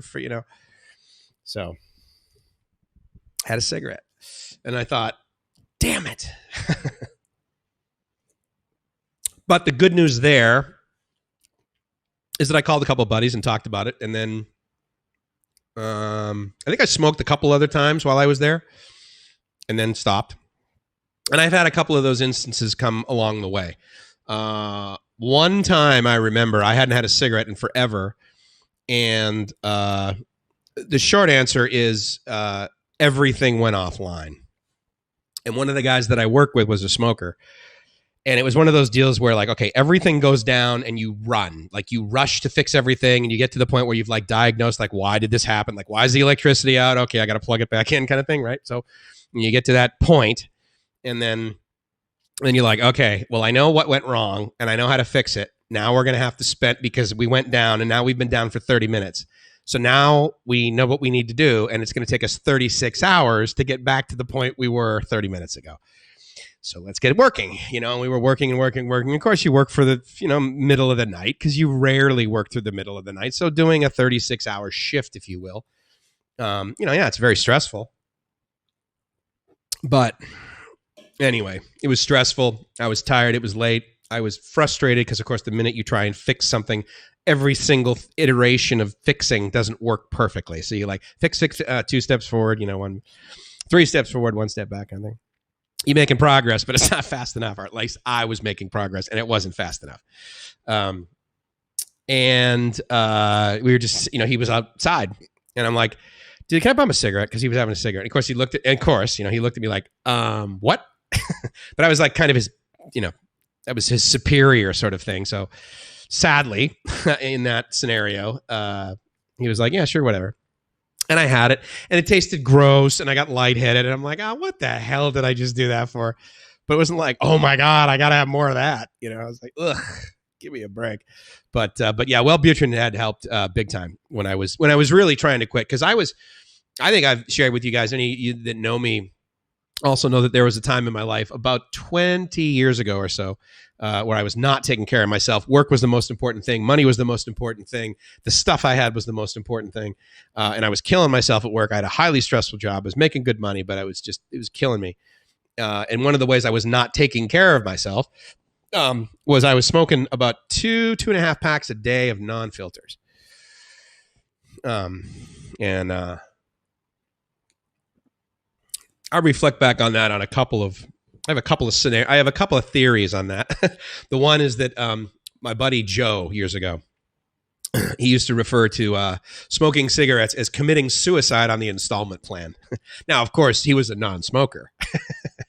And if you ever want to have like a really biased conversation about cigarettes, talk to a non-smoker, an ex-smoker, because a lot of times they're very uptight, and they really, I think part of their process of getting over it is to make sure that they tell people that are currently smoking how bad it is for you. So that was a pretty intense statement. He's like, yeah, Mike, or Mickey, he called me, Mickey, it's like committing suicide on the installment plan. I mean, what are you doing? Like there's any logical reason, right? It's like, because I smoke.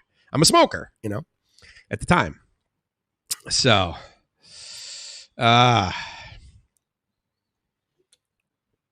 you can laugh off the BS. Absolutely. Brian says 9/11 New York City, so many people who stopped smoking. F it, give me a cigarette, a lot went back. Sure. Absolutely. I get it. I totally get it, dude. I can tell you though, but where I am in my life right now, like if this is pretty bad, and it's mildly stressful and stuff, but I've had other scenarios in my life be worse. I mean, this is tolerable. I'm not doing exactly what I want to do, but I certainly get everything I need. I have everything I need. I mean, I got friends like you guys. I mean, this is totally cool, dude. I mean, because woe is me. I mean, I'm here by myself. My girlfriend, who I came over here to basically spend the rest of my life with in this part of the world, is not with me, and I take issue with that. She's in the Philippines, which is fine because she's with her family and she's happy and she's taking care of her mom, and it's absolutely the correct thing to do. But this only child wants it now, and I want it my way. And as you can tell, I'm basically kidding. I'm so grateful Gracie got home. Oh, my God. Because when she went home, the reasoning because, the flight cancellations and all that, and her being able to get back there and potentially not being able to leave because, I mean, she gets a 30-day a visa exempt stamp, right? And again, they're extending that and that sort of thing. But we would have figured it out. I would have just basically, if I had to, I would have just emailed this one lawyer who I respect, and I would have been like, hey, so like, what's it going to cost you to send someone over here, a Grab driver over here that you trust or something, and I'm going to give you Gracie's passport, and you're going to go handle it, get a 30-day extension, and then bring it back to me. When was that going to be? Like $100, maybe $200? Come on. It was cheaper than the one-way flights we had to book her at the last minute. But the point is that there was the whole, like, what if she gets stuck here and, her daughter's out of school, and they get it's her daughter's summertime. And our plan was to both be there because I really wanted to spend some quality time with her daughter. And I know I will, which is awesome. Her name is Euris, and she's my buddy. She's freaking amazing. She's 13 years old, and she's just so freaking cool. And she speaks English. And she speaks it a lot better, and she's a lot less shy about doing it when she's just with me. If she's with me and a whole bunch of other adults, Rika, I don't know if you've experienced this, people that aren't like the elders, right, that are in like a group, like if you're around there and like the grandmothers or the grandparents, if the kids are there, a lot of times their English is a hell of a lot better than the older folks, but they're too shy, and they don't, there's a phrase for you, they're too shy and they won't speak it. And but I was like, Reese is like, oh, Tito, uncle, right? Tito Mike, let me show you the farm, right? So we go out back, and there's like 3 or 4 kids with me, and we're all kind of walking around. Well, we get, I want to say like 10 meters away from the house. Oh my God. English. I felt like I was hanging out with a whole bunch of 10-year-old Americans, basically. I mean, the way they were speaking English. I mean, some of the words were weird, but for the most part, their English was perfect. And I was like, why don't you, because I would sit, because I don't speak any, I speak 9 words maybe in Tagalog. I'm horrible about it. And so I would want to communicate with Gracie's parents, right? And so Gracie speaks perfect English. And so I would ask her, what's the Tagalog word for that? And she would potentially translate, and, things like, hey, I need you to thank your parents hugely for allowing me to come into their home and feeding me. I mean, that is just, it's one of the nicest things the family can do. Let's face it, right? And welcomed me as if I was their son. I mean, it blew me away, dude. But so I was like, hey, look, I need you to because there's no way I can, even if I did this in broken Visayan or whatever, please, and so she would do stuff like that. But it's like, oh, how do you say doorknob, honey? I need your mom. Can she, the fridge? How do you say refrigerator or whatever? Obviously, fridge, they say fridge. There's a lot of Tagalog words that I say, hey, how do you say this in Tagalog? They're like, basket. I'm like, wait, how do you say basket in a basket? I'm like, for the love of God. And you wonder why I don't learn Tagalog, because I could use English words enough. I'm teasing. But the point is, sometimes there would be where Euris, the daughter, was the only one around. And I would look at her and I'm like, oh, how do you say this in English? And she would just look at me and shy, she'd be really shy. I'm like, oh, okay, well, I guess I speak fast to begin with for people that speak English. So you can imagine, for someone that doesn't have English as their first language, this caffeinated exchange of verbs, occasionally it's too much for people. So Gracie would say that. She goes, no, look, she can probably understand you, but you're speaking way too fast. She goes, you speak way too fast for me most of the time. I'm like, okay. Because, kind of in their head, you got to kind of ingest it, and then you got to kind of translate it. Although I would submit that Gracie, her English is so excellent. She probably, I don't know. I think the indication of whether you're really, really excellent in a language or not is when you dream in that language. I've heard that I had one of my first girlfriends, maybe my first really, Jamilia Zaidan, who was from Morocco. And she had epic hair. Oh my God. And I was so white bread, where I grew up. And, I'm dating this girl from Morocco who spoke 4 languages, and she was very attractive. And, her parents were incredibly wealthy, because that's kind of how it works over there. The tiered system. There's 9 really rich people and 250,000 poor people that live all around you, Anyway, her parents were one of the 9. And so she, I remember one day she was so excited because she had now been in Boston for a while going to university. And she's like, oh my God, I had a dream in English last night. And of course I'm thinking what the heck is this? And plus I'm 19, 20 years old, whatever. And I'm like, what is this girl talking about? She's so un-American. Because I was so jaded, at the time. Oh yeah, America number 1, and all this. But yeah, I speak it, and so I get Euris. She and I was like, oh my God. She's like, Tito Mike, I can't wait for you to come here so we can go for walks in the backyard. And their backyard is so gargantuan. It's just it's enormous. I think I've showed you guys pictures of it before, but it's the infamous back 40. They have a lot of land on their farm, which is how it works, right? It's tiered rice field kind of thing. And yeah, but I get with her, or I get with some other kids. Actually, her cousin, Gracie's sister's son, his English is really excellent, and he's 2 years younger than Euris, I want to say. So I don't know if I have a picture of the farm. I do sometimes. I think have it available, but I think that's over in the on the other laptop. So unfortunately, I don't have it here, and I can't show you a picture of Gracie's backyard, but it is just awesome. It's so beautiful and green, and And again, I'm not a big fan. I like sun and heat and humidity and that sort of thing. And the only way you get a whole lot of green is you get rain. So, that's kind of a that's kind of a bummer. But let me bring this down and just throw it in the background there. So we have a little bit of. Let me see if I do this, but if I do that, and then maybe give you guys some pool, so we can hang out with the pool. Never hurts, right? I have a little bit of something there in the background. I don't want to make it too black, but yeah. So that's my pool from my balcony. I kind of dig it.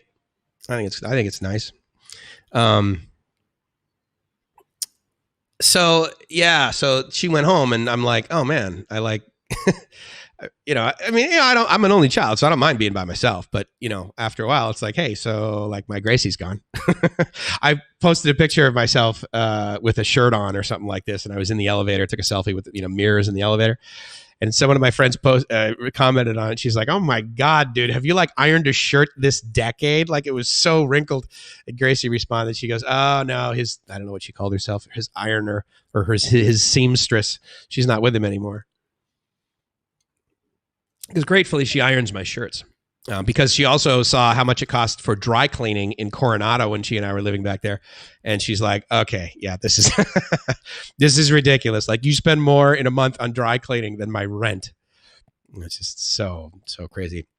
Getting back to the comments. So Jim says, a pack of cigarettes in Australia is around $35 US.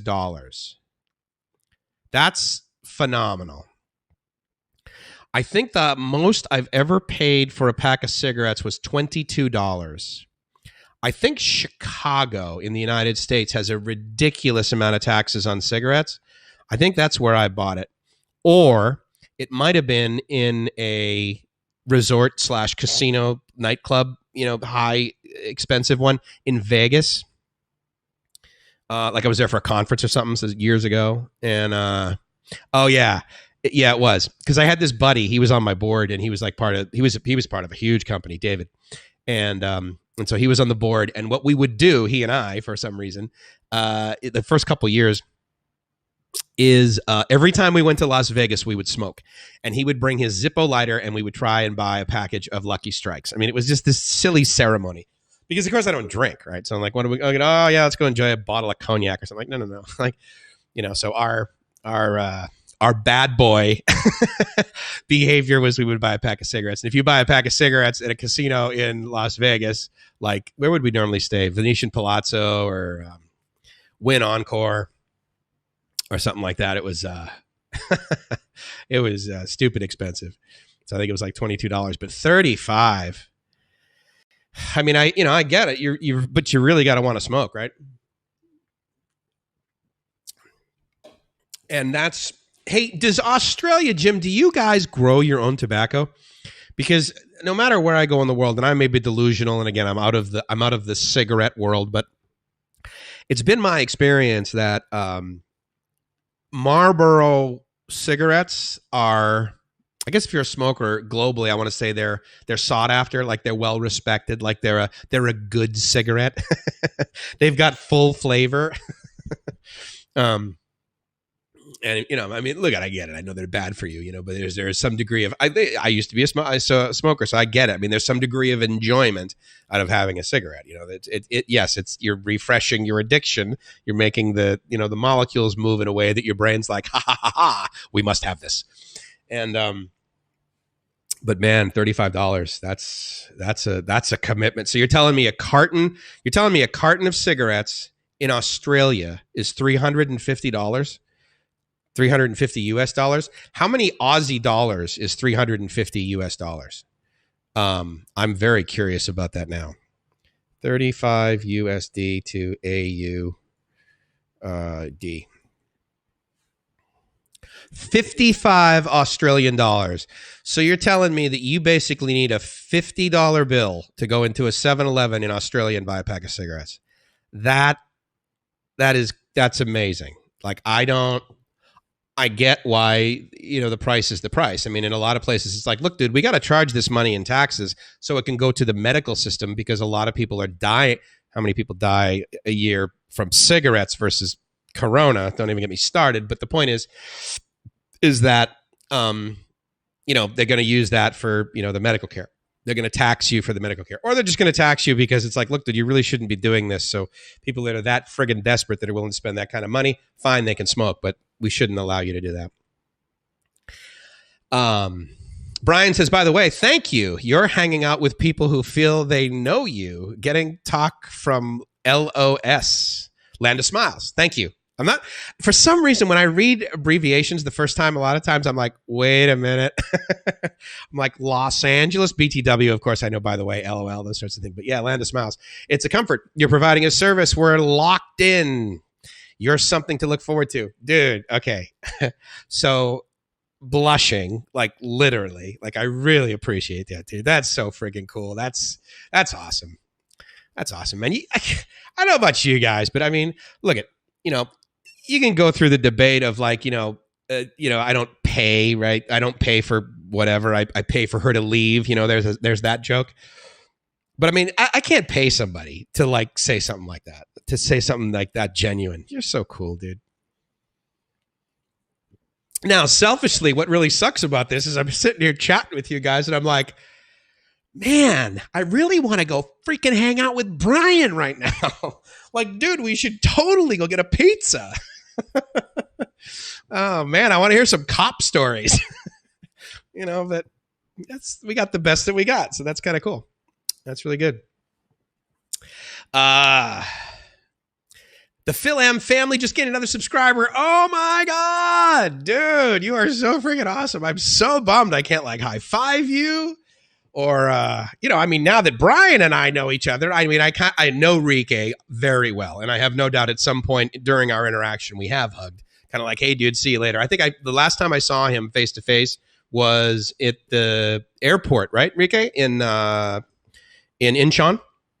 He was taking off, going back to America. Rike, the guy from YouTube who like vlogs all about the Philippines, we meet when I'm heading to Southeast Asia to now move here. And he's going back to California to go hang out with his mom. Makes complete sense, right? But yeah, we saw each other in South Korean airport, which is at Stellar Airport. I know it's his favorite airport. And but I mean, I'm sure we hugged. Hey, dude, see you later, right? But see, now Brian, you're on that list, and that guy, I absolutely have to start hanging out with you because. So I'll throw this one out there. That guy, you need to come over here.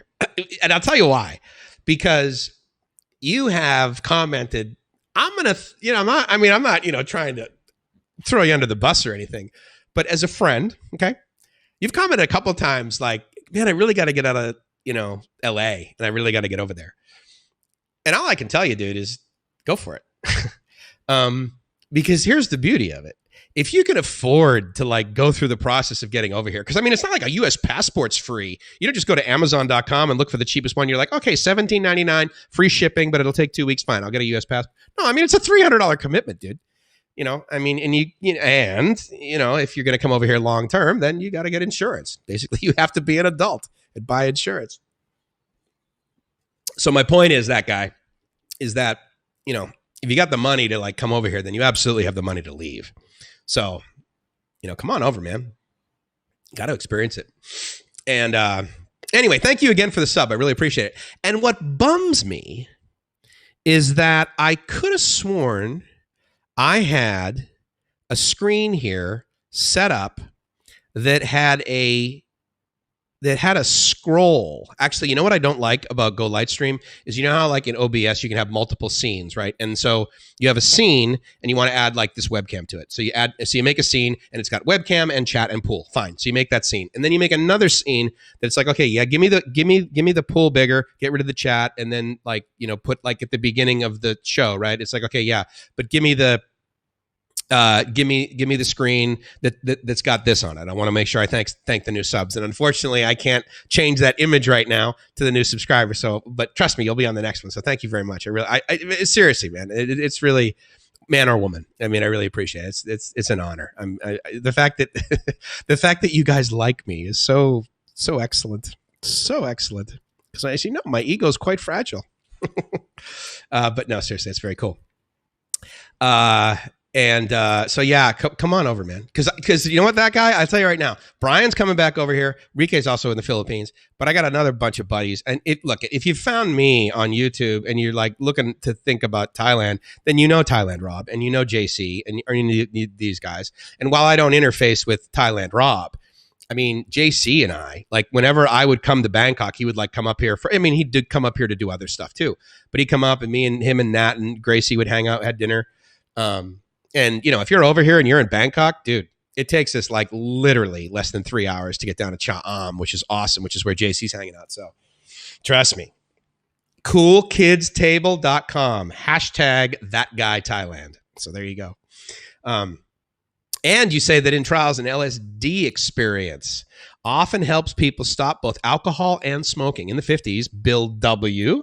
thought LSD should be added to the AA protocol as more reliable, higher power. Yeah, but was overruled. Bill Wilson, I believe, don't quote me on this, but I believe, you know how like Time Magazine does their like most important, like person of the year, and entrepreneur of the year, whatever. I don't know if this was the case, but I know there was some magazine that did like person of the century, right? So like all of the 1900s. Then they did it in like the year 2000. There was one that put Bill Wilson. And if you guys don't know, Bill Wilson and Dr. Bob Smith, Dr. Robert Smith, those are the two guys that are effectively credited for starting Alcoholics Anonymous. And so because it's Alcoholics Anonymous, a lot of times the way you refer to people, and it's the group where nobody's last name. Like if you know somebody's last name in AA, it's like, well, wow, you guys must really know each other. Like, yeah, they only know, So anyway, so we use our last. I'm not saying I go there because that would be against the 11th tradition. But in the ones that I've gone to just as a visitor, we use our last initial. So Mickey S. So that's why they say Bill W. But anyway, yeah, I had heard about that too. I also know that Einstein, is that right? No, Freud. I believe the story is that Sigmund Freud was addicted to cocaine. This is the story I've heard, and I'm not quite sure, but this is true. But the story that I read was that he got addicted to cocaine, and he found out the best way for him to kick his addiction to cocaine is to do amphetamines. So from scotch to brandy, taking a trip, not taking a trip. PMAG says, been married to a Filipino for 16 years, rock star. We have 2 boys and are having bad baseball withdrawals. Absolutely. Where do you live? Do you live over here or are you back in the States, man? That's totally cool. Yeah, 16 years is great. I've told you guys my my belief system around marriage. And sadly, I still haven't gotten over the fact that the majority, at least 51% of the data I have on marriage is that it will end in divorce because I had all of my adulthood and all of my big boy relationships in Southern California, which is where divorce is more likely. You're more likely to get divorced than you are to stay married once you get married. So baseball season's totally in limbo. I completely agree with that. Iron Man. Interesting. No grow tobacco here. Oh, you don't grow tobacco here anymore? Yeah. I guess it's probably cheaper to import it, right? As far as I know, we still grow it in West Virginia, maybe also Virginia. I believe the Carolinas, Georgia also grows tobacco. Forgive me. I could Google it. Any of us could Google it, right? So $52. Wow, Jim, that's insane. I hope you're not a smoker, dude, because I'll tell you right now, if you are, for $52, you can get a Jetstar flight sometimes, like on the off chance. But let's say for the sake of argument, 3 times that. So the cost of 3 packs of cigarettes, you can get a Jetstar flight, dude, from Australia up to Bangkok. I mean, it's rare. It's kind of like saying, oh, yeah, you can get a $29 flight on Southwest. Yes, not every day, not at the last minute, but they occur. but $52. So do you have buddies that regularly carry around $100 bills because they're like, oh, dude, I got to go to 7-Eleven and I don't want to carry around a whole bunch of tens? Does anybody buy 2 packs of cigarettes? Because I know in the United States, when you're at a 7-Eleven, did they do that here in Thailand? I can't remember the last time. In Thailand, they have all of the cigarettes behind you, like covered with louvers. Like you can't even see that they sell it. If you ask for it, sometimes they have like those, like, it looks like note cards that are in front of everything, or they have like metal louvers that cover the cigarettes, like as if they're not selling them, like they're hiding them. It's kind of weird. But, you know, they'll do 2-for-1s, right? So, I mean, wow. So, like, do you walk into a 7-Eleven in Australia sometimes and they're like, hey, 2 packs of cigarettes, only $99? I mean, my God, that's just amazing to me. You can get a carton for like $10. TPE. Is that Tempe? Tempe, Arizona? I'm sorry, Brian. I'm not cool. As all you guys know, I'm at the cool kids. I'm at the kids table. I'm not at the adult table. I'm at the kids table for Thanksgiving. The Philam family. Just to also add, yep, it's on.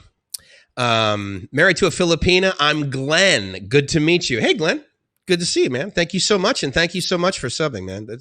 I'm stoked. Jim says, best pizza is on Soy 8 Sukhumvit across the road from the hotel on 8. Okay, so Soy 8 on the east side of Sukhumvit, or Soy 8 like 3 down from Nana, because Nana's like what, Soy 4? So I'm trying to think. Soy 8. I think I know where that is. I'll have to go there. Thank you very much for that. I'm writing that down. Stand by. In fact, when I go there, I'm going to take a selfie. Hashtag Jim Jets. That's going up on the Facebook page. Soy 8 across the road. Across the road. Okay. From the hotel. Okay, cool. Awesome. I will I'll Google Map that big time because, you know, I got a few minutes to do stuff here. Don't have a whole lot on the agenda, which is pretty good. There's no going there till you go there. That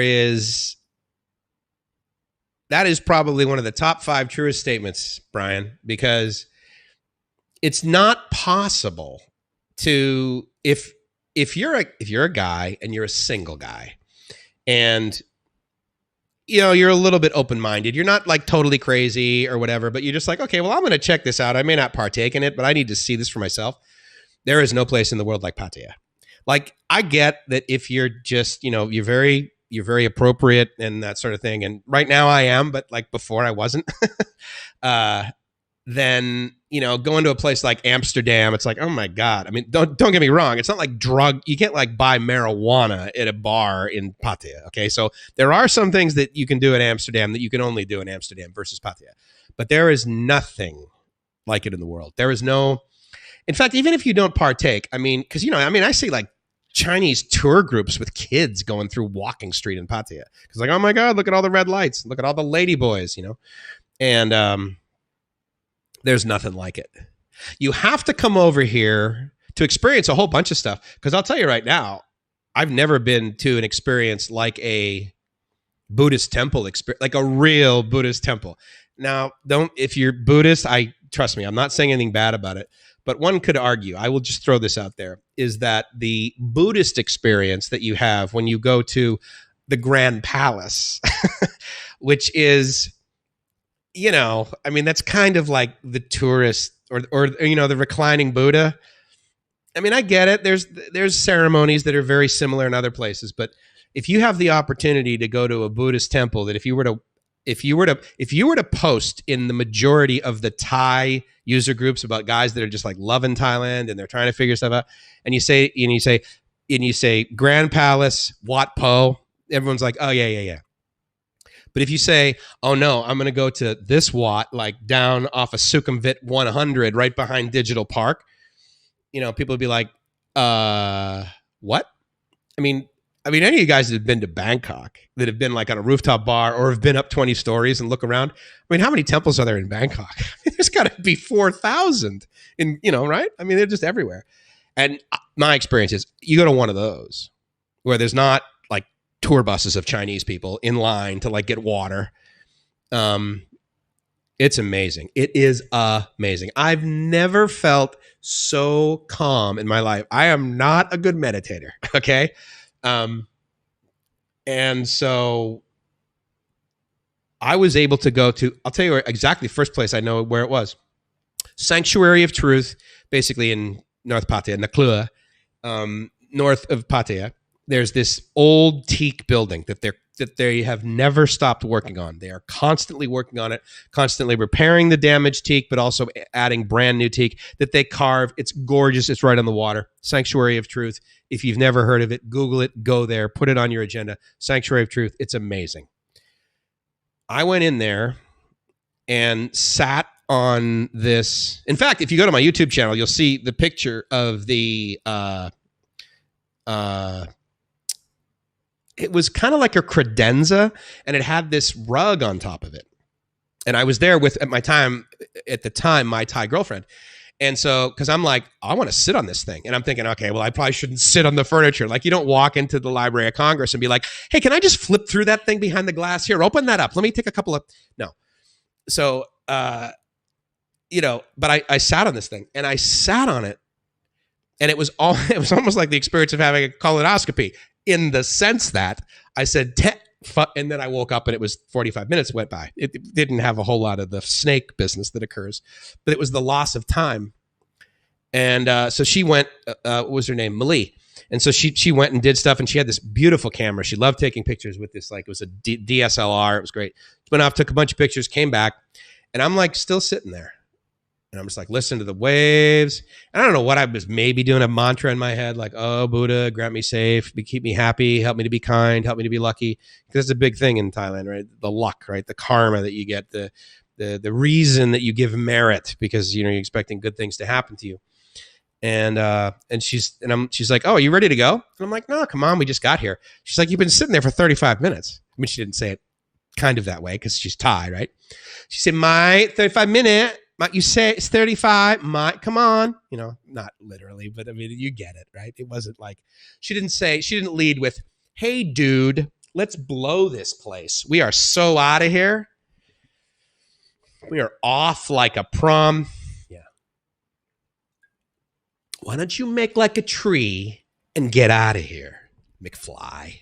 Who knows that one? I bet you guys do. Phil and family, I love it in the Philippines. I am so glad to hear that because I love hearing from people that are where they want to be. Because, again, if you're on this thing and you're thinking about doing what maybe some of us have done, you've got the means to you're not destitute, right? I mean, you may not have all the money you want. I don't. I mean, I don't have all the money I want. I certainly have all the money I need. I can tell you that right now.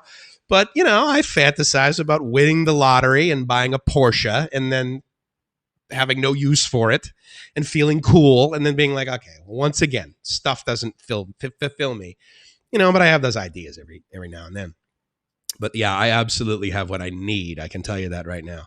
But yeah, there is no going there till you go there. You gotta come. That guy says, I do need to come over here at least 2 years ago. I was thinking that I needed to drive down to San Diego to buy you lunch to pump your brain about life in Asia. Oh my God, dude. You could live my ass off at gmail.com. Shoot me an email. I will answer any questions you have. I'm not doing this for the consulting fees, dude. I mean, the only reason I knew how to do like half the stuff that I did like the first day I landed here is because good friends of mine said, dude, Mickey, when you land there the first day, don't do these things, dude. And I'm like, yeah, but she was so pretty. So, you got to learn from your mistakes, right? I didn't learn a whole lot doing everything right the first time, but that's so cool that you love it over there, man. That's awesome. In Virginia, the tax is 30 cents. Yeah, I'm guessing they grow it there. I'm guessing it's a big crop. I'm guessing it's a big part of the economy then in the Philippines. Yeah. Brian, over 30 years married, just free bird. Does that mean you recently got separated? Teresa, good to see you. You're wonderful. She's on Facebook, guys, but you can certainly see her name there. It's not like there's a lot of women with that name. Teresa, yes, but her last name, it's not common. So if you search for her on Facebook, I'll tell you why. Because she's great is the first reason. Secondarily, though, if you need a photographer and you're down in like Southern California, I mean, if you want to, you can throw her on a plane and get her to your corporate event in Washington, D.C. Because actually, I think correct me if I'm wrong, Teresa, but you've actually done those. Biff, well done, Asia Unscripted. Yep. Absolutely. I love it. I fell in love with that Huey Lewis in the News song, too, at the beginning of that thing. Where we're going, we don't need roads. Where I'm living, I don't need cars. I need the BTS and my feet. Oh, I miss walking so much, guys. Dude, I would look down. I don't know if you guys like have these apps that you intentionally put on there.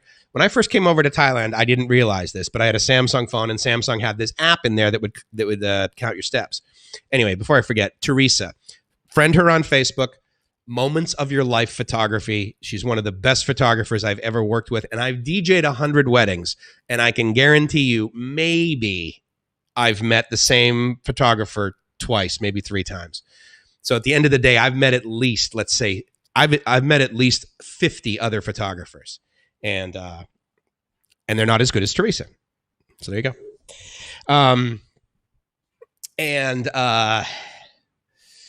Going to do a lot of traveling after this Corona mess is over. P, absolutely. I get that. Man, oh man. That guy says that $52 a pack of cigarettes. If you just joined us, if you don't know, that's what it costs.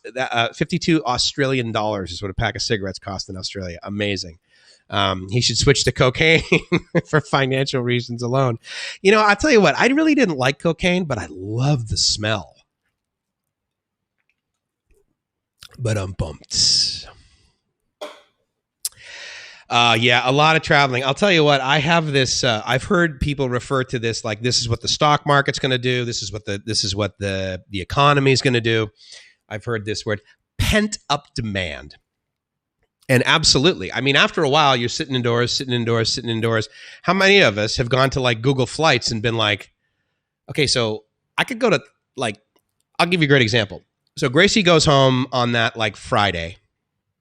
No, I'm sorry. So she goes home at the beginning of January because in January, she takes care of a ton of her stuff for her business. She and I kind of planned this out several years ago. In January, whether she's in the U.S. with me or whether over here in Southeast Asia, she goes home to the Philippines. She takes care of everything and she front loads everything for the whole year.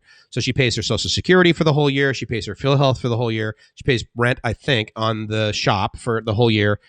Front loads a whole bunch of stuff. So she doesn't have to deal with it. We know exactly what the year is going to cost us because we pay for it all on January 7th or whatever. Registers her, a business license and that sort of thing and everything. So she's all set. So she does that in January. So she's home anyway. And so I'm over here and I'm like, all right, well, I'm going to cruise down. I'm going to meet some buddies because I was going to this conference and I'm going to do that. That's only like 4 days, long weekend. And then I got this 1 week before we sign the lease on our condo, which is February 1st. So I'm like, all right, well, I'll mess around for a while. And then I come back here. And the plan is that I'm going to be here basically for 3.5 weeks by myself. So what should I do? Well, I love walking around. So I start walking around. Well, to the point of my Samsung phone story, when I first got to Thailand, I had this app in there. I didn't realize where it counts your steps. And so I guess I found it. I was like on my phone or something when I was over here the first few days and I was walking around.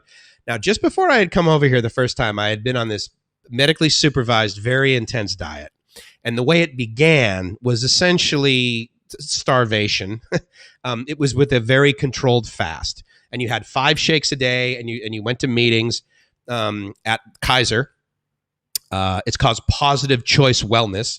If any of you are Kaiser people and you're interested in quitting smoking or losing weight and you're more than 50 pounds overweight. I was right at the edge, actually. And my BMI was, too high, right? Kind of thing. And I was also, I sleep apnea, but I don't have sleep apnea unless I'm fat. And my uvula basically doesn't have a whole lot of, breathing room to go. And, I don't know about any of you guys that have been diagnosed with sleep apnea, but the way my sleep apnea was diagnosed was not because I was like waking up in the middle of the night saying to myself, oh, I think I have sleep apnea. No, it's your partner that says, okay, dude, like you stopped breathing last night, like 17 times. Like I have to shake you because I'm afraid you're going to die. And of course I'm like, 17, come on. I can beat that. But didn't, thank God. But was overweight. And in fact, I'm getting a little bit puffy. You know what's lame is the first place where I gain weight is my face. Like my cheeks swell up or whatever. So I'm actually the correct weight for me. I would actually like to be down about 2 kilos. I'm at about 91 kilos right now. I like to be around like 190 is where I feel like really good. But 190 to 200. Now I got as high as like 235, 240. And that's when I was like basically banging up against the rails of being 50 pounds overweight. So I qualified for this positive choice wellness. So you go in and that's how I lost weight. But I'll get to that story in a second. But let me go back to the Thailand thing. When I'd finished the sort of beginnings of that, what they call phase 1. So it was 5 shakes a day. And, I had lost 45 pounds. I think I lost 55 pounds, but then you kind of get down to like a really low weight where it's almost like, that's kind of too low. And then you kind of level off. And usually you gain, like for me, I gained 10 pounds back. So at the end of the day, I lost 55, but gained 10 pounds. So I was like 45 pounds less than I was. And, 45 pounds less, like over the course of 6 weeks. 5-6 weeks, so, but again, it's medically controlled. They take your blood pressure, but I mean, I got off like I didn't need high blood pressure medication anymore. I can tell you that. I didn't need cholesterol medication, and I was drinking a ton of water, and it just, it flows out. And so this is a great way to start a diet. And then it's funny too, when they tell you about this program, and they probably say this to guys because they're like, guys don't like to share their feelings or whatever. So they're like, all right, Michael, so here's the deal. So you take these shakes, you take 5 to 6 shakes, maybe 7 shakes a day if you're like really hungry, but it's just shakes, like no food. So you do 5 shakes, 6 shakes a day. And then once a week we come together and we'll meet in a room, and, and they would say stuff like, and, you may not like this part, but basically we sit around in a circle and, share our feelings. I'm like, oh, I am going to ace this class. I've been doing that successfully since approximately May 28th of 1992, but who's counting? So yeah, I'm a pro at sitting in a circle and talking about my feelings all day long, dude. So anyway, I was very successful at this program. The other thing too is that, like, I was sharing about Rike, or if you know anything about him or this new website that he has, I'll just talk about myself. I get focused on something and then I do it. 110%, 80 miles an hour in one direction.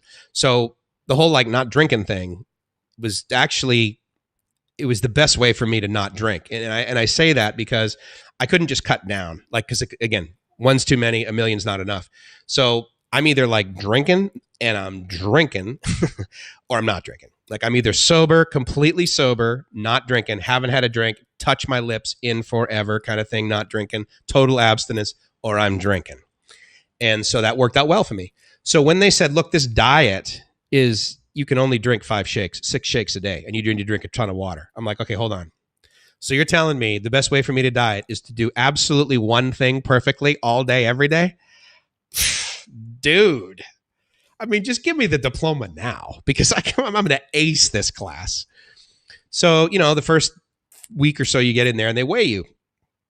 And I go down like 6 or 7 pounds, and I was like keeping a diary. And so I got to the point where I was losing about 6 to 10 pounds a week. And so, none of my clothes fit, right? And so I had to get a lot of my clothes retailored, because at that time I was actually wearing a lot of suits. So you don't just like throw your suits away. Oh yeah, $1,500 worth of fabric. That's of no use to me. Let me just go. No. You have it taken in, thank God. The good news is that you have it taken in. It's real difficult to like add fabric. Like when you get fat in a suit, it's like, oh, dude, I just wasted $1,000 and I can't wear that anymore because I look like a moron. I look like a fat guy in a small suit. So I looked like a really thin guy in a fat suit. So had it tailored in and all that, and that was fine. Anyway, I was thin. And after not eating effectively for that long, then they reintroduce food, and that's stage 2, phase 2. And they teach you about it. They're like, okay, so now that you can eat, you don't go out, don't even eat like one donut. Like, don't do that. And they go through like how addiction is, or how sugar can be addictive. And I agree, it can be. Don't eat this, eat this. Here's how much fat is in something. This is good cholesterol. This is bad cholesterol. Eat avocados, but don't eat a million, and then someone will always raise their hand and they're like, okay, but like, what happens if I eat too much broccoli? And I loved the response. The woman's like, okay, yes, you can have too much of anything, but she said something like, let's be clear, or maybe she even singled this person out, but she said, look, there's no way, and this is a woman, she said, there's no way you got to 300 pounds by eating too much broccoli. Tell you what, why don't you go and eat too much broccoli? I mean, because some people were asking some really silly questions. Well, can't I just have like a pat of butter? Or, it's kind of like, well, hold on. So can I just be like a social crack smoker? Like, if I just do it on Saturdays, like with my priest, like, isn't that cool? No, dude, come on. Don't do crack, okay? And and if you don't know, I highly recommend you don't do crack. So anyway, so they had this, you get slim, but you do start reintroducing food. But the interesting thing about when your body gets down to that point, you put like, you put like a glazed donut in there. Well, your body's like, whoa, like we're used to high protein, low sugar, a lot of liquids. We're not used to this fat thing. So you eat like, because I did, you eat like one donut and it's like, I mean, it's like you just ate a laxative. Your body's like, whoa, dude, that is weird. That is absolutely foreign income. Like, we got to get rid of that right now. And it does. So, I mean, if you lose weight that fast and your body gets on basically ketosis, then it's expecting to ketosize for the majority of its lifetime. And so anyway, so I came to Pattaya and I'm walking everywhere. And I'm losing like a pound a day still because I'm walking everywhere. Because you don't walk everywhere in San Diego. You have a car in San Diego. Usually you have two. Just because, just in case. Because if one's good. And so I'm walking like crazy all over Pattaya. And I'm getting thin. So I looked down at my phone and I was like, and I see this step app where it basically keeps track of how many steps I've taken. On average, and the height I am, each of my steps is approximately a meter. I'm walking like 15 kilometers a day in flip-flops. And so that's kind of what I do. Like, ever since that time, like, that's what I do when I come to Southeast Asia. I love walking.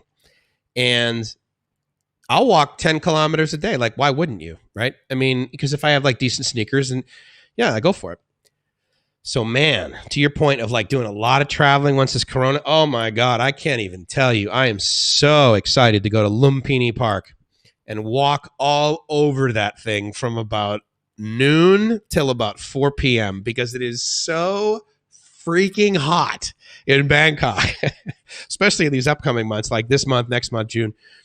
Between noon and 4, it is so hot out. The only people that are dumb enough to go outside are Farang. You don't see a whole lot of Thai people like hanging out, at like noontime. They're like, no, dude, this is the hottest part of the day. You are insane. Like, well, maybe noon because they're there like meeting their friends for lunch.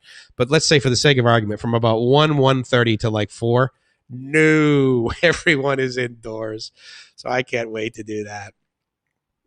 It's your favorite movie. Dude, that is awesome. Yeah, that was a great movie, right? I got a buddy, believe it or not. He bought a DeLorean after that movie. And I did an interesting, speaking of cocaine, John DeLorean, he one of the reasons that company tanked, there were multiple ones, but was the fact that, poor John DeLorean was a massive cocaine addict and he started like selling blow thinking, I can fund this company pretty quickly if I sell.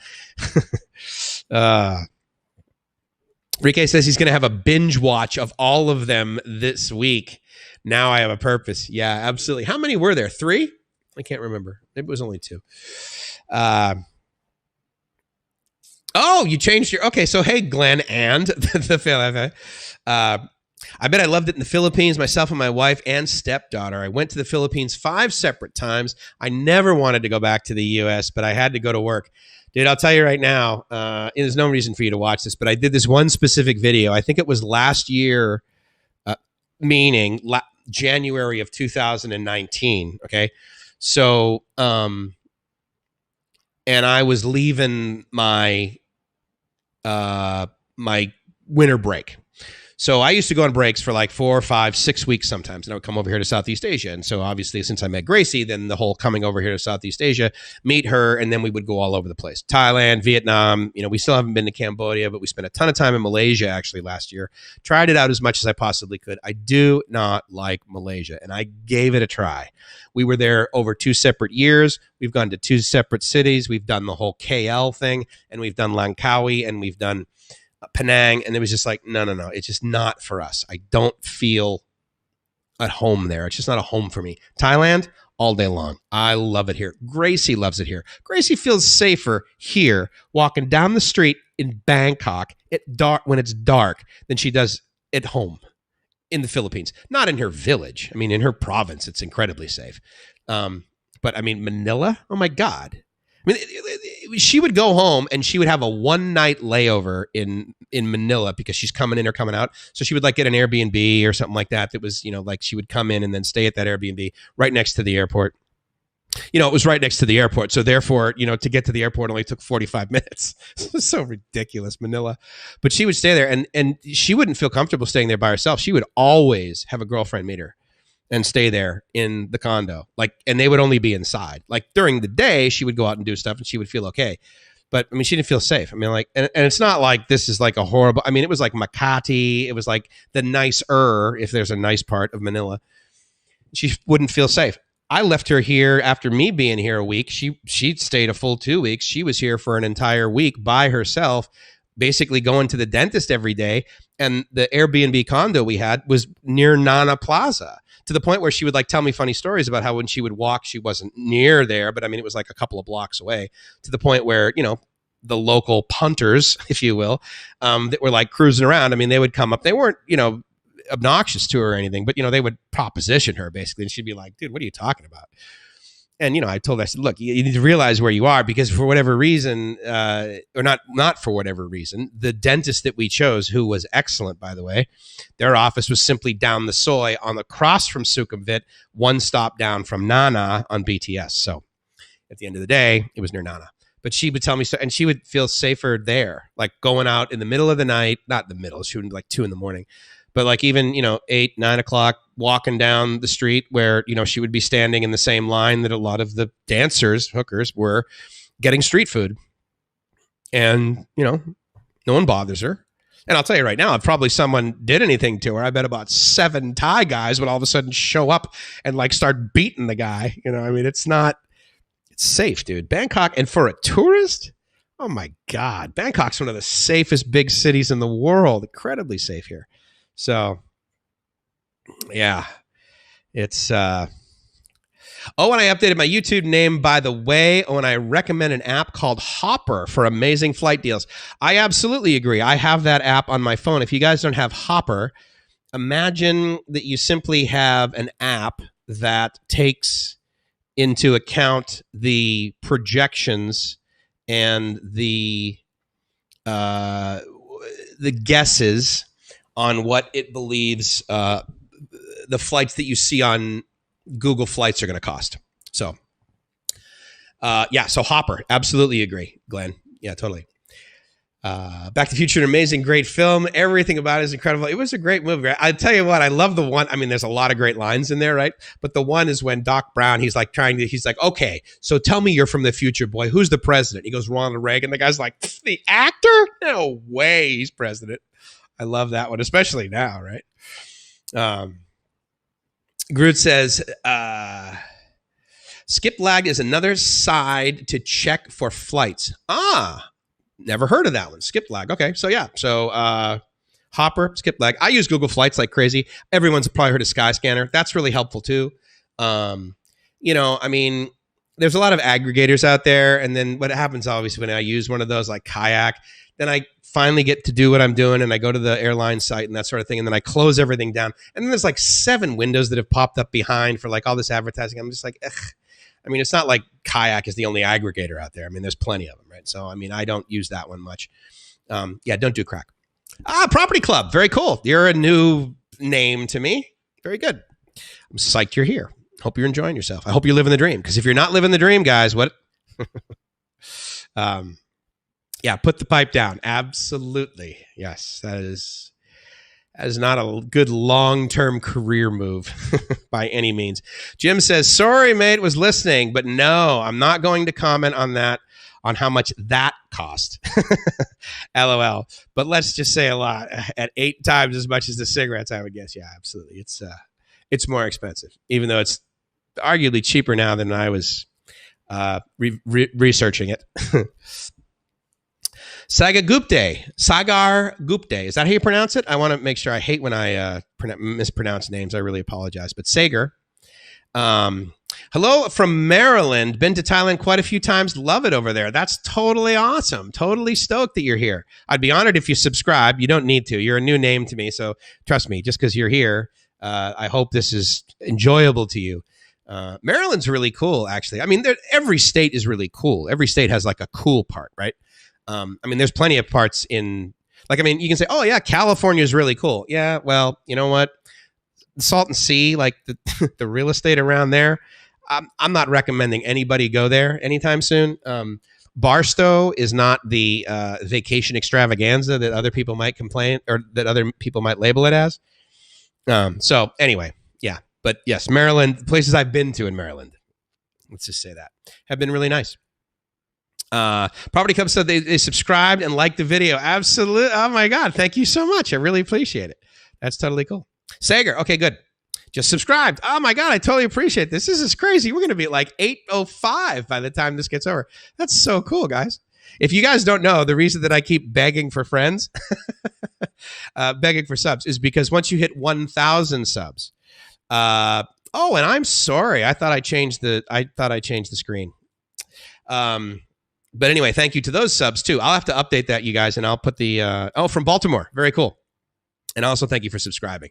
A lot of you guys it looks like the majority of the comments are coming through on YouTube. So a lot of you that are on YouTube, most welcome. Thanks. That's very cool. Thank you. But anyway, yeah, I like to do this up there because I do have probably a good 10 to 15 people that are friends of mine that follow me on Facebook, on my personal Facebook. And for whatever reason, when I first started doing live things, I started using Restream. And so it's real easy to just like, put the toggle. So it's like, yeah, do YouTube. Okay, yeah, do Facebook too, because it's also free, or whatever. So so I started doing that. I was doing this live stream, and it also ended up on Facebook. Well, as you know, if you're watching on YouTube, then you don't know what the comments that would come in from Facebook would be, and vice versa. So the reason I put all these comments up on the right is because that way, specifically my friend Missy, who lives up in Portland, she occasionally will watch my live streams on Facebook. And she has no clue what all of you guys are saying on YouTube. So that's why I do it up there. To the 1,000 subs, though, there are other ones that I want to stream through. Have you guys heard of YouNow? YouNow? If you know anything about China, you probably know that like the YouTube sort of China is Youku, Ku. But there's this new live streaming one out there that I found a little while ago, YouNow.com. So instead of YouTube.com, YouNow.com. And you can, it's basically just live streams. Well, it's so new that like if I start a live stream and I hop on, within 20 minutes, I have like 55 people watching. If I stay on there a long time, I mean, it's well north of 200. And for me, I mean, that doesn't happen. Like, I mean, if you're one of these guys that has like 10, 20, 50,000 subscribers like Rike, I've been on his live streams. It's impossible to keep track of all of this stuff, right? And because you have, so many comments. And so, but to mine, I'm at the point of not being cool enough. So I don't have a whole lot of people commenting. I'm just giving you guys a hard time. If you're new here and you don't know, the way that I sort of believe that we all sort of interact is if we were buddies. And so, greetings, Mr. Fish. Good to see you. Now I'm unable to return home, so I am rather happy. Oh my goodness, you're really happy that you can't get home, huh? So, what are you stranded here in Thailand, or are you like stranded in Singapore and the government's paying for you to get to live and have a car? The government's paying for you to own a car. You like the channel name "Live My Ass Off"? Thank you very much. Not really, I really appreciate that. Thanks. It was something that I came up with because a lot of people say L.A. LMAO, laugh my ass off, and I'm like, I'm not laughing my ass off. I'm living my ass off, dude. I mean. For those of you that are just new to the channel or new to me or new to having a good life, I'm obsessed with like gratitude, because the more grateful I get, the more gratitude I get, and the more gratitude I get, the more grateful I get. It's the perpetual machine of awesome sauce. And so I just absolutely can't get away from how awesome my life is, even within all of this nonsense. Anyone else who has been here on the Thailand, yeah, I'm sure you do miss Thailand, dude. Trust me, I get it. I miss Thailand too, and I live here because there's a lot more to Thailand than sitting in your condo in Bangkok, right? As I'm sure you're aware. You'll probably concur. But it's also safe, and the medical care down the street is ridiculously awesome should I ever get sick. But so far I haven't, or so far I haven't to the point where I have had enough symptoms such that I needed to go get a test, and therefore then became diagnosed with having it, because right now I feel really good. Now I'm hot, but that's on purpose. As I've shared before, I mean, I got the fan on and I got the air conditioning on, but I also got the window open because I love hot, humid air, and I would much rather be hot and sweating versus cold. I hate everything about cold with the exception of when it does get cold and it's cold enough and you're in a very warm house with a blazing fireplace and it starts snowing for the first time, and it snows and you don't have to be anywhere, and it snows and it snows and it snows, and you're watching it snow, and then you go to sleep and you wake up and there's 2 feet of fresh powder on the ground. In that sense, I like it. I'm okay with that cold. But the minute I have to go outdoors, I hate it. I grew up on the slopes. Trust me. First time I skied, I was either 4 or 5. I can't remember. My parents obviously tell me the story. I don't remember it. But yeah, I started skiing when I was like really young, and I absolutely love skiing. When you say I'm Iris, does that mean, Mr. Fish, that that's your first name? I want to make sure I get that right. But anyway, thank you totally for being here. Sager, not sure where you are in Thailand, but I was in Pattaya. Yeah, absolutely. I've been to Pattaya. I am in Bangkok. If you know Bangkok, I am near Sukhumvit 100. I am way down lower Sukhumvit. If you know the BTS stops, a lot of people will know On Nut, but most people won't know Punawiti, and I am near Punawiti. Before Udam Suk, so lower Sukhumvit, baby, and it's great. I pay 12,000 baht a month for a very large, by sort of single guy in Thailand terms, meaning a 41 square meter 1-bedroom condo, and and with the exchange rate now, when I moved in, it was $400 a month, and now I think with the exchange, well, I'll tell you exactly what the exchange rate is. I think it's, I'm going to say 32.5. I don't know if you guys watch the Thai baht, but I think it's been about, so let's see for sake of argument. 32.74, 10,000 US dollars is 32,700 Thai baht. So, 12,000 baht is $366. So when I paid my rent back on April 1st, the exchange rate was 33.0. So today it is 32.68. But when I paid my rent, my rent was approximately $364. And we have a word for condo rent in a condo that's maybe only about 10 years old. We have a word for rent that is only $360 on an apartment in Southern California. It's called free. $360 a month for a place in San Diego will maybe allow you to rent a room. I'm going to open this door because it's banging because of the wind. Stand by.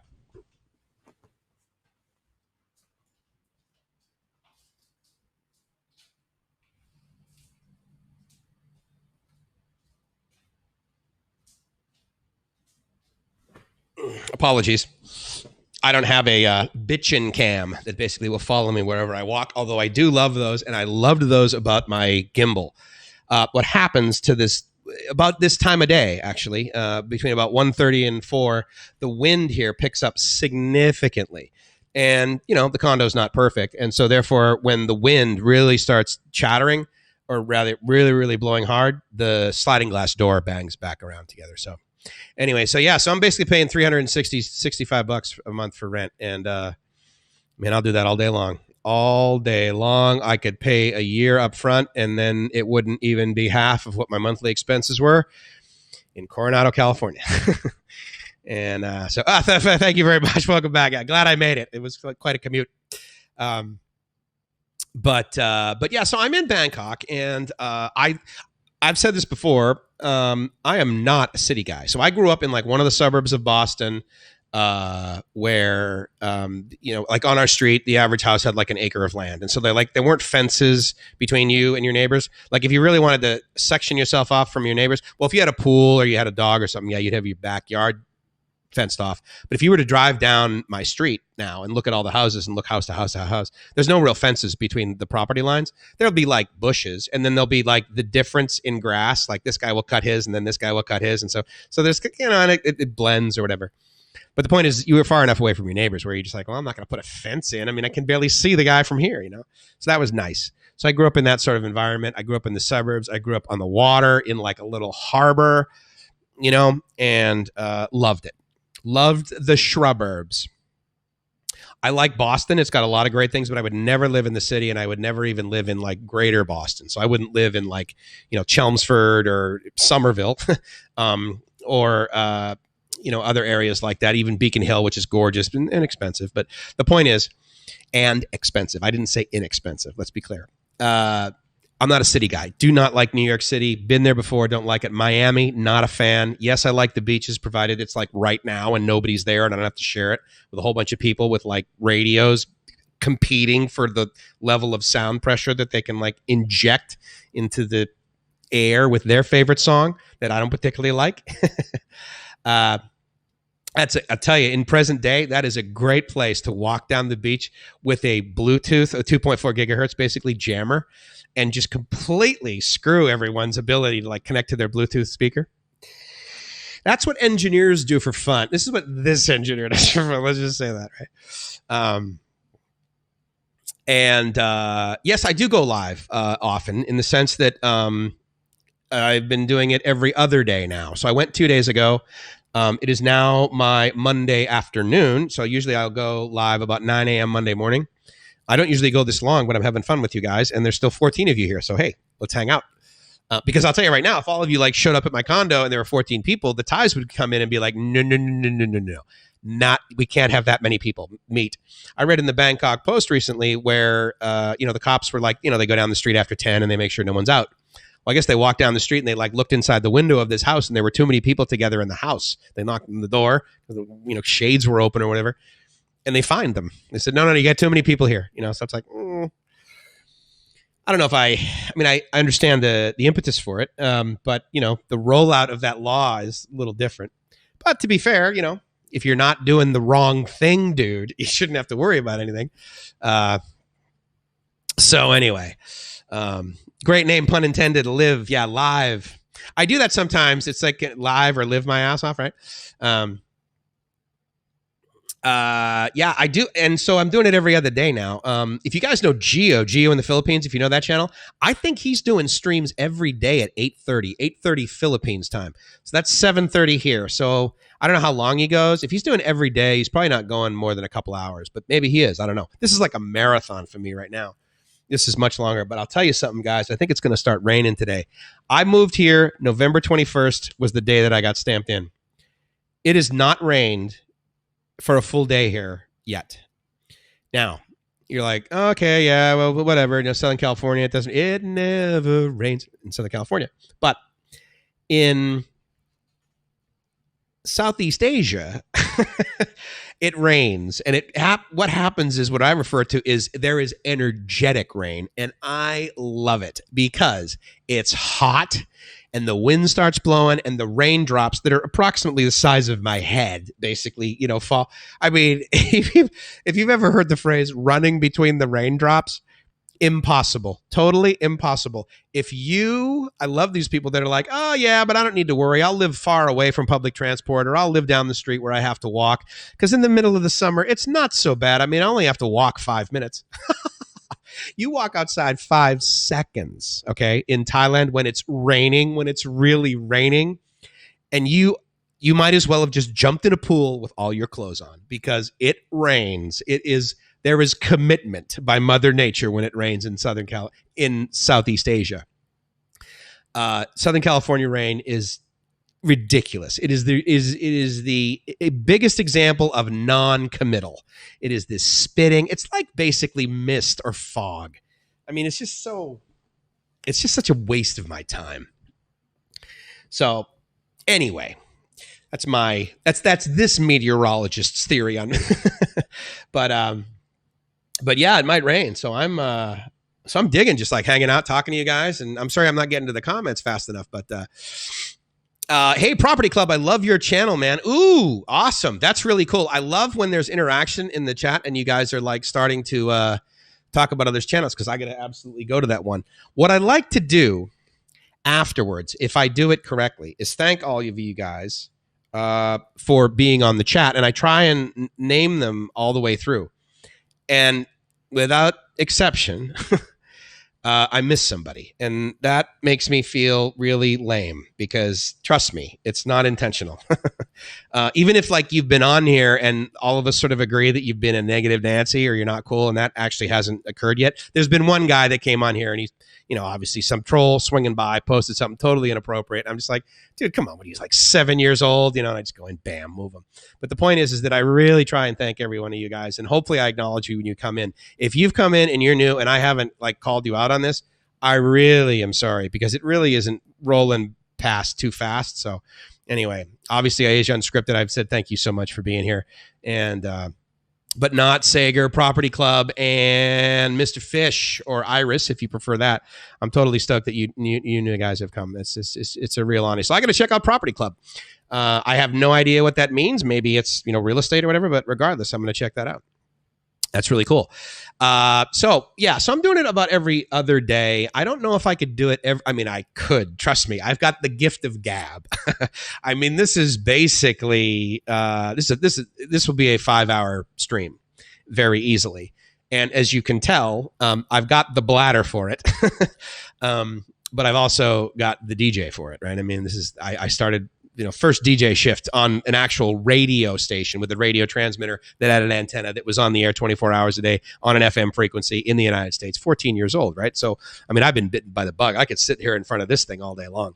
The only thing that bums me out is when I'm using my Chromebook and I'm using Chrome browser, the audio mixer that comes with Lightstream, it doesn't give me the compression and the warm mids that I usually like, that I like to be able to get. And I can do that with the filters in OBS. So I can't do this. But I still got to buy a really big boy laptop, because the laptop I have, I can run OBS on it, but occasionally it'll kick off. But that said, it's not like Chrome's reliable, right? I mean, at 3 hours in, we all got, black screened. So, again, I apologize for that. But the audio of my microphone's a little bit better inside of OBS because of the filters. Those things are pretty good. Thailand is so much less stressful than unlike the US. I completely agree with that. But I think the other good news is that we come here for that. At least I come here for that. I mean, there's a lot of guys that I have sort of befriended, right? And essentially we're all retired, None of us like came over here to make our first million. We come over here to spend our first million, right? And but unless you're over here for work, which is cool. I mean, I got plenty of buddies here that are my age. Like one of them has a startup, just down. I'm pointing that way because he lives down the street. And so it's absolutely a place where you can make money. I mean, I know plenty of guys that work over at the Dell office. When they're working for a global company with 150,000 employees, Dell. And, guys from EMC and Cisco, and, there's a Siemens plant down the street. I mean, so there's plenty of people that come over here for like, big boy jobs. but most of the guys, meaning at least 51% of the guys that I hang out with or that I know, are either here on a vacation, come over here regularly on vacation, or are planning to come over here because of that. It's the land of smiles. It's sabai sabai. It's just a lot more chill. And the level of urgency is significantly different. And I love how Rike always puts it.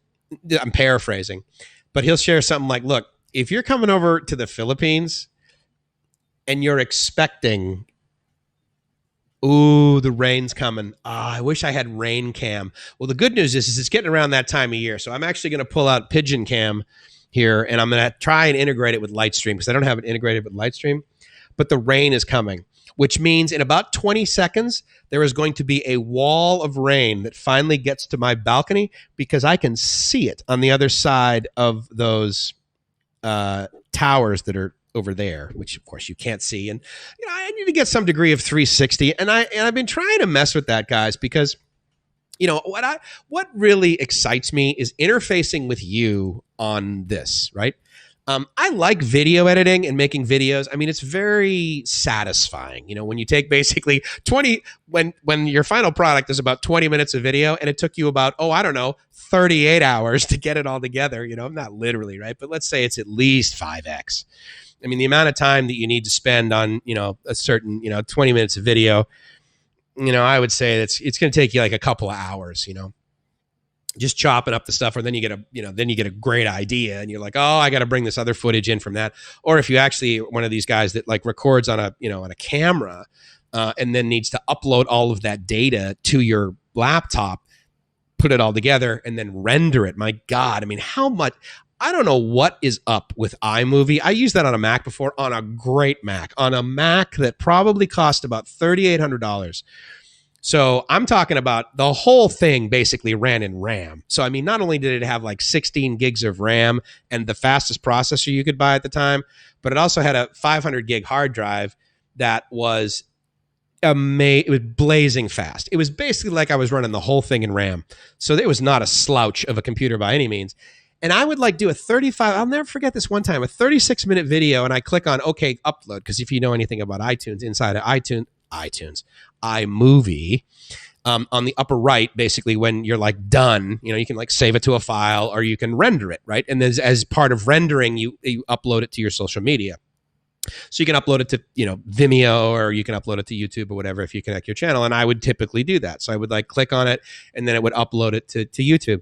And my God, to render a 36-minute video on a very powerful computer, as far as I'm concerned, I mean, it would take like, sometimes it would be 1-to-1. Like it was as if it was playing the whole video itself to like make sure it was okay and then uploading it. I'm going, God, who wrote this software? That's inefficient.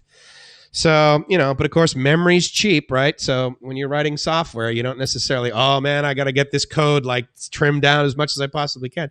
I'll tell you, if anyone out there can write in assembler and you guys write a video editor in assembler, I will pay you $10,000 for that thing, because that would be lightning fast. But the majority of code today is like Java or C+ or whatever. But man, if you can write an assembler and you write a video editor that basically has all the features of Adobe, that would be, I can't even imagine. It would be so efficient. Oh my God. Anyway, I digress, as I do constantly.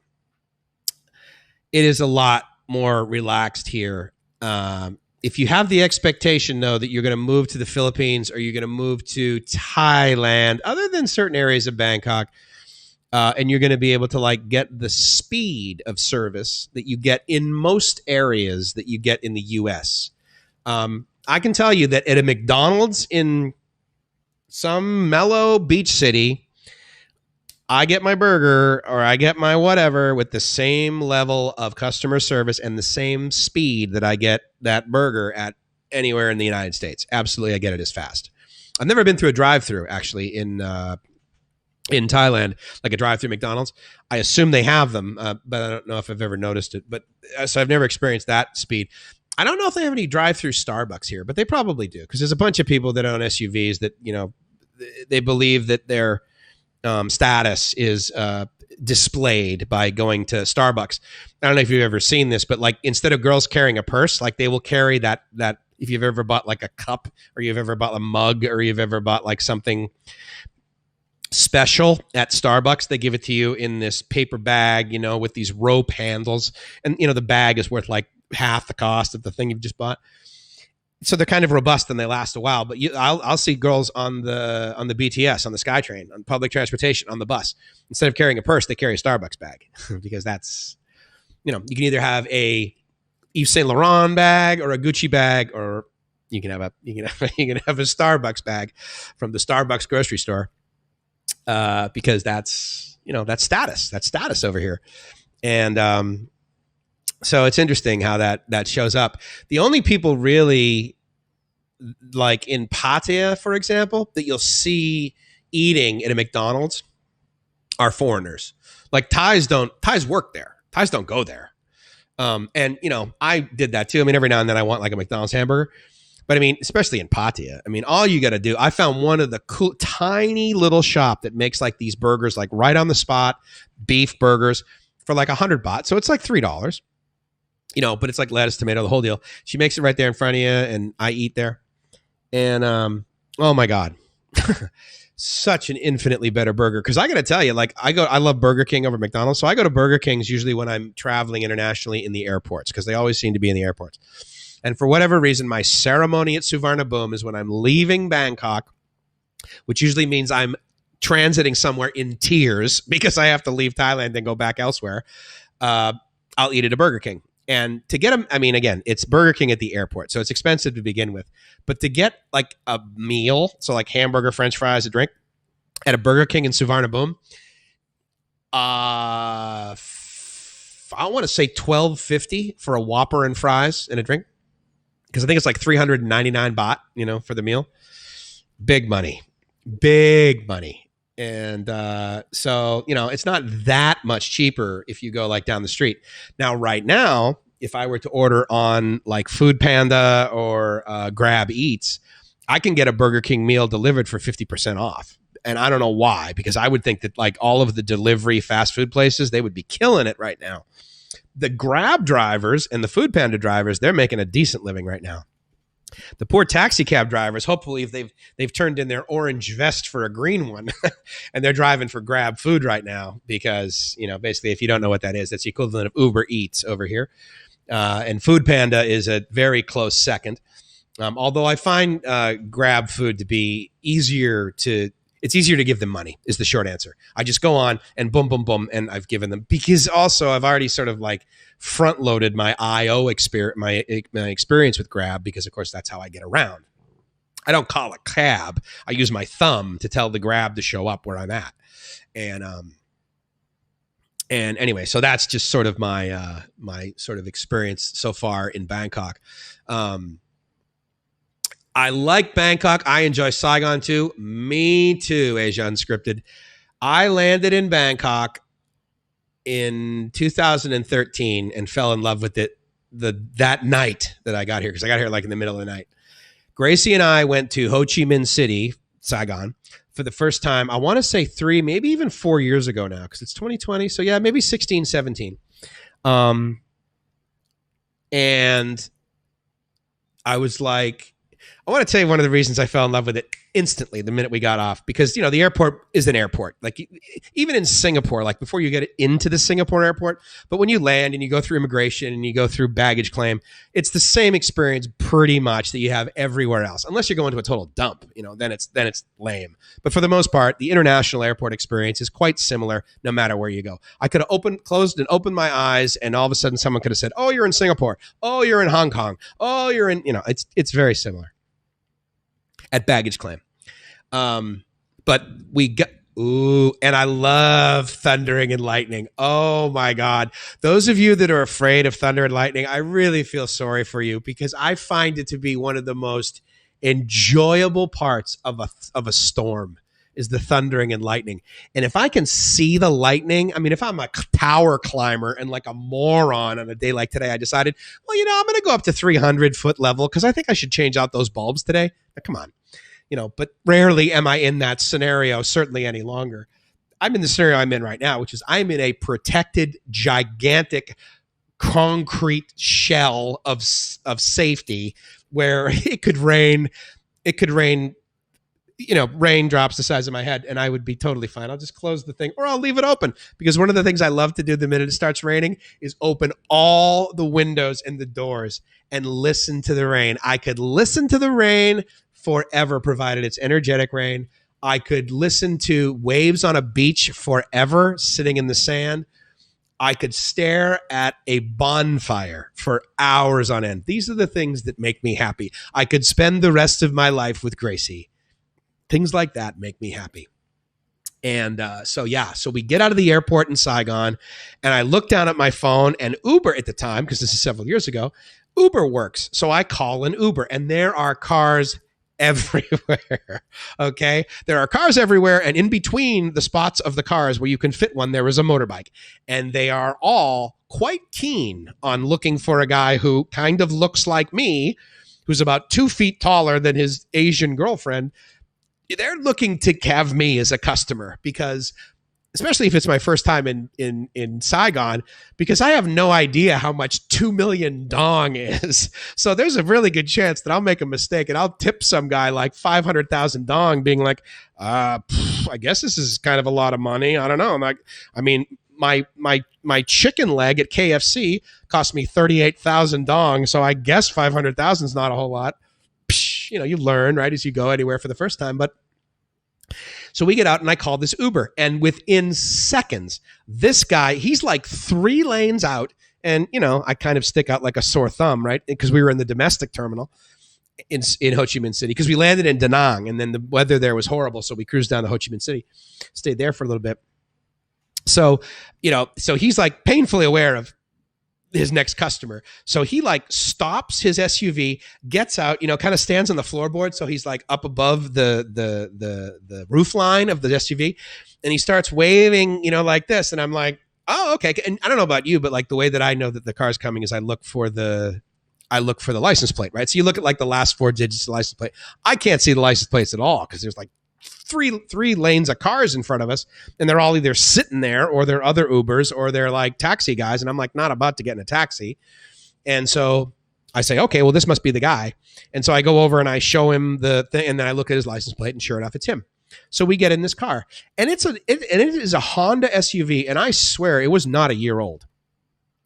And I'm thinking, okay, well, that's fine. Again, every time I go to a city, to a new place for the first time, I'm like, okay, the first week, I'm going to look back at in week 2 and be like, oh my God, I overpaid for everything, because I'm new and I don't know the deals. I don't potentially know the scams that are relative to that spot, although rarely do I get scammed. And simply because I've learned from all of you guys that have gone there before me. Trust me, it's not like I woke up and been like, oh, I know how to handle myself in Southeast Asia. No, I had to learn from you guys. So we get into this SUV, and the guy takes us to our condo that we got on. Oh, did you see that lightning? Probably not. I love lightning. Energy. Talk about, man, could you imagine harnessing that and then all of a sudden storing it into batteries that would charge so fast? Oh, my God. We would eat for weeks. That would be amazing. Love everything about that. Now, I've never lived in Tornado Alley. I've been through hurricanes, and those are no big deal. But tornadoes, that's pretty devastating.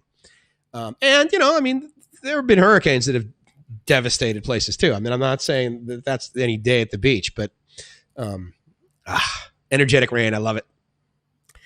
So he takes us to our condo. We get out of the thing, and I'm like, okay, whatever. And I look down, and of course, it was in dong, the amount that he charged me, and it was Uber, right? So, I mean, you can't tip. And I'm like, all right, well, yes, I'll pay. Or I don't even know if you need to acknowledge it. I think they just charge you, and then you rate him afterwards.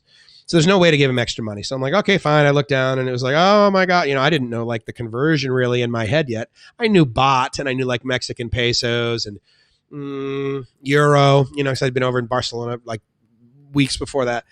And so it was like, okay, I kind of get this. I think it's like, thousands to one or something really ridiculous. Their currency has way too many zeros in it. You should just strip off the last 3, and that's the value. That's the number you should use for Vietnamese dong.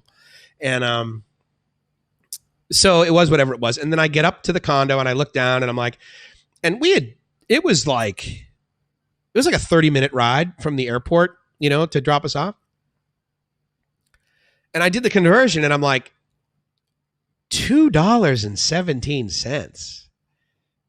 How does this guy, I mean, it's not like Hondas are all of a sudden half price the minute you get to Vietnam. Even if they're making them there, the price of fuel, just so you know, the price of fuel globally, for the most part, the US is one of the lowest costs of gasoline anywhere.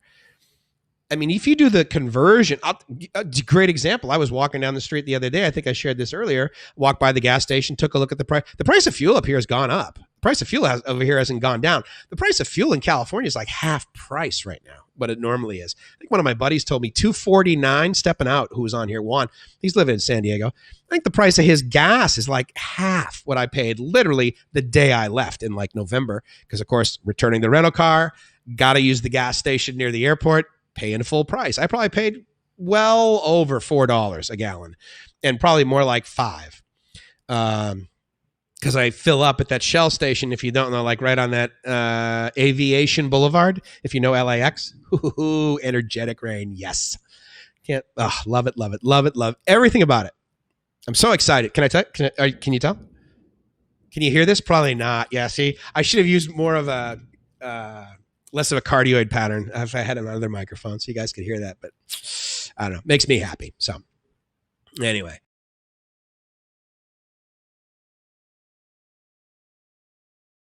Because of the zero cost to go anywhere, I'm like, okay, so I want to go like somewhere. And so I'm like, oh, let's go to this place. So I find it on the map and boop. And then like within less than 10, within minutes, bam, another like Toyota Corolla shows up. And I'm going, like, what is this? Is he takes amazing care of this Corolla. Like, this is just nuts.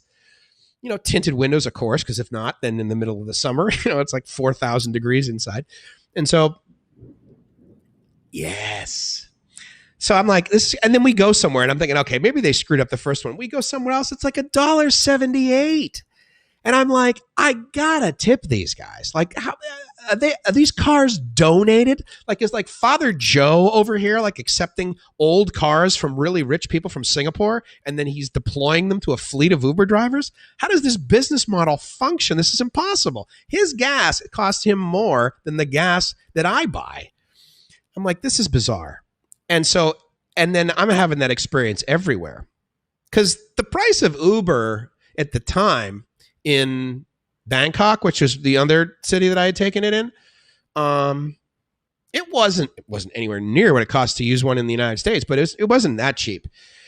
So then we started going around and around and around. I was amazed because it was my first time there. So like when I went to Thailand for the first time, when I came here to Thailand for the first time, I had these preconceived notions about, okay, everything is basically going to look like that back alley that I saw in The Hangover 2, which if you know anything about where they filmed that is completely not really what it looks like. If you go over to Soy Cowboy is like the Disneyland of red light districts now. Right now it's empty, but you know, I mean, it's, yes, there's red light there. There's red light experience for sure, but it is, I mean, you know, it is not, I mean, if you dropped your wallet on the ground, especially near a Thai person on Soy Cowboy, they would chase you down to give it back to you. I mean, it is not like some crazy seedy, I mean, yeah, seedy stuff can happen there, and you're going to pay twice as much, maybe 3 times for a beer.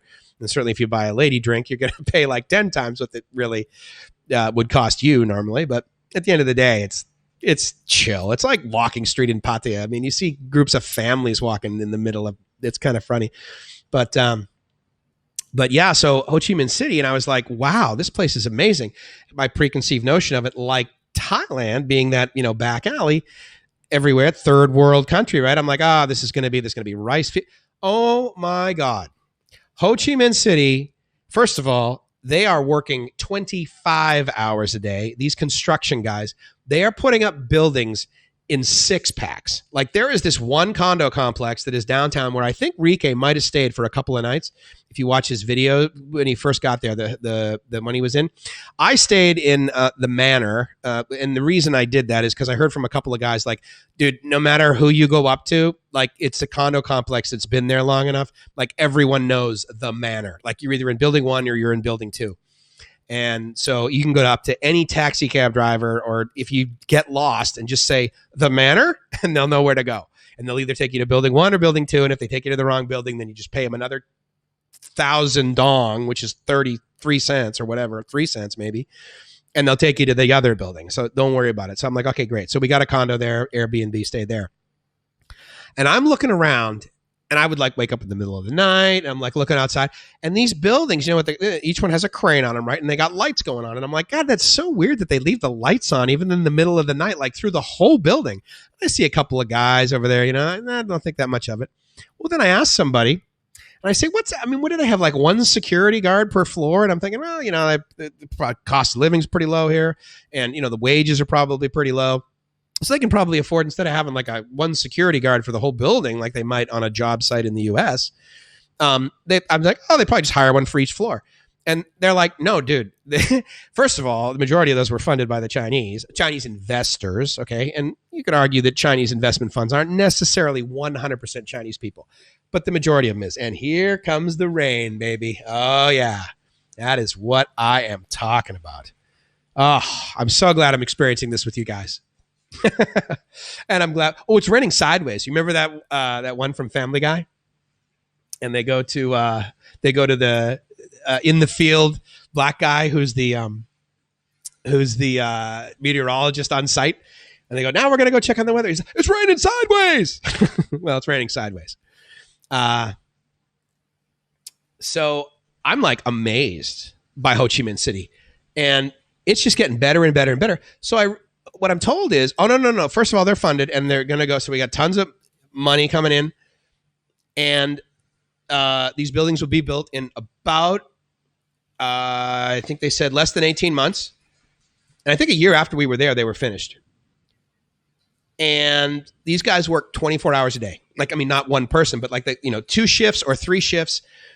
And he's like, and he was in property. Like, I don't know how I ran into this guy, but I believe what he told me because I heard very similar things to it in another report from another, random data point.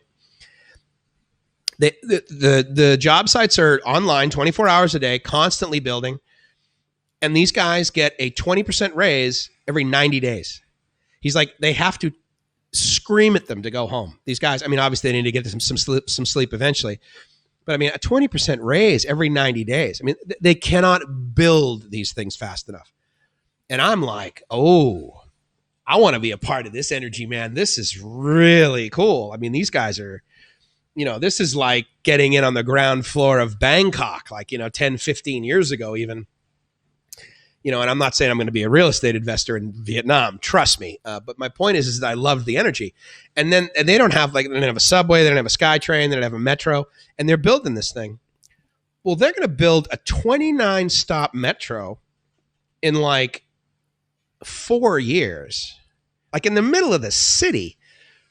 And I'm like, you guys are nailing this. Do you know how long it takes them to like do a repair on one station at the MBTA in Boston? My God. And these guys are going to put a brand new one in.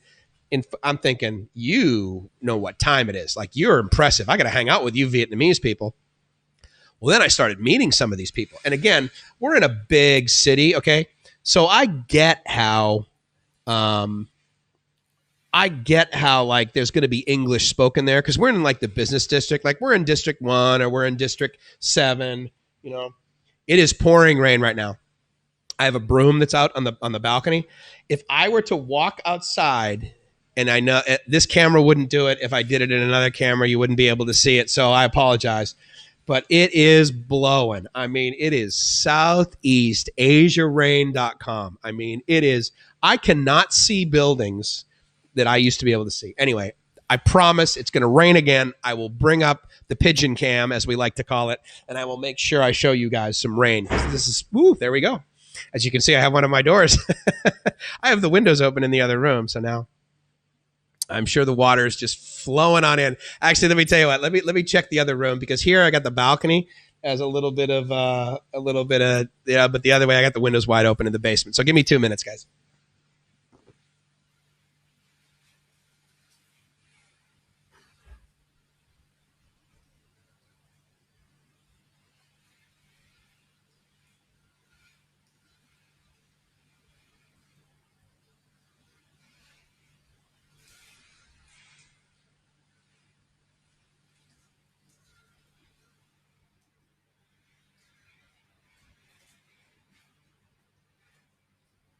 Okay, sorry, pardon me.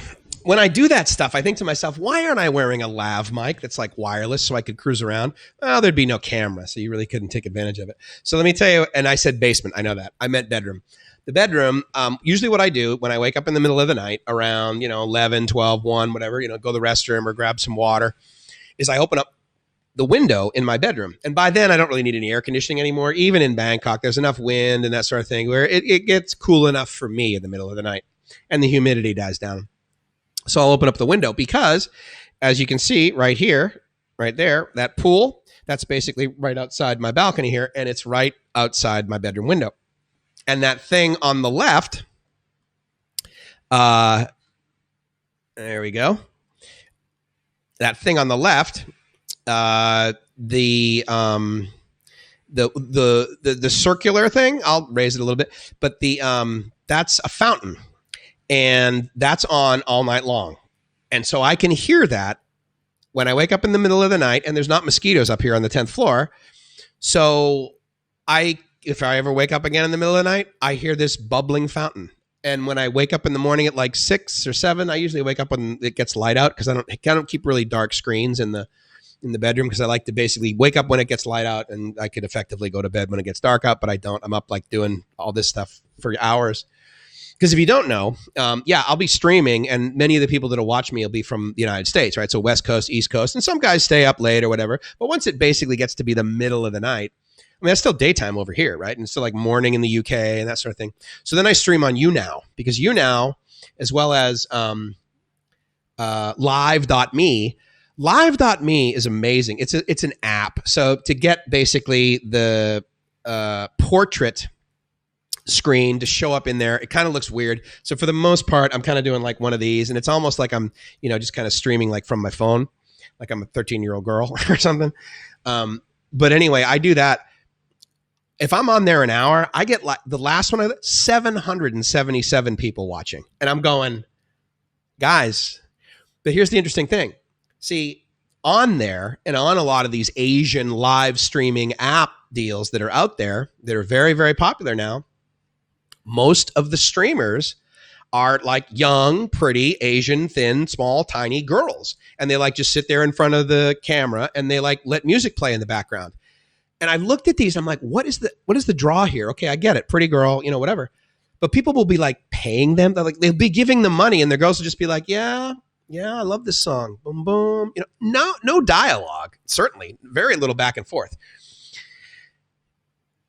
But I'm an old white guy. So like I'm this novelty, right? And then I also hashtag myself with like Bangkok or retired or expat or whatever. And so that's got nothing to do with the average age.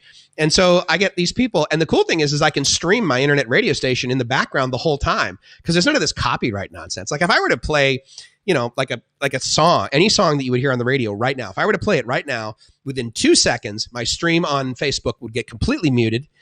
I would get an email within the fastest amount of time that YouTube ever emails me, because once this video is done and they process it, it takes them like a whole day to get it done, because I'm not a big YouTuber, and they're like, 5 hours worth of video. We'll process that later, because they're DVRing this, right, as I talk. And so it takes forever to get up there. But oh no, if I have a copyright, oh yeah, they let me know quite soon after that happens. Whereas on these other ones that are in these other countries, I mean, you get background music. Like it's like you basically just like turn the radio on, or you got your whole playlist from Spotify and you're just listening to the whole thing. So it's crazy. And so I do that kind of like later in the day here, because it's daytime elsewhere, like in China or something like that. Or it's just, mid-evening in China. It's the local time zone. And so I like doing that over there at YouNow. to the point of thanking you guys so much for subscribing, and hope that you will tell your friends and continue to subscribe. Subscribe as much as you want. Just don't unsubscribe.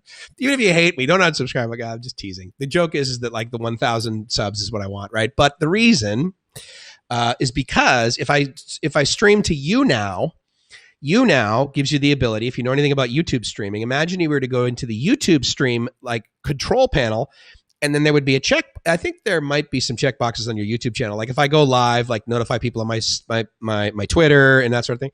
But you can't like stream through and go live. Well, this one allows you to multi-stream. So if I get to YouNow will then actually multicast it over to YouTube. So I could do both of them at the same time. So that would be kind of neat. Because for the most part, I can only go directly to YouNow. I can't go to like my server and then go to YouNow as one of the multiple streaming solutions that I have. So I got to go directly to YouNow. Well, if I opened up a case, I'm like, why isn't this working? I check the box, I uncheck the box. I turn on, and they reply and they say, oh, well, you don't have 1,000 subs. So if you have less than 1,000 subs, we can't, simulcast. I'm like, what are you talking about? Like I was doing live streams when I had, sub 500. And now we're almost at 8. I bet we're at 820, guys. I haven't checked yet, but I bet we're close to 820. This is going to be a big day. And so I said, one more technical limitation to not having 1,000 subs, man. This is so frustrating. So anyway, so that's what I do kind of, at night, like during the day. And Sagar says, in the U.S., you always got to be on the run, pretty much work like donkeys and keep paying the bills. So tired of the U.S. kind of life, dude. Absolutely. I was right there with you. I was working to pay so that I could pay to work, because I was working a lot so that I could afford the car that I had, so I could drive to work, so I could make the money that I needed to pay for the car that I was driving to work. And like life is just more expensive. Now, obviously, when I was 20, I was making a lot less than when I was, in my 40s. And that's just the way sort of life works there. So, I mean, I was able to sort of get ahead of some things. But, there was still debt, and there was still, I stopped being interested in houses a long time ago. And I was like, I am renting because I want to be able to get up and bail. And thank God, because when I didn't know I was going to come here last November. I wanted to come here for years, but I didn't know how that was going to work out. But my job got lame and the leadership got ridiculous. And I just finally said, you know what, dude? If you need X amount of money to basically tell someone in the US, okay, I have this bucket of money. Like, let's say, for the sake of argument, let's say I have $10 million. If I walked up to pretty much any of you and many other people too and said, I have $10 million in the bank, I'm going to retire in the US. You'd be like, oh, dude, absolutely. You're going to have an amazing life. You're only 40 something. I completely agree. You're going to be fine. If I say to you, I've got $1 million in the bank, I'm going to retire. You might be like, how old are you? And I would say, let's say for the sake of argument, I'm 45, 46, 47. You'd be like, wait, where do you live? I would say, well, Southern California. I live in Coronado, right across the bay from San Diego. They're like, okay, so you're going to live in like a little studio apartment? I mean, you're only going to be able to afford $2,000 a month in rent, Mike. So, I mean, what are you going to be able to, so imagine there's that scenario. Well, then fast forward and imagine that like the cost of living over here is less than 1/3 of what my nut cost me, basically my monthly nut in San Diego. And let's say for the sake of argument that X number that we're talking about, I've basically got 1/2 X of that, but yet my cost of living is 1/3. Well, I took a math course here and there as part of electrical engineering. So I'm like, wait a second. Now, it was also a lot brighter as of last November, because as of January of this year, my investments were way up. But of course, now they're going to come back and I don't need to pull out the money now. So effectively, I haven't lost any money because I haven't really sold anything that lost money yet to take the money out to use it, right? But the point is that, living over here there's a lot less stressors and it's less stressful. And at the end of the day, it's cheaper because look, money won't solve all your problems, but lack of it can absolutely cause some. Secondly, life costs money. Like it costs money to buy this stuff, which was not expensive at all. But like it's life. Like, I mean, in other words, for me to feel really comfortable staying in here, if I had to, if they welded the doors shut for the next 3 weeks, I got money for the electric bill. And in fact, I can pay it online with my phone going boop, like literally. And, so I got the windows open with the air conditioning on. I don't care. The electric bill, no matter what I do here, the electric bill will never be as expensive as my electric bill has been in San Diego. And I only had the one air conditioner in my house. It was forced air, right? But nonetheless, it was probably the equivalent of if you'd add both of my, I think each one of these is probably about a 3 to 5 ton unit. And I think I had like a, 7 or 8 ton unit back in the Mesa where I had a 3-bedroom, 2-bath house. And, it's, there were some summers where the electric bill would be, $350, $400. I think $480 was the highest I ever paid. It was like one crazy September, like the normal summer months in San Diego. So like June, July, they aren't real warm. August, it'll start to get warm. September and into October, those are traditionally the warmest months. So it was probably like one September where I had the AC on like 24 hours a day and just, left it on and, and so, yeah, I mean, hundreds of dollars, more than I pay for rent. Absolutely. My rent, $365 a month. I've had electric bills that are way north of that in San Diego. So, I mean, cost of living is like nothing.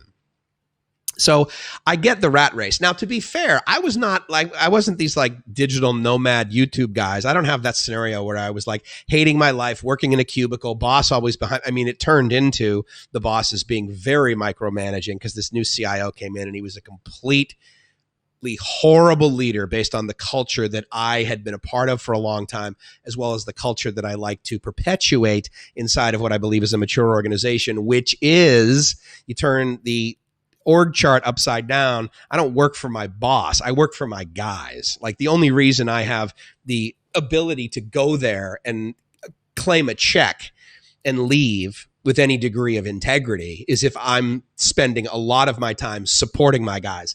I'm not managing them. I'm just making damn sure they have 110% of all the resources they need, as well as the training, as well as an environment that's safe, that they can, feel like they're actually making a contribution to, that they have a career, and that tomorrow morning they're going to come in and they're going to be like, okay, so yeah, it's Monday. I get to go to work. None of this, oh my God, I got a case of the Mondays. It's like, okay, when you leave the office Friday, you got plans. You're going to hang out with your family. You're going to chill out. You're not going to be at the keyboard all the time because it was an IT systems, very technical organization. But, my guys are self-managing. Like I could live for 4 or 5 weeks. My guys know what to do. They got their brains. I hire smart people, dude. I don't hire people that have specific checkboxes. I'm like, are you a smart person? Can you solve problems? Are you not weird? Are you like, just a normal person who treats people with respect and wants that in return and adds value, like massive value? Then you can be part of the team. I don't care if you have a degree or not. I mean, sometimes I do, if it's something that has to happen. But no, I mean, I hire smart people. And so, work was not that any longer. And for about almost 14 years, it was really stellar. And I had a team of guys that were amazing. And so the hardest part at the end was to leave my guys. I didn't give 2 rats, about leaving my boss, because he completely did a 180 and was a liar and wouldn't follow through on his commitments. It was really sad because he was actually a decent friend, at least the behavior that he engaged in before this scenario was friendship-like, but no longer. And then we got this new CIO that was a complete micromanager, didn't trust the staff to do anything, only wanted it done his way, didn't understand the cloud, didn't know the terminology, wasn't able to lead, wasn't able to set a vision. And I was just like, I can't do it, dude. And at the end of the day, I'm going to move to somewhere where my rent's $350 and be with Gracie. Because, I can bring Gracie to the U.S. all day long. We got her a tourist visa, but that wasn't free. Whereas I can bring Gracie from the Philippines over to Thailand for $100, $200, round trip to San Diego from Hamandan, flight, round trip, this. I mean, it's 2,000 all in, for everything that has to happen, right? And so I'm like, I'm coming. I'm moving here. And so I love living here, dude. I am living the dream. And again, it wasn't horrible, but the life that I have here, what I get to do with you guys right now at this very moment, I mean, come on. This is the best. This is the best part of my day, you guys. I mean, it just and seeing you like go back and forth because I know I'm late on these comments, and I apologize. I haven't scrolled up, but I like to try and address each one and have some banter and some IO. So I apologize. Trust me, I'm going to get to your comment. I'll scroll it up, but I know that I'm a little late on that. So I really love interacting with you guys. So Property Club. Where would you suggest buying a condo in Bangkok? Any suggestion where you can buy a decent sized condo for around $100,000, which is approximately 3.2 million baht, which is bigger than 50 square meters. Okay. And then you have another one, so I'll address that too. Love Bangkok. However, found prices in Bangkok super high now. I'm hoping prices come down with the current crisis. And okay, cool. So those are Property Club's questions. So we'll address those. So here's Mike's opinion. Real estate in Thailand in the next 20 years will go up in price. Okay. If you bought a condo anywhere, even if you bought an overpriced one, when I first landed in Bangkok in 2012, if I had walked down the street with a briefcase full of, let's say, 5 million baht or $100,000 or $30,000, so like $1 million baht, and I bought any condo that was fairly new in Bangkok on that day, I would have, had I sold it in January before all of this? No. Had I sold it last year or whatever, I would have doubled my money. I would have been walking around with twice as much money. I would have been able to sell that for twice as much money. Even through the headaches of being a farang and having to go through all of the additional things and getting the farang price and not getting a good deal, I would have doubled my money. 7 years from now, are you going to be able to buy a $100,000, 3 million baht condo and sell it for 6 million baht? 7 years? Probably not. Today is now basically the equivalent of 2008, right? And in 2015, did you double your money? Well, it depends what you invested in. If you bought a whole lot of McDonald's in 2009, you probably would have doubled your money. But if you bought Microsoft when it tanked, you'd be up 10x as of 2 weeks ago. Meaning when it was at 160, I think it got actually down as low as 18, maybe 16, or maybe 28. I can't remember. I know there was an 8, so maybe it got down as low as 28. At the end of the day, if you bought Microsoft in 2009, you're 5x. So, but you can't live in a stock, can you? You live in a condo.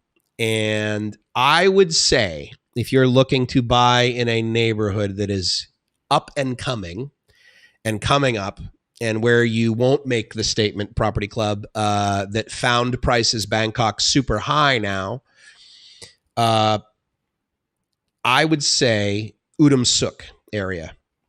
Because if you were here 2-3 years ago, I think we could agree, hopefully you would agree, that the Thong Lo area, like Thong Lo stop and that Soi Thong Lo, and Prakanong were the up and comings. So 3-4 years ago, Prakanong, especially 4 years ago, was nothing. You could have gotten a condo for 1 million baht and you could sell it today for 4 million baht. If it was brand new then. Okay. So it's gotta be fairly new because there's a massive glut of condos in Bangkok. I don't know, in my opinion, if it's so many of them that are empty in Bangkok versus Pattaya. Pattaya is so overbuilt. Oh my God, it's ridiculous. But a lot of them were bought by the Chinese. Some of them were bought by the Russians until their currency completely cratered, and then they kind of bailed and sold out early if they got really scared to the Chinese. And you got to remember, the Chinese, they're 20, 30 years out. They buy stuff for their children and their grandkids. They're not like, oh, I'm going to buy this condo and flip it. There's no like flip this house, and there's no like flip this house Beijing.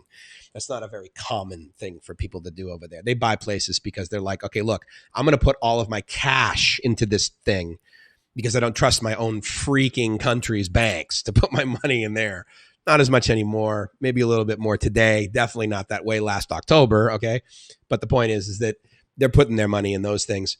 So I would submit that if you bought like anywhere up near Nana or Terminal 21 or EM Quartier or any of that, if you bought a condo over near Lumpini Park, uh, uh, Jakriti Park, you're overpaying. And you're going to have a place to live and it's going to be very nice. But if you have this idea that you're going to buy real estate and then sell it and make money from that real estate, which of course is pretty much the default setting I would submit for a lot of people in the US, they believe that whatever property they buy, somehow it should return to them the same amount of money that they invested in other assets, which could be very true. But you don't, and you definitely don't buy places in the Philippines thinking that. In Thailand, if you are going to come over here and live here, first thing I would say is take that $100,000 and either put it in the bank and just let it sit there for the next year.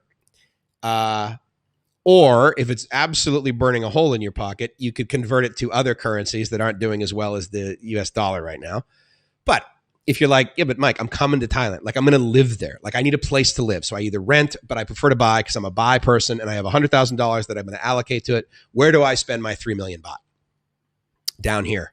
The other reason I'll tell you that is south of Udamsuk is what they're building right now. And they're not working totally 24 hours on it, but they are working night and day. Let's just say that. Bangkok Mall.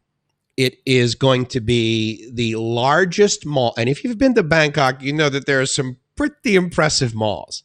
So down the street, they are building Bangkok Mall. Bangkok Mall is going to be the largest mall in Bangkok. It's going to be the largest mall in Thailand. It's potentially going to be in the top 10 biggest malls in the world and probably in the top 5 biggest malls in Southeast Asia. I believe the biggest mall in Southeast Asia is in Philippines. And then in the top 10, like 5 of them are already in Bangkok, like Siam Paragon and Quartier, you know, all these just amazing. I mean, you go up on you're on like the 9th floor, right? Because let's face it, the US, I mean, if you're on the 4th floor of a mall, that's a pretty big deal. 2nd floor, 3rd floor. Okay, I get it, right? But a lot of them are really, kind of spread out is the mall thing. Whereas here, I mean, yeah, they're spread out, but they also have like 9 floors, like 6 floors. A 5-story mall in Southeast Asia is like, well, right. And then they're going to add on, right? So Bangkok Mall is going in. It's 2 kilometers long. Like, imagine like a 2-kilometer mall. It's enormous. I believe it's almost a kilometer wide and it is 2 kilometers long. So they're building that. So the real estate down here is going to, I submit, follow a very same trajectory that the real estate near Asok, Terminal 21, Nana, and other areas like up near sort of the business district have taken on. And if you bought a condo like right in front of Quartier like 5 years ago, you would be what they call a millionaire. That those condos have gone up ridiculously in price. Now, are you going to buy the thing and be able to get a monthly return on a mortgage? No. And that's why I rent, because $360 a month, right? I mean, if you were to like take the sort of like standard, let's say for the sake of argument, 15-year mortgage and extrapolate that out at like 3, 4, 5, whatever percent you want, $360 a month will basically allow you to buy, probably about 60 to 80,000, depending upon, how lucky you get, type of condo. Depending upon the terms and how much you put down and all that. But more like about $30,000 of condo. I mean, let's say for the sake of argument, 15 to 20 years at like, very low percentage that you can get right now.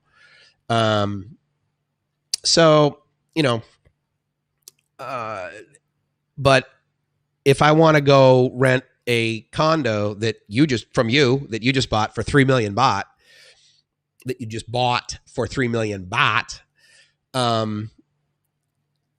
I can live in there for $500 a month. And, so again, it's a different kind of investment. What I like about older buildings, and again, if you can do this, if you can look at a building and somehow be like, I like this building, I like the area, like the base. I'll give you a great example.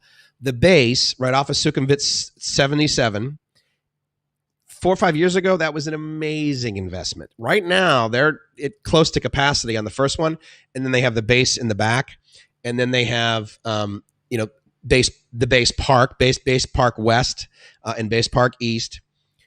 But stay there first for like a month at an Airbnb. And here's why. The other reason why I'm staying here where we're staying is, yeah, it's off Sukhumvit, but it's near the BTS, but it's an older building. So the walls are thicker. And everywhere you go, pretty much it'll all be concrete, but the walls, like, you're not going to be don't get in an apartment. Apartment could potentially just have drywall and open space. Whereas a condo, as you guys know, right? I mean, it's an actual separate piece of real estate that you own. And so the concrete box that you're in, the separation between you and the guy next door, like, I never hear my neighbors unless I'm out in the hallway. The door obviously is where a lot of the noise goes. In fact, I bought some sound dampening that I've got to put up on there, those wedge things, the little triangles you see in sound studios. I'm going to put that up on the door to prevent noise from coming in, but also prevent my indoor voice from going outdoors. So that's a little bit of my answer on the condo thing. Stay in a place if you can for a month, because we stayed in the base and it was amazing. Now, again, it was an Airbnb, so it came with everything. I pushed a button and all of a sudden I had a place to live. It included everything. I tried to not buy more things than we needed here, but when we moved in, it had some furniture, it had a bed, it had, the TV and all that, table chairs. And so all that stuff that definitely won't fit in a backpack.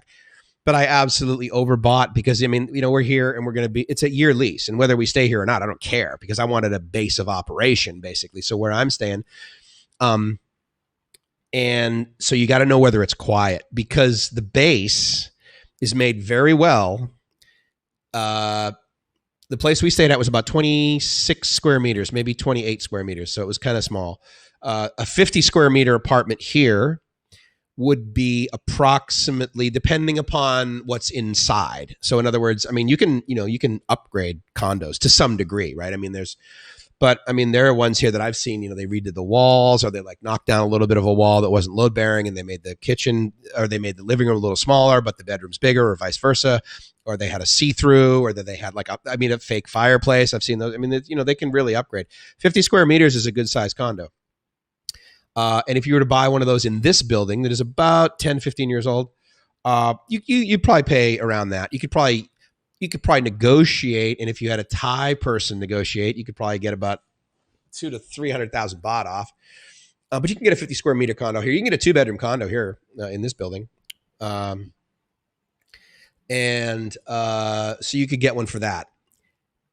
But at the base, it was great. And once you got down to the lobby, oh my God, it was incredibly quiet. They had this grassy area. They were all into green. They had co-working spaces and little restaurants, and they had a farmer's market, and it was all overpriced. It was totally high-so Thai. So you'd go there and banh mi sandwich. Any of you guys that have ever bought a banh mi sandwich in Vietnam, the most expensive banh mi in Vietnam sandwich would probably be somewhere, maybe in the airport, probably in Ho Chi Minh City, District 1. Anywhere else, you're paying maybe $1 for that thing. If you got one that was the size of your leg and it had all this meat in it. But for the most part, banh mi sandwiches are very cheap. And they had a Vietnamese street food restaurant over at this place, and their banh mi sandwiches were $6. And they were like, oh yeah, the traditional taste of Vietnam. I'm like, you're delusional. I said, I could literally fly myself and get a cheaper sandwich than buying it off of you jokers. This is ridiculous. Come on. $6. That's just offensive, dude. Anyway, we stayed there. We had a wonderful time, except where we were on the 38th floor, top floor, right above the freeway. And I'm thinking, okay, well, how bad will this be? Well, the first night we're there and we're falling asleep, and I don't have the windows open, but I can hear like sirens and all these things. And I'm like, oh my God, are we like near a hospital? Like, are we near an emergency room, or are we near like a fire station where everything's starting going in and out? Well, it turns out there was just a really, really bad, horrible accident that night. Fine. But every night since then, there were times where I would turn the fan on high on the air conditioner just to have enough loud white noise to get over the sound of the motorbikes and the trucks that are going through the freeway constantly. And I'm talking like 2, 3, 4, 5 in the morning. Like, it's a 25-hour city, right, Bangkok? And so this freeway, yeah, there were a heck of a lot less cars on it at 3 in the morning than there were at 3 in the afternoon. But it was loud. And we were on the 38th floor, and you could not get away from that noise. If I was across the hallway, which interestingly enough, I discovered all of the majority of those were not available on Airbnb, but the ones on the other side were Airbnb'd. So clearly the people that lived there full time, that were smart, that were Thai, knew that that was the quiet side of the building and we were on the noisy side of the building. So anyway, you got to find stuff like that out. And pretty much any condo you're going to buy, I would not steer you away from getting involved with a condo complex that is not built yet. Because, if you do your due diligence and it's being built by a builder that's built like another 300 properties in Bangkok, and Sansiri is one of those companies. If Sansiri comes out with a project and they're like, okay, yeah, you're going to buy this for $100,000 and we'll have it built in 2.5 years. And the chances of you getting decent ROI on that are pretty high. Sansiri does a really good job. And so there's that option. But the problem is they build condos every hour here in Bangkok. And so if you have a condo, I'll give you a great example. So we stayed at Nobel Remix. Nobel, there's a bunch of Nobel properties. So there's Nobel Remix, there's Nobel Refresh, and all these.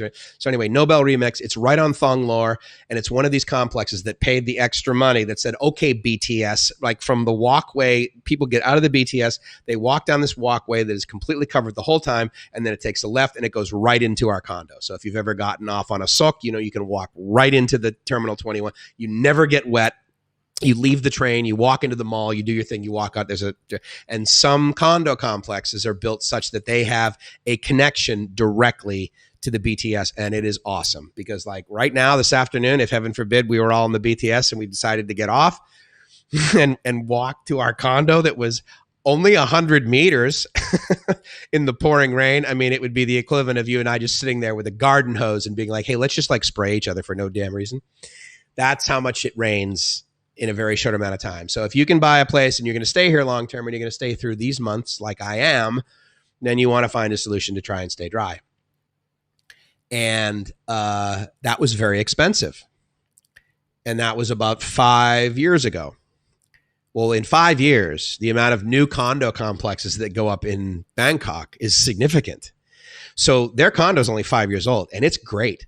But around it is some of the most expensive real estate in Bangkok. So any developer's like, okay, dude, if I'm going to like double click on a 30-story building and try and sell it and rent it out, like I'd rather do it here on this real estate, because I'm going to build a brand new condo right next to this other one that the poor guy's only 5 years old and their rent has decreased. Okay. It's also decreased because of the climate right now, of course, because, let's face it, the corona is ridiculous, right? And it'll get over, and then in another year, you'll be fine. Or you'll at least be back up to where it was like a year ago. And then the final thing about the rental market is if you buy a place and you have the idea of renting it and you're going to Airbnb it, oh my God, it is a red ocean. If any of you guys have ever used Airbnb and you've ever done it in Bangkok, and I would submit that Saigon's probably very similar, you're on Airbnb and you have the map, right? And it shows you all the places that are available. So for example, in Bangkok, usually what a lot of people do is they'll open up the map to Sukhumvit, where the Sukhumvit line is, where BTS is, and they'll find a condo fairly. And if you've ever seen it, it is like 31, 31, 32, 33, 31, 29, 27, 17. Whoa, you jump in. So, I mean, you are in competition with the guy that probably has a condo that is literally in the same hallway as you, with the guy that is in the condo next door. You're competing on price. People upload speed tests as one of their photos as part of Airbnb. And I have literally made the choice to stay in a condo because he had a 80 megabit down connection, whereas the other guy, for the exact same price, for the exact same condo building, had 40. And I don't even know if his was more money, but it didn't matter. I mean, I know that I made the decision based on this guy. He has a one bed because most of these things come furnished. And so literally they're all going to have the same bed. They're going to have the same fixtures. They're going to have the same couch, the same TV stand. It's just going to be so similar. So you are competing big time. And unless you want to do something that lacks integrity in my mind, which is you're going to advertise your place for $17, but at the end of the day, me as the guest, I'm paying $50 a night because the other guy's place that was $38. Well, his cleaning fee is $12, but your cleaning fee is like $40. And so, bait and switch, right? I'm sitting there and I'm looking on the map and all of a sudden your place says it's cheaper. Well, it's not cheaper because Airbnb only displays the nightly rental cost of that place. It doesn't include all the other fees. And so if you're going to be doing that's going to be tough. But super high is a relative term. So, hopefully we can get a chance to actually sit down or do one-on-one, or again, you can email me at livemyassoff@gmail.com and I'll totally get back to you and we can chat about what you might think. And I can tell you right now, I can go outdoors, when it's light out. I can just so I could get on the BTS and you're like, Mike, there's this new complex down there. Go by there, just take a few pictures on your phone, walk around. Up, fine. I don't have a whole lot going on. I'm not going to put my health at risk to do it. Okay. I found this smoking deal in a place. Now they say there's a lot of asbestos in it, but you know what, Mike? What's the chances of you having a respiratory disease today? Come on. the air quality is so great. So yeah, I'm not going to do that. But if you want, it'd be totally cool. So that's Mike's answer. That's my 85 cents right there on condos for $100,000 in Bangkok. Asia Unscripted says, I would say wait a few months. Prices will definitely come down everywhere. Absolutely. If they haven't come down already. I can tell you right now, if you're refinancing, your interest rates are definitely lower. And I hope not, but some guys have told me that even if you have bad credit, you can get a loan, which I don't like the trajectory of that because that reeks of 2008 to me. And I'm thinking, more than just 2008, but that global financial crisis. Oh yeah, you've got a 400. What's your stated income? Well, here's my W-2. No, don't show me that. Just state your income. I tell you what, I'll give you 110% financing on this house that has gone up 300% in the last, couple of years. Because at the end of the day, we know that, of course, real estate is going to go up 25% every year for the rest of our lives. So why don't you just take out a third mortgage on this and then buy a house in Mexico? Right. That's a great plan. I love that one scene in The Big Short, and they're talking these guys that don't know nothing about real estate, but of course they got into real estate because it was like 2006, 2007, and it's like, oh my God, the peak's never going to happen. We're never going to crater. Nothing bad's ever going to happen. We're all going to be billionaires for the rest of our lives. So everyone gets into real estate that doesn't have any business being in real estate. And there's that one scene where the guy says to his the camera or his other friend or something like that, he goes, I didn't have a job like 3 months ago. Last month, I bought a boat. It's like, right. With money that was lent to someone when they shouldn't have lent them any money.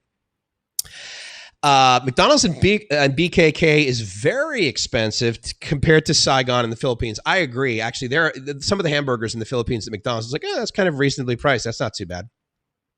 Asia Unscripted also says, first time I was in Bangkok, 2014. If the visa situation was better, I would prefer to stay in Thailand. So that is an interesting discussion and an interesting, I don't want to say debate, but I can tell you that my con to that is I do not believe the visa situation is at all difficult.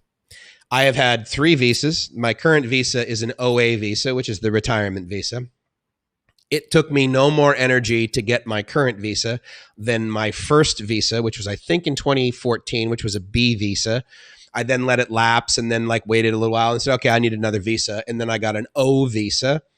And the only difference in amount of attention units I had to spend on this visa compared to the other ones was because I basically did it myself. I didn't use a service. I was like, why am I bothering spending all this extra money? I don't know. I think it was all in it was $800, and then they did, and I didn't do anything illegal. Trust me. It wasn't like, oh yeah, put 800,000 baht in Mike's bank account and then, print it out take it out 24 hours from there. No, come on. I mean, you only got to show them.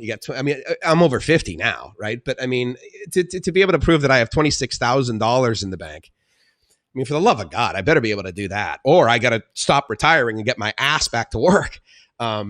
So I was able to do that. And then the whole like, oh my God, you got to buy insurance thing, that debate, again, this is my opinion and this is my twist on it. And this is my sarcasm. And this is my, come on, you're not going to have insurance. Anyone who really, really fought like having to buy insurance, who was basically over 50, because of that whole debacle thing that was on YouTube. Oh my God, I can't believe they're making me buy insurance. Now all of the retirees have to prove they have insurance to be able to live in Thailand. And yeah, the way that they went about it, maybe they did that imperfectly and it was bureaucratic and they didn't have the customer service to the level of the guy in the piano in the Nordstrom's floor of the hospital that you walk into. Maybe it wasn't that white glove. But, I really wish the United States would demand that people that enter the country have insurance, because I would submit to you that unfortunately there's a small percentage, but nonetheless enough people that use the emergency room as their primary care physician, that we could probably decrease that happening and costing us that pay so much money if we were to demand that you have insurance. If you get a Shenzhen visa, if you want to go over to Europe, you got to prove to them you have insurance. Now, there are plenty of places that are like, look, how long are you going over for? 30 days? Fine, buy 30 days of insurance. But over here, it's like, look, you're coming over here and you're going to say that you have the money, but you also have insurance because you're going to stay here a year. I mean, they're giving you a visa that's good for a year that effectively, if I leave like on day 364 and then come back in and stamp in again, that visa is good for 2 years, right? So again, I have no doubt that other people have had an experience getting visas that has been unpleasant, and their belief is that the requirements are too high. That's fine. I don't. And so my visa experience it's fine. I've gotten visas in a bunch of other countries too. And like my visa because I was like, well, this was before the only way you could get it was to get the 1-year visa. But I was like going over to Vietnam and I'm like, okay, so if I get like this 30-day visa with the letter and stuff, it's like X amount of dollars. But if I spend like another 150, then I get a multi-entry 1-year visa. Okay, well, I'll just do that. So then I take my passport, I ship it off with all the documentation, bam, 11 days later, shows up my passport with the visa in it and I'm good to go. So, I mean, I don't have any problem with that.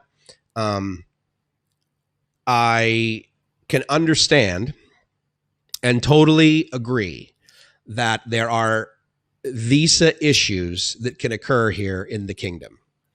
I also do agree that the old TM28 process, where to the letter of the law, every time a foreigner moved into a new province and stayed in a new place, if it wasn't a hotel that then reported for you, you were supposed to fill out a TM28, like if you went away for the weekend, and then fill out another one when you get back to the place that's been your. I mean, that is ridiculous. And if you don't know, the TM28 has been completely rescinded. There's another one that replaced it. I guess it's the TM29.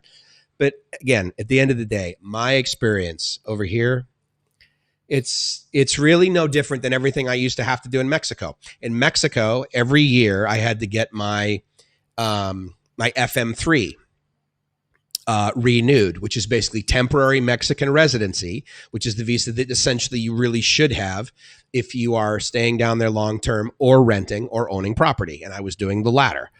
And so I had an FM3 that I had to get done, and I paid a lady to go do stuff, and she took all my stuff, and then she went to the place, and then it got done. And the first one I got at the Mexican consulate in San Diego, the consulate, not the embassy. My recent Thai visa, I got done at the Thai consulate in Los Angeles. It's right there in Hollywood. And yeah, I had to drive up there and then I had to drive back. But don't forget, it was at the end of my reign at work. And I was just like, well, honest to God, I'd rather sit in my car, listen to XM radio in LA traffic, going up to the embassy, going up to the consulate in Los Angeles, than I'd rather sit in the office, having to basically be doing no work, because I'm a cloud guy. I'm an IT guy. I love the cloud, highly technical. I can see the vision for the next 5 years. I know where we should be. I know where I want to be. And it's because I'm old and I have a lot of experience. And I wasn't able to do that. I wasn't able to innovate. They were like, look, we want you spending 10% of your time on the cloud and 90% of your time managing your staff. I mean, I thought, honestly, to the comment before, honestly thought it was a skit from Saturday Night Live. I'm like, wait, is this the skit called The Micromanager? Like, did you seriously just say that to me? You want me to spend 90% of my time managing my staff? I've designed my team. They're self-managing. Like, they don't need me to manage them. They need me to set the vision for the next 24 to 48 months and empower them to be able to be wildly successful. Otherwise, what the hell am I doing here? I'm not here to they're adults, for God's sake. I'm not working at a Dairy Queen. I don't need to manage these people. They show up with their brain. Come on. You know, so I was like, yeah, I'd rather sit in traffic. So my visa experience was, I was fine with it. And again, let me be very clear. I'm not like chastising you. Okay. And the visa, coming in and just getting a stamp and being able to be a tourist here for like 30 days or whatever, I get it. That's easy. If you compare that to what it takes to get a visa, yeah, there's a lot more stuff involved. Absolutely. I totally agree with that. So believe me, I'm not saying, oh my God, you moron. No. I'm not saying that at all. There are certain things about the Thai visa process that, you know, it's like, dude, I'm going to Thailand. Like, I want to be there to relax. I don't want to be there to be an expert in visas. Okay. And believe me, so I can totally see potentially your point, but my experience is next finish. And I just do the next thing. And then I go and I do, and it's no big deal. So I'm able, put it this way. When I got here in November, all I have to do is leave the country once and then basically come back, you know, effectively 24 hours later. And I'm on the same visa for 2 years. And I can stay here and I can do the 90-day reporting. The way I'm going to do my 90-day reporting here in May is I'm going to open up the app on my phone and I'm going to go down to it, and it's going to show the address that I live at right now, because that's the one that I gave them. And I'm going to say, yes, I'm still here 90 days later, and that's it. So, you know, as far as the, oh my God, but I've seen lines, and I'm not saying you're saying this, but I've heard from other people. But Mike, I've seen lines that, you know, people at immigration, they're like 2 hours long and they have to go to this other building. And I'm like, what the hell are they doing there? Okay, I get that some people have to physically go there. And the first time, you have to go there. And I went there. But I went at a time where not everyone else was there. Okay, if you're like, well, and I mean, if you've seen enough YouTube videos and you're like, oh, I'm going to go to immigration around, I don't know, 11:50, 12:50. Come on, dude. Everybody knows they close the office at noon and they don't open it back up till 1. So I don't care where you are in the queue, you're still going to be in the queue, but you're not, they're literally doing zero work for 1 hour. It's their lunch break. It's the way that it works here. So, you know, I show up at immigration to the point where I'm there and they don't even have the doors unlocked yet, kind of thing. That's just the way that I show up at places anyway. And I'll tell you, doing that regularly and having all of the data that's necessary, again, my experience, it's been great. And I've showed up without having all the data. And they took pity on me. And I was a tourist. Now, I was down in Cha'am, so the Peyruis immigration. But, you know, I didn't have pictures. And we were supposed to have, you know, 2 headshots, right? I didn't have those. So she's like, oh, okay. So then she called her friend from down the street who came over with her iPhone, who took pictures of my head in front of a white background, and then went somewhere, printed them out, and came back. You know, and she probably thought she was getting, I actually don't think she was getting the best of me. Many people might balk at this, but she's like, okay, you know, I mean, you know, 2 pictures, it's going to be 20 baht. And I'm like, okay, look, I will pay 60 cents all day long. You could have charged me 60 cents each. Okay. Just, you know, fine. Because it was a verification of address that I needed to get my driver's license. And, you know, it didn't cost anything. It's free. I mean, it cost me 20 bucks. I had to get the pictures because I forgot to take my silly pictures and bring them with me. But I would have had to pay pictures for someone else. And this woman, and they were horrible pictures. You couldn't even tell it was me, but they just needed it. It's part of the process, right? And so anyway, back to your combination unscripted. First time Bangkok, 2014. If the visa situation was better, I would prefer to stay in Thailand. I totally get it. And I'm sorry that you've had a bad visa experience potentially. But if you'd like me to help you, I am more than happy to do it, depending upon where you live. I mean, if you're an Australian citizen and you're like, yeah, but the Australian, I don't know anything about that. But if you're from the US and I can help it anyway, oh my God, I would be honored to. And no, I'm not going to charge you for it. Love the thunder and to see the lightning. Totally, dude. Yeah, it's gone now. I really wish it would last. That's the other thing too. I mean, I live, basically a kilometer away from BTS, but I know what happens in Southeast Asia. Like there's a torrential downpour and then it's gone. And all you got to do is sit there and watch the ties, because about 20 minutes before the torrential downpour comes in, they put tarps over everything. Up until that point, it's cloudy. You look up, you think, well, it looks like it's going to rain. No. Watch the ties. The ties know when it's going to rain. And when it rains like crazy. And then they have, these little funneling systems that they use tarps for, and all the water goes somewhere. So you can still walk down the street and you can still buy chicken. You can still buy fruit, but you're not going to get wet, right? So, and then all of a sudden you see them moving around and they're like shaking stuff off and you're like, okay, the rain hasn't stopped yet, but the ties are doing stuff. And then all of a sudden it clears up like it is right now and the thunder stops and it goes away. And then you walk in dryness effectively. But it's also that time of year where every single time I leave the house, I'm going to leave with an umbrella. Property Club says, got to go. Dead battery on phone. Very well spoken. Thanks for your live. I really appreciate it. I'm sorry that it took me so long to answer your questions. Oh my God. I hope you got those and I hope you come back. And wow, he made that comment 1 hour ago. So I obviously talk way too long. I'm sorry about that. I'm sorry about that, Property Club. Sugar says $1.89 for a gallon, the lowest I've seen currently here in Maryland. Yeah, I mean, I know that just driving from San Diego over to Phoenix, the price of gas would easily drop $1. I don't know if it'll do that right now, but Philippines on demand. All right, awesome. Better late than never. That's okay, man. I mean, I've been talking forever, so you've missed a lot, but you haven't missed much. Oh, yeah, to stream earlier, too. It's funny. I think you're part of Rike's like YTuber little group we have there on Facebook. It's a private group for those of you that don't know. And it's just basically a bunch of us YouTubers. It's like 4 or 5 of us. And we kind of chatted anyway and sort of knew each other. I'm actually the new guy. I mean, all of the other Philippine and I believe they were going to put together a schedule and kind of get on the same page. So all of the Philippines vloggers, kind of knew when each of them were doing it. And I said, well, I do mine, usually around 9 a.m., a couple times a week. And right now I'm going to start doing them every other day. So basically today is my Monday. I'll do another one on Wednesday. And hopefully we can talk about very similar stuff and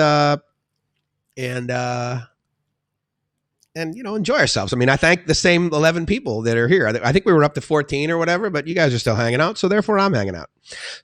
Sager says, any stocks you suggest now? I invest too, but just a starter. And of course, with many lesser funds than many, maybe more.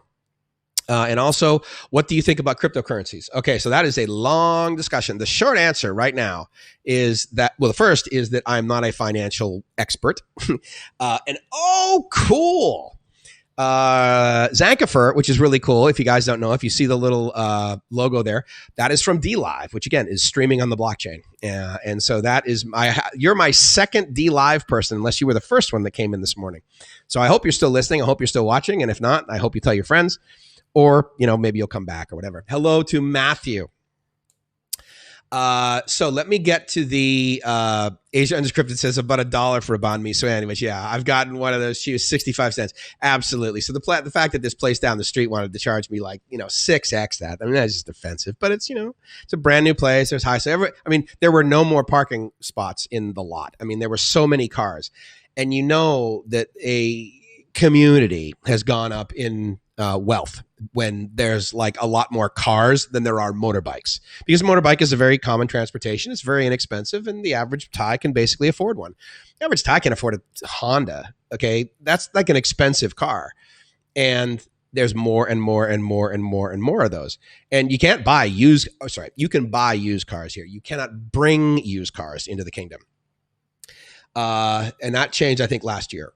And so, if you're going to go buy a car, yeah, you might buy a used one. But at the end of the day, there's not like junkyards where you can repair like a 71 Plymouth. I mean, there's no like really used cars here. If you have, like, I was at this mall and they have like kind of an old car kind of a thing.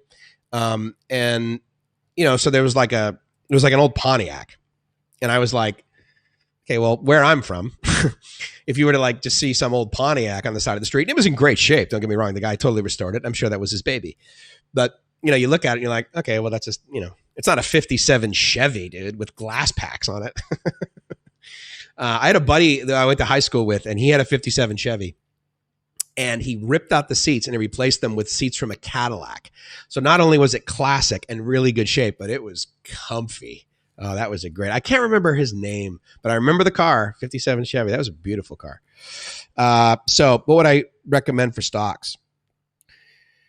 Well, I mean, I always believe in BABA, BABA, which of course is Alibaba. And Alibaba.com being one that many people know of, Taobao and Tmall being the websites where pretty much every Chinese citizen ever buys things. But they also have a logistics company and they have a cloud company, right? So much like Amazon.com said, hey, you know what? Here's the deal. Like we're losing money selling these books. So we got to add more products. And then they're like, well, another way that we can do it, one of the first customers they had actually whose website they hosted basically long before AWS was there was Sears.com and Target.com. And Target now does their own thing. They probably manage it. They potentially have it in AWS. But at the end of the day, that's what Amazon Web Services started out as them saying, hey, so we should find some companies that like have websites and we should maintain their websites because we know how to maintain websites that do e-commerce. And then, of course, it exploded basically into the monolith juggernaut of AWS that it is now. That I remember being at one of their first, I think it was their first AWS reInvent conference. And Jeff Bezos was there to give you an idea of how unknown and how much publicity they believed. Because Jeff Bezos doesn't like show up and like just do a keynote. And this is one of these keynotes where he like came out and he talked for a little bit and then he sat down and they did a fireside chat, is they referred to. So there's an interviewer and he was in a chair and he was chilling out and they asked him questions about where he sees it or whatever. And I will never forget this quote. He said, look, and I don't remember when he said how many years it was, but it wasn't like it was 10 years away. So for the sake of argument, let's say he said 5 years. He said, in the next 5 years, 75% of the world's Windows and Linux servers will be running on Amazon Web Services. And I was like, okay, dude, you think pretty highly of yourself now, don't you? And I will tell you that, I mean, first of all, I could close my eyes. I mean, I've obsessed with AWS. I was using AWS very limited amount, but I was using it before there was a console, before there was a website that you could actually maintain it. Before, the only way to do it was via commands, the Linux commands. And you would connect and it had like maybe one or two services. Like it had simple messaging or simple notification service or S3. Basically you had storage and you had it was not. The fact that you could like spin up a Windows server in AWS right now, I mean, that was like the floodgates opened the minute AWS started hosting Windows machines on their platform. I thought, oh man, this is a big deal. To the point where when AWS did it and then it just became what they did, every cloud provider would provide a Windows system and a Linux system and other systems.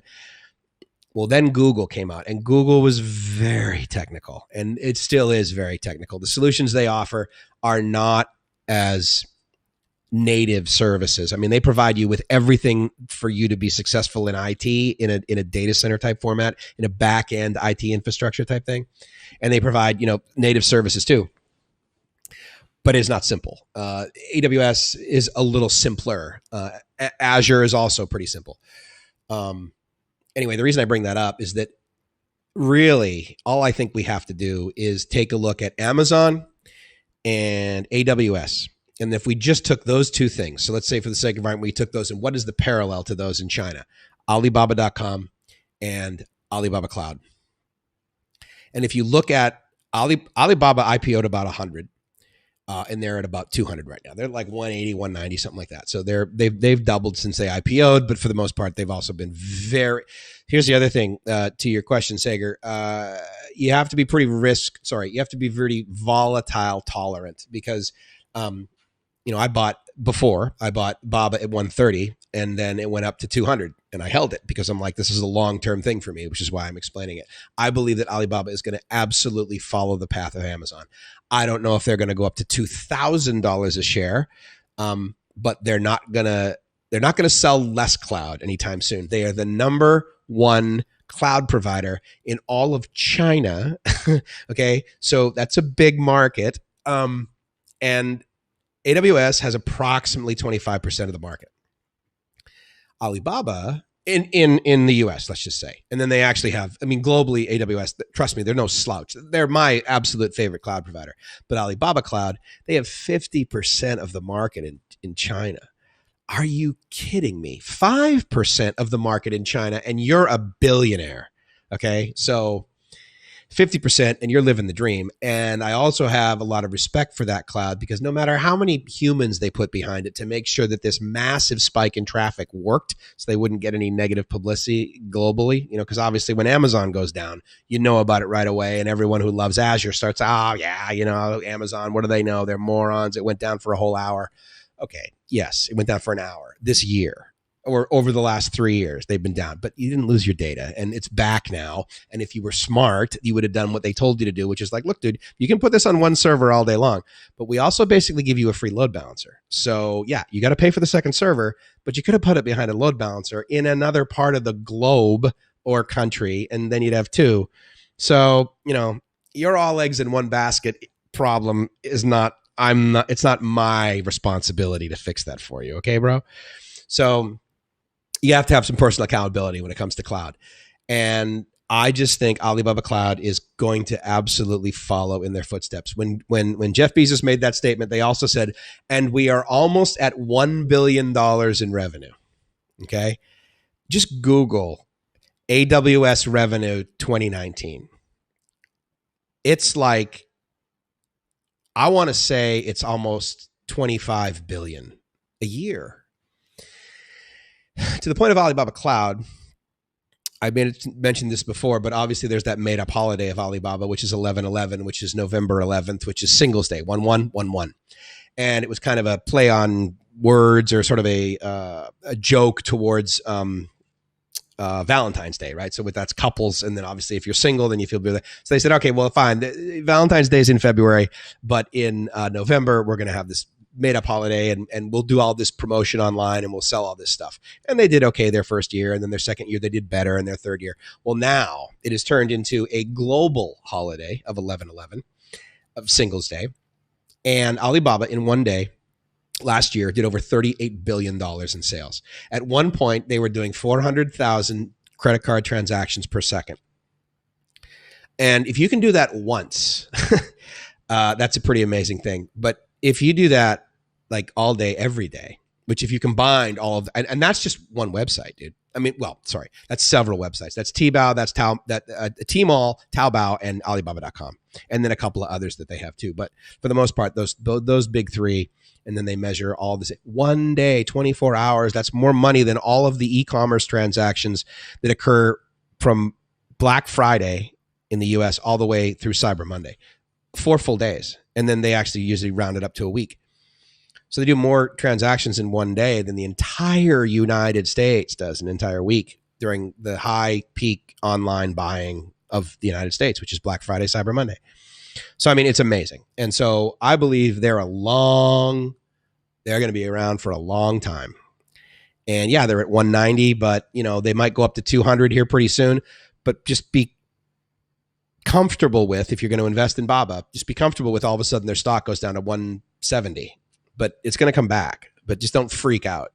Because, a lot of people, it goes, you buy something at like 190 or 200, and it goes down to 170. You're like, oh my God, the world's coming to an end. Like, what's going to happen? It happens, and it goes back up. It's volatile. But, I think their leadership is stellar. Jack Ma is one of my biggest heroes. Daniel Zhu, I think is how you pronounce his last name. He's the new chairman and president of Alibaba Group. And he is an amazing leader. They had a plane, and they chartered it, and they filled it with approximately 30% of all of the materials that New York City needed back when they were panicking more, like a couple weeks ago. Because let's face it, that's where they make all that stuff. They make it in China, right? And shocker, they sell it through Alibaba. So Alibaba's like, look, dude, we know all the people that make this stuff. So they put it all on a plane. They drove it to New York City. They gave it all away. Like I'm talking like 2 million masks, thousands of ventilators. Like I want to say 8,000 ventilators, I think. It might have been only 2,000, but at the end of the day, thousands of ventilators, okay? All these masks, PPE, all the stuff you can wear. And they just said, hey, here's a plane full. Go for it. And I mean, Alibaba makes money globally. I get it. And they make a lot of money off of people in the West buying stuff from China through Alibaba.com. So yeah, it's a big market. But I mean, they don't make a lot of money off the US the way Amazon makes money off the US. So I was a little bit bothered by the fact that like Jack Ma shows up and he's like, look, here's the deal. Like not only am I basically supporting 100% of the entrepreneurs in all of the continent of Africa, I'm here in New York to give you guys like, you know, all of the stuff that this one warehouse made for the last 2 weeks. We just shoved it into a plane. Here you go. Because they also had plenty of it for China. And he also gave a bunch of it to us over here in Southeast Asia. If you don't know, the Philippines was actually really down on their inventory of masks. And Thailand, believe it or not, donated a large number to the Philippines. So that was kind of cool. Because, you know, I mean, again, over here in Southeast Asia, over here in Thailand, people already own masks. There wasn't a big run. There wasn't a big run on toilet paper. Like people already had enough, you know. There was a run on alcohol back on April 9th when they announced, oh, by the way, tonight at midnight, you're not going to be able to buy any for the next 2 days. Well, 10 days until April 20th. No more alcohol sales in Bangkok. So, but Baba's my number one recommendation. There are other good recommendations. And for less than $100, there's a couple of services that I would recommend you try out. The first is Zacks, Z-A-C-K-S. They have a pretty good recommender. They have a pretty good recommender algorithm. Let's just say that. They're right a lot of the time. The other one is Motley Fool.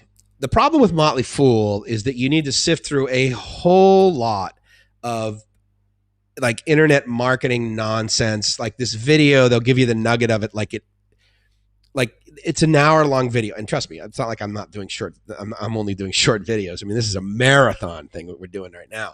This is over 6 hours. But the stuff that Motley Fool gives you, they do give you some nuggets if you sign up for some of their services. Some of their services, they will literally send out an email and say, buy this stock now. And I should have done that right then. Like every time they sent an email and said, buy it right now, I should have bought it right then. And there's sometimes that I didn't. So I'm here to tell you that my experience with their emails when Motley Fool sends you and says, buy this right now, you will make money in the next 7 days. I'm not talking about recently. I'm talking about for the last year I've been watching these guys because I want to be like, okay, if someone like tells me to buy a stock, I believe they believe, but are they like pump and dumping, you know, or whatever, but no. So anyway, so I would check those out. I actually have a lot of respect for Zacks because I think they use also a lot of data and fact. So does Motley Fool. And they also, you know, they're very clear with a caveat that's like, look, dude, we're here to invest over the next 3 to 5 years. Like we're not giving you a recommendation because they think we're going to be able, you're not a day trader. They're not day traders. They're long-term investors. So with that said, there are experts out there and there are entertainers. Okay. And, there's a little bit of entertainment that occurs in Motley Fool. So you just got to, you know, use your brain and like anything else, get a second opinion, get a third opinion, get a ninth opinion. There is a new guy. I believe his name is Mitchell Greenberg. Why do I bring him up? Well, I found him through a webcast basically that he was doing. Mitchell Goldberg. Just look on either LinkedIn or Facebook for Mitchell with 2 L's Goldberg. And he's with Client First Strategy out of New York.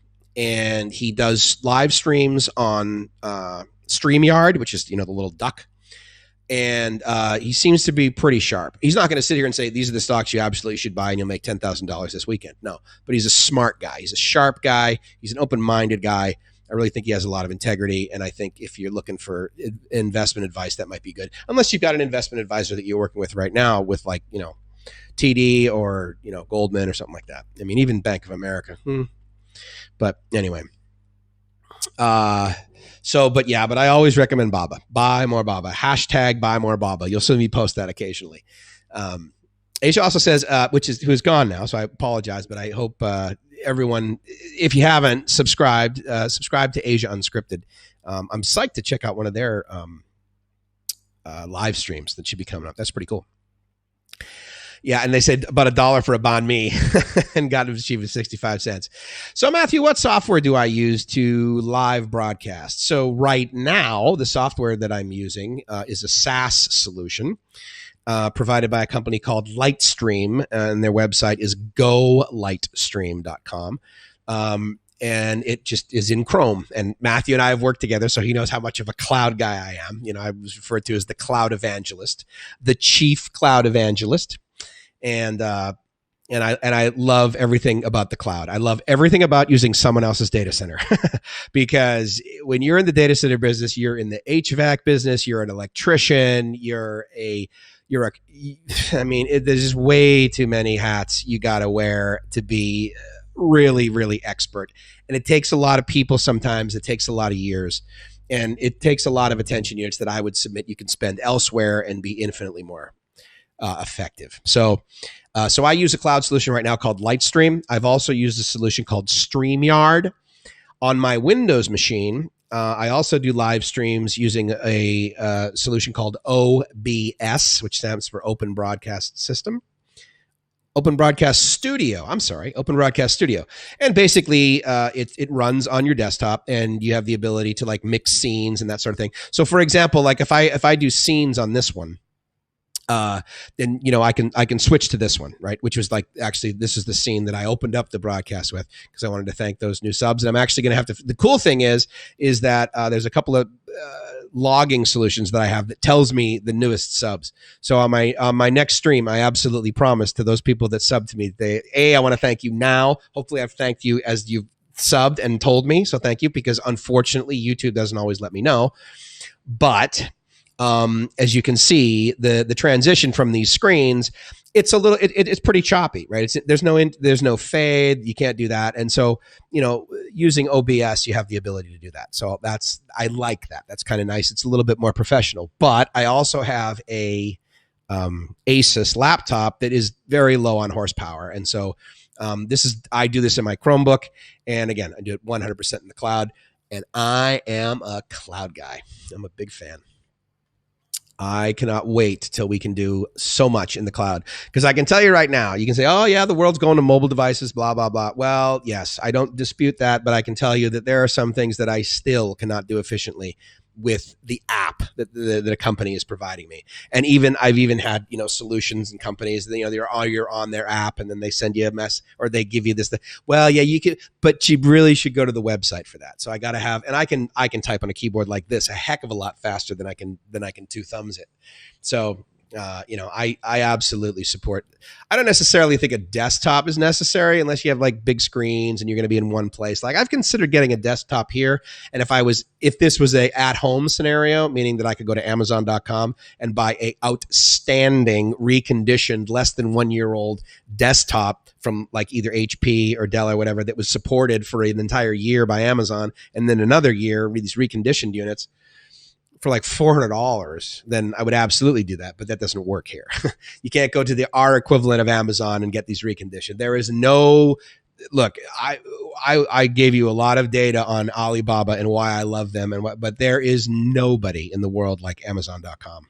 They are by far out in front, the leader. They do e-commerce better than anybody else.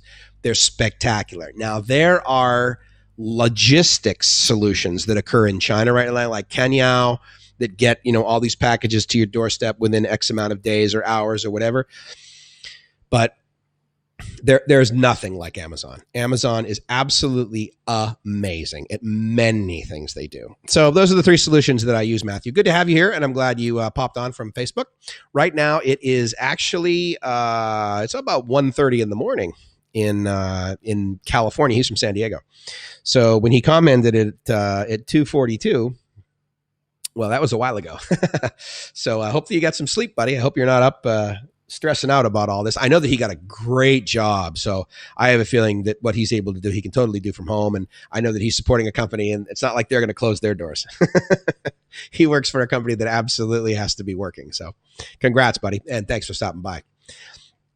So anyway, Zankifer, I wanted to touch on that because he's from DLive. So if you guys don't know, I mean, obviously there's YouTube and Facebook. Well, anyway, one of the ones I choose to stream on because I do believe in blockchain. And someone actually also asked me what my opinion of cryptocurrency was.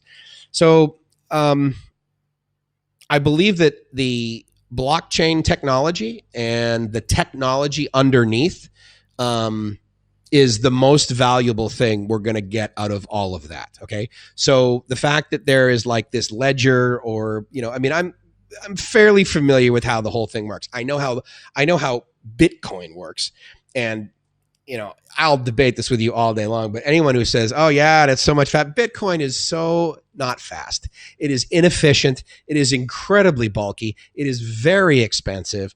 And right now, I mean, you're not able to make any, like the guys that like mine Bitcoin, it's horrible. It was a great first start and it is an awesome foundation, but thank God there are altcoins. I can tell you that right now, because that's where real tech came from.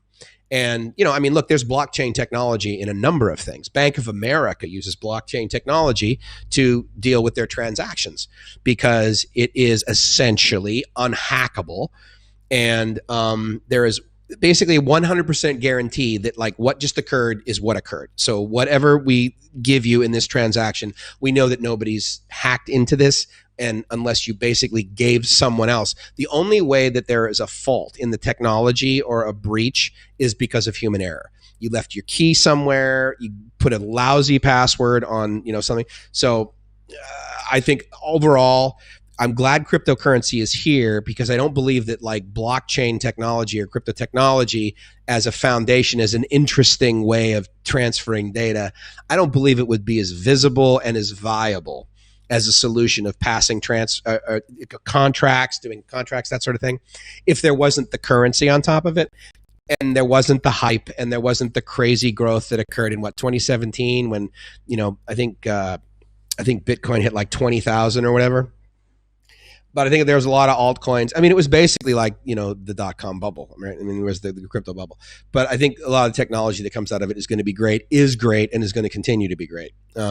So that's my thinking on it. Would I buy cryptocurrency with the fantasy that I'm going to become a millionaire overnight and be able to buy, what do they say, buy a Lambo, buy a Lamborghini? Yeah, it's possible, but it's not real probable. And I think you also have to be pretty into the technology. You have to be like watching that market. But, a lot of people have been made millionaires. A lot of people have also taken out a third mortgage on their house and lost everything. So, I think that the stock market is a better investment choice because the data that you can get on what you're investing on, I believe, has a lot more checks and balances, so you can make better decisions. So anyway,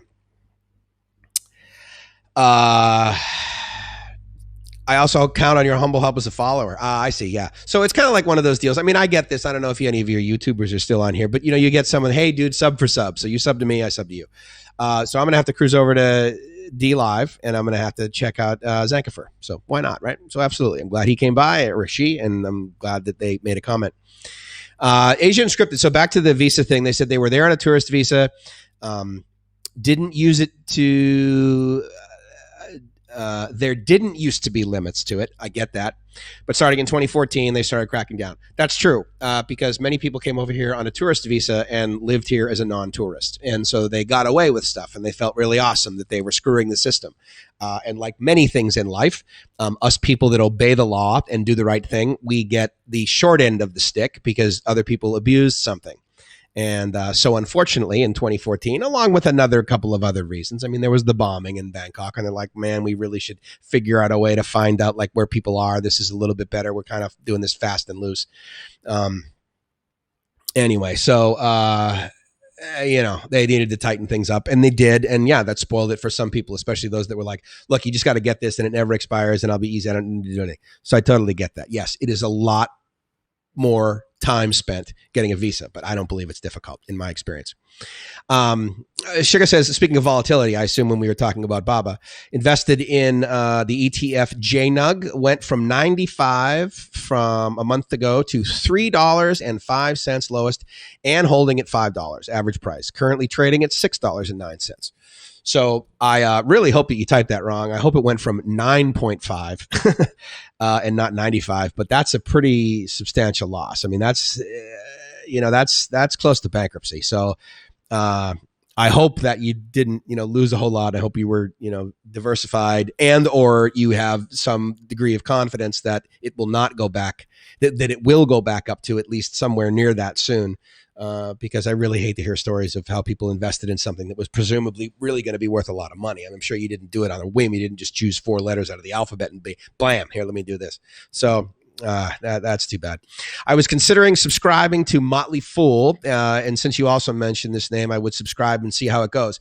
I will tell you right now, the cool thing about Motley Fool is that the cheaper subscriptions, so like the 79 or the 75 or they have all these advertisements. I mean, it is really kind of cheesy sometimes the way they advertise. I mean, it's almost like, right now, if you don't buy it now, you're not going to be able to get it for the same price. This is the lowest price it's ever been. After we present this now, we're never going to do it again. Yeah, well, that's all bull. They do it again and they lower the price. And I can tell you right now that I've signed up for something that basically cost $99 that was normally $199, and then you can unsubscribe if you don't like, and they'll give you your money back. And I did, and they gave me my money back. And then they sent me another email and they said, well, how about it's $75? And I'm like, okay, well, yes, I will try it, but I can tell you right now that what my brain hears when a company says this product we have that is worth $200, we are willing to sell it to you for $100. Okay, well then that means the value of it is $100. It's not worth $200 any longer.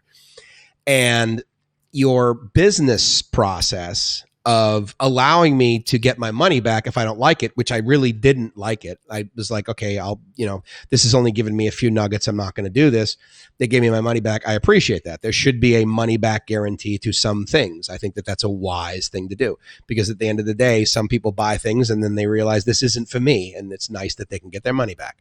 You shouldn't be able to use it for 2 years. You shouldn't be able to use a waterbed for 2 years and then take it back to Costco and expect them to give you money back, even though they basically do. That's a little excessive. The good news is that not a lot of people take advantage of it. So therefore, us other guys who are doing the right thing, we don't get the short end of the stick as it comes to customer service and returns at Costco, right? But the interesting thing about that is that it is just like any other piece of advice, especially ones you pay for. Much like diversifying in stocks, I would highly recommend anyone that's getting stock advice or financial advice from anyone, don't just get it from one spot. Don't just only read the Wall Street Journal. Don't forget, if you read USA Today, then you also see a lot of what's ridiculous. And then I would submit by way of the Wall Street Journal, even if you only read the first left column on the first page every day, you will get a little bit of data in fact. Unfortunately, the way reporting is today, the majority of it, it's opinion pieces and it's commentary, and there's very little data in fact. It is not the 60 Minutes of the 1980s where it was like, oh, if it was said on 60 Minutes, it is real. Whereas now there's a little bit of emotion behind it. And trust me, I'm an emotion guy, so I understand that. I understand putting that out there. But anyway, yeah, so let me hit the DM fools. Nice, dude. Nice. No Shame. Very cool. That's a really cool, I like that name. No Shame. That's cool. Nico says, just heard that Phuket is in lockdown by No Time to Be Sad. Interesting. So I'll have to research that and I'll come back with you guys in a couple of days, because I know that they were the first place to have a curfew. I know that as of last Thursday, I think, they completely shut their airport. And so, but I did get a report from Thailand Rob, right? So he does like his members guys and he does his Patreon kind of check-in. He usually does it like Sunday night, Monday morning. So he did it like late last night. And so I read about it this morning. And he did not mention anything about a lockdown. Now, again, it all depends on what we mean by that, right? In other words, are you completely not permitted to go outside? You can't buy alcohol there either. And are they doing it till the 30th? Or is there just a curfew? Again, they had a curfew. They had a curfew actually before we did in Bangkok here, and I believe it was longer. If I'm not mistaken, their curfew actually started a couple of hours earlier than ours here. I don't know that for a fact. I'm not in Phuket, so I don't really sort of, I get my data on that from Rob, quite frankly. But to your comment, no time to be sad. As far as I'm concerned, that is accurate data. I think he actually has a great channel. I think him and his wife are. Dude, are they the coolest couple? Like, if for no other reason, the way that woman smiles, like, I don't know if you can watch his videos and, there's the beginning that you might get used to because it happens. But like throughout the video, usually once or twice, like you will see her wife smile. Her smile is like 2.5 feet wide. I mean, she is just, I don't know, dude. You want to talk about an awesome energy. Anyone that says, oh, I'm going to move to Thailand and find a great girl and be able to be happy for the rest of my life. I mean, if you don't think that's possible, it's, it might not be, but Chuck seems to be living the dream. And, as I've always said, if you're not living the dream, you're doing it wrong. Well, obviously he picked the right one. And her smile is amazing, dude. It's just, it lights up there's so much energy behind it. There's so much genuine positive energy behind it. Anyway, I'm not going to go on a tangent about No Time to Be Sad's channel. He's got more than enough people that I think know and love and respect him already. But he probably, a few more never hurts, right? But yeah, so Nico, I'll look into that, and I'll find out if there's any, because I don't know about you guys, but what I've noticed is like stuff that happens elsewhere, like meaning no matter where you are, like if you're in Maryland or if you're in California or you're in Idaho or whatever happens inside of your area, isn't necessarily, or two things will happen. Either it happens inside your area because it already happened somewhere else that's potentially a bigger area, or you're doing it for the first time and then other people are going to do it. I mean, there's very few like first ideas in this whole thing, right? Someone else has done it before. And so the fact that there is a lockdown now in Phuket, it would be interesting to figure out, whether there's a finite date to that. Now, again, you also got to remember that we're coming up on Songkran, okay, which basically starts today. And effectively it's going to go, like, in other words, the full-on Thai holiday is, I believe, Monday, Tuesday, Wednesday this week. Most businesses, even though they've been closed and they've had no revenue for so long, most businesses will close all week. And so, I don't know how stoked these businesses are. Oh, great, we get a week off. Well, you've been at home for the last 2 weeks, bro. But I mean, I'll tell you right now, there's also plenty of people that live in my condo complex. The one woman that lives just right across the hallway, actually, if I'm up, she's not noisy, but if I'm up around 4 or 5, whatever, getting something, she leaves work around that time. I've also, before like any of this was going on, I believe that woman has 2 jobs, because I would see her leave, she's dressed up in a suit and that sort of thing. And she's got a job in the morning, and then she comes home anywhere from about 5 to 6 and then leaves again at about 7. So I think she's got I think she's got a side hustle, and she's pulling in probably pretty damn good money. Anyway, so I don't know. I like that. I like that energy. I like to see that. I like people that, they're killing themselves, but at the end of the day, I would submit that she's adding enough value to the world to make me smile. So how's that? But the point is that I see her leaving still. I still hear cars coming in and out of the parking structure, not to the extent that I did before, but there are still cars going in and out of people that live here, and they go out every morning, they come out, and then you don't see them working on the weekends. So, people are still going to the office, people are still going to jobs, but obviously it's significantly less. But during Songkran, I mean, all the locations that are closed now, those weren't the ones that would close during Songkran. Those are the ones that would be wide open during Songkran. So all of the bars, all of the restaurants, all of the massage parlors, all of the malls, all of that, public parks, tons of those would be crazy open, to the point where they would have extra vendors that would show up just for Songkran. And also, a lot of Thais go from the city up to, the village, up to the province, back home to see their families, to spend Songkran. The majority of Songkran related to like the water festival and the craziness. And if you were to go into YouTube and look, Songkran 2019, if you were to type in Songkran 2019 Pattaya, the majority of the behavior that you'll believe occurs in all of Thailand is ridiculous behavior with tons of water and, girls in bikinis and a lot of alcohol and people being inappropriate, and the local, government and law enforcement basically supporting it. because, especially on Beach Road in Pattaya, I mean, Songkran is basically supposed to last about 2 days.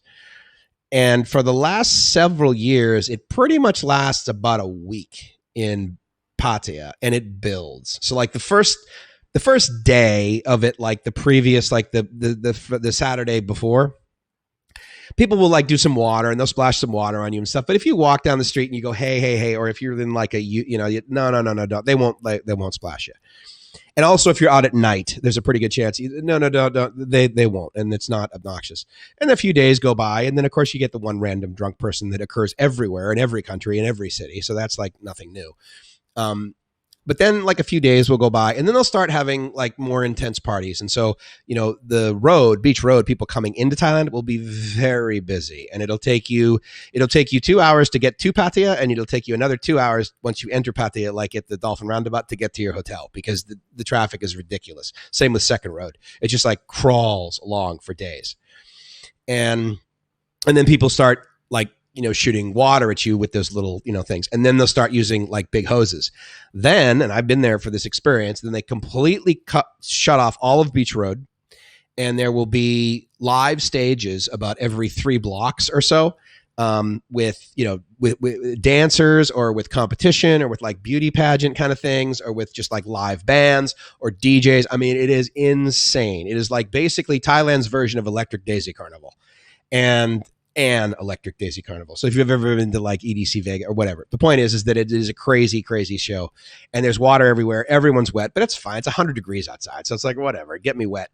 But you get damaged. And then there was that talk sort of last year about, well, I'm going to wear goggles because how do I know if someone's spraying me with water that has some disease in it?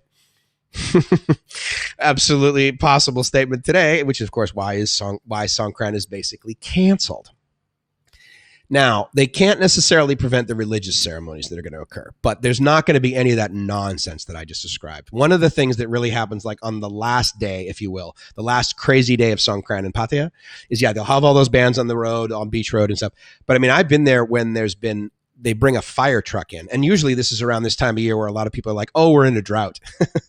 But yet we're going to have this water festival. Because they have the water festival because they usually have it like after all of the rain has started in Thailand, not before. They're not going to like deplete the reservoirs and then like sit here and be like, okay, well, cool. Now that's over. Like rain now. No, they usually, anyway, it's a celebration. It's the water festival. So there would be fire trucks, I don't know if you want to call them a ladder truck, but anyway, and on the top, it would be one of those fire trucks where on the top, it'd have a giant hose a giant nozzle, and there would be like a metal bend to it, and it would go, down. Sometimes it would go to, a huge tank that was in the thing, or they would just hook it right to a fire hydrant. And they would be like spraying down the entire street. I'm telling you, that nozzle had probably about a 45-degree. And it could go, you've probably seen what happens when a fire hydrant, it blows up, right? Or a car drives over it and it is, it's a couple of hundred PSI, more like a couple of thousand. So, if it can shoot water up, 45 feet just from that, imagine if you take that, 10-inch pipe, right, that has all that pressure, and then you put it into a nozzle that's like this, from a fire truck. Again, at the end of the day, the fire hydrants are made to put out, entire buildings that have gone on fire. So yeah, the pressure's high, and understandably. And so they would be shooting this water like down the street. Half a block, like you would be half a block away, sometimes even a block away, and you would still be getting wet from this thing. And it'd be just doing, middle of the day, right? And just like crank it during the drought.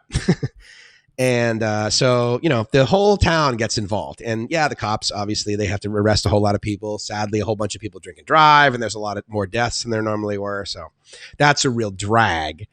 But, still, they're not doing any of that this year.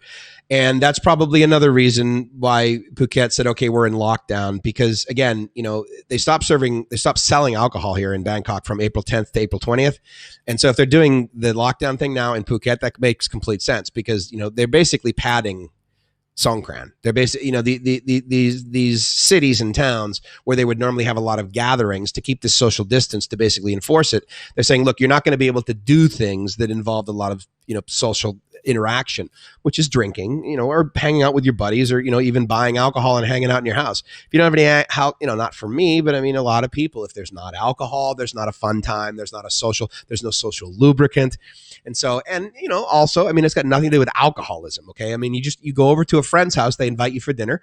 And if you bring a bottle of red wine, that is completely acceptable. In fact, a lot of times people accept it, or other times a lot of people expect it, meaning they're going to have a dinner party, but they won't have any of their own booze because they're going to make all the food. And sort of the way that it works in their group is, I'm the one hosting the dinner, and I'm going to have all this dinner, and all of my friends and colleagues that show up, that they will just simply bring bottle of wine, and we'll have like 19 bottles of wine, and then we'll have all this food, and it'll be great, and it'll be a great party. Well, you remove the food from that, they might not have it all at all.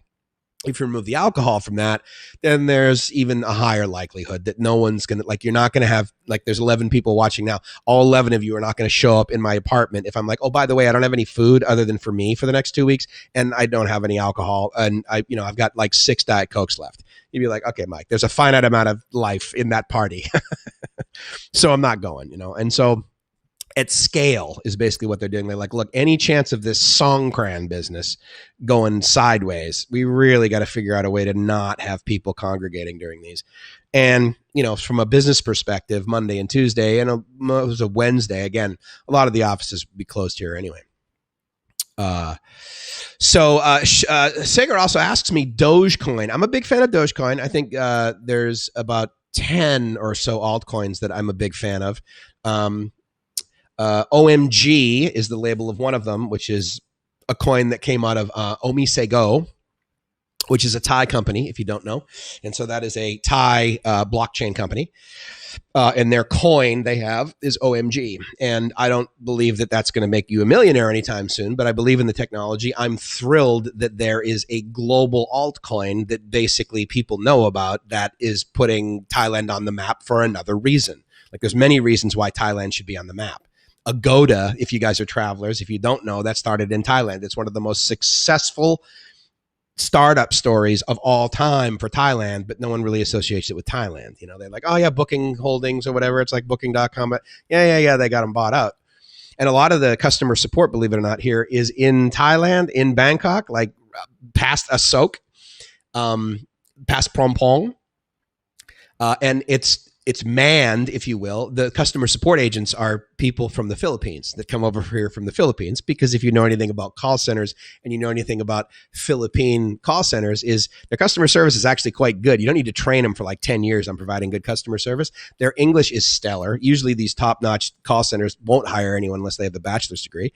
And so their diction is fantastic. Their pronunciation is excellent. They have amazing customer service. They're willing to take someone yelling at them and be very cordial. And they call everybody sir, every man sir. And yes, mom. And they call them ma. They say the word is ma'am, but to me it sounds like mom. Yes, mom. Hello, sir. Hello, mom. I love that. That's another Filipino thing that I love. They're just wonderful people. I mean, hearts of absolute gold. It's too bad that there's so much corruption in the leadership of that country, because it's just squelching the people so bad. And again, desperate people do desperate things. I mean, so I can understand why 200 people would be out in the street banging on the doors of a grocery store after they've been in full-on lockdown and haven't been permitted to go outside and work so they can earn money so that they can buy groceries so they can eat. I mean, they're in a tough spot, man. They are not living the dream over there. I get it. If you are basically a poor farmer in the Philippines before any of this happened, you are set. You've got an entire backyard full of food or rice or chickens or whatever, or a pig. I mean, you can slaughter a pig for a family. My God, if you've got some refrigeration or some freezer action going on, you eat for a month. Pigs are big. Pigs can be big. I mean, obviously they can be small too, but so yeah. Currently, that's the Dogecoin is the cheapest. Well, I'm sure it's not the cheapest altcoin of all time. I'm sure, but it's the most it's one of the more popular altcoins that's really inexpensive, right? Have bought a few. Even if it does a fraction of what Bitcoin did, I would be a millionaire. Good for you, man. I hope it is 1,000ths of pennies, and I hope you bought 1,000 of them, and I hope it goes up to $1,000. That would be just outstanding. I think that's just fantastic. Sager also says, I'm holding at 507. This was from the JNUG ETF that he was mentioning before. Every 154 shares. Yeah, so it's not a ton of cash. But, you know, I mean, obviously you cost you 15,000, right? And, so you bought, it was about $100 a share. So yeah, I mean, that's a big loss, but the good news is about, you know, as long as that's your only loss and you have a whole bunch of gains, you know, the offset and, you know, your taxes lean or your tax liability is potentially less. So, hey, there's a silver lining to everything, baby. There's a pair of rose colored glasses for everybody. I just happen to own 90 pair. So the Philippines on Demand says curfew in Davao City. I actually saw that pop up and I wanted to address that, but I wanted to kind of finish up the little talk on Songkran here. But yeah, I know that Davao City has been on, and they're 6 p.m. to 6 a.m. I think that's actually pretty common in a lot of cities in the Philippines. And they're arresting people for breaking non-emergency curfew and other violations of Davao's Executive Order 23-A, which I assume means don't go outdoors when it's 6 p.m. to 6 a.m. You know, and that's a drag. You could argue that, yeah, but everyone can go outside for 12 hours. Okay, yeah, but, you know, I mean, it's not uncommon for a Philippine culture, family, neighborhood, village, that sort of thing, to be out doing just normal stuff long after 6 p.m. There's not a whole lot of them that are getting up at like 5:30 in the morning to go hang out. So the 6 a.m. thing, you know, you could argue you could slide that to like 7 a.m. But I get how at 6 a.m. all the people that open up their shops at 7 a.m. need to get up and they need to be able to go outside so they can go, you know, work to earn money. But anyway, Nico also says, looks like tourists will not be able to visit Thailand or the Philippines for some time. Yeah, I completely agree with that. I mean, they've locked it all down. Thailand initially last weekend meaning like a weekend before, closed down all of the airports to commercial traffic just for the weekend. And then Monday came and they said, well, no, actually, we're going to extend that. We're going to do that to the 18th. And you know, I mean, look, we took a look at the graph, and so you can see how it's decreasing. The number of new cases in Thailand is absolutely decreasing. But, you know, again, a lot of time, you know, you're looking at long-term multiple wins. And so if you just had the one win, you don't say, oh my God, Thailand's open for business. Hey, all you Chinese come in here. Oh, Iran. Yeah, definitely. Oh, everyone from New York City. Don't worry about it. Blow it off. Come on over here. You're all diseased, you know. No. I mean, that would be a stupid idea. Plus, you also got to remember too, over here, I mean, the culture, yeah, the Thai people are suffering, and that is just, it's horrible. They've got a little bit of a help in place. I believe it's 5,000 baht a month, which, you know, if you're Thai and you're living with your family and each of you is getting 5,000 baht, you know, you're going to be able to survive. I do know that Gracie, in her town, the mayor has brought her family food, and given it to other families too. So,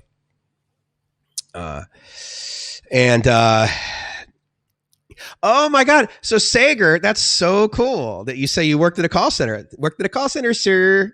So, you know, okay, then if that's the case, then I'm sure you're very appropriate. So thank you. I've gotten great. I'll tell you what I love about the Philippines call centers, only because I'm familiar with the Philippines. I unfortunately don't know anything about India. I've never been from India. And so I've never been to India. I apologize. I want to go to India big time, but of course, all of my travel plans are kind of squelched, just like all of us, right? Philippines on Demand and Nico Greco. Hello, my friend. Awesome. That's totally cool. I'm stoked that you guys are your buddies. That's good. But yeah, I just, you know, Thailand and the Philippines. Here's the other thing too, is that, you know, if anything is going to open up sooner, I would submit it's going to be Thailand. Because, you know, I mean, even if we're like 1 new case, 2 new cases, 3 new cases, and, you know, I mean, there's 2,500 and half of those people are fine, and they've had 38 deaths. You know, and look, I don't mean to sound cold or try and minimize this, because this is a big deal. I mean, even if this whole medical part of it is complete farce, at the end of the day, this is affecting all of our lives. I mean, so example right now, 9/11 happened, obviously, in New York City. It affected the entire United States. It infected the global markets. And it basically happened in New York City, Pennsylvania, and the Pentagon, right? And elsewhere too. I understand that but it affected so many people in so many ways with that one incident. Well, I mean, this is okay. again, I'm not, please don't take offense to this, but it's as if a whole bunch of planes all over the world found the biggest buildings in every single country and drove into them. I mean, again, that's a horrible analogy. So I apologize in advance. I'll edit that out in post.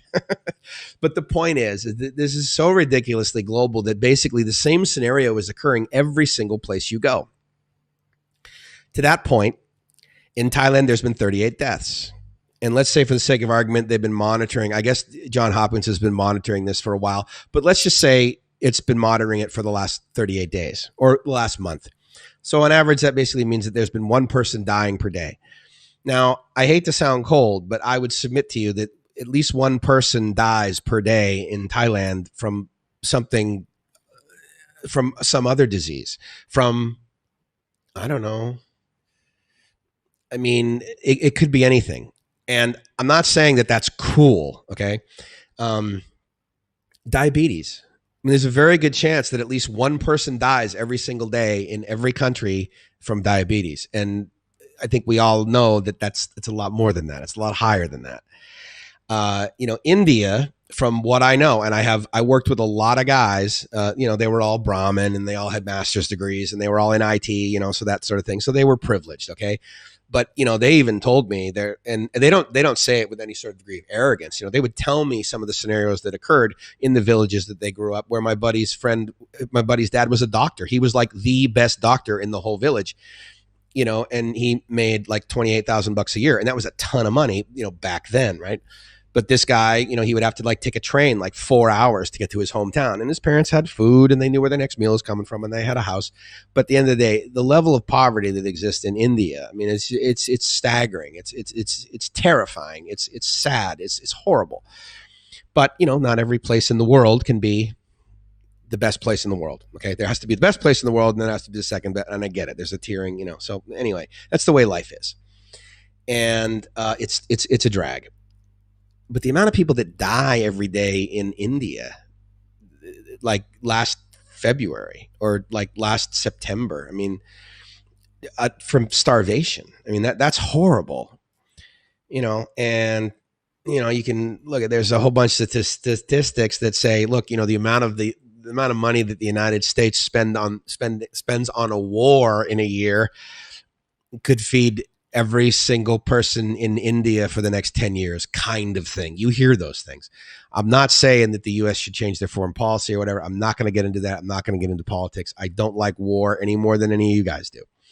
But, there's a lot more different things that are killing people. This is killing people right now. I get it. I don't want to get this necessarily. I don't necessarily want to get the flu either. I don't want to get diverticulitis again. Okay.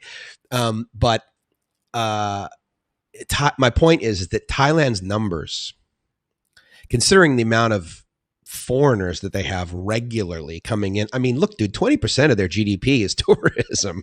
Okay. So 20% of like every baht that shows up in this country is because people from elsewhere came here and coughed and exhaled. And so they said, no, none of you people can show up.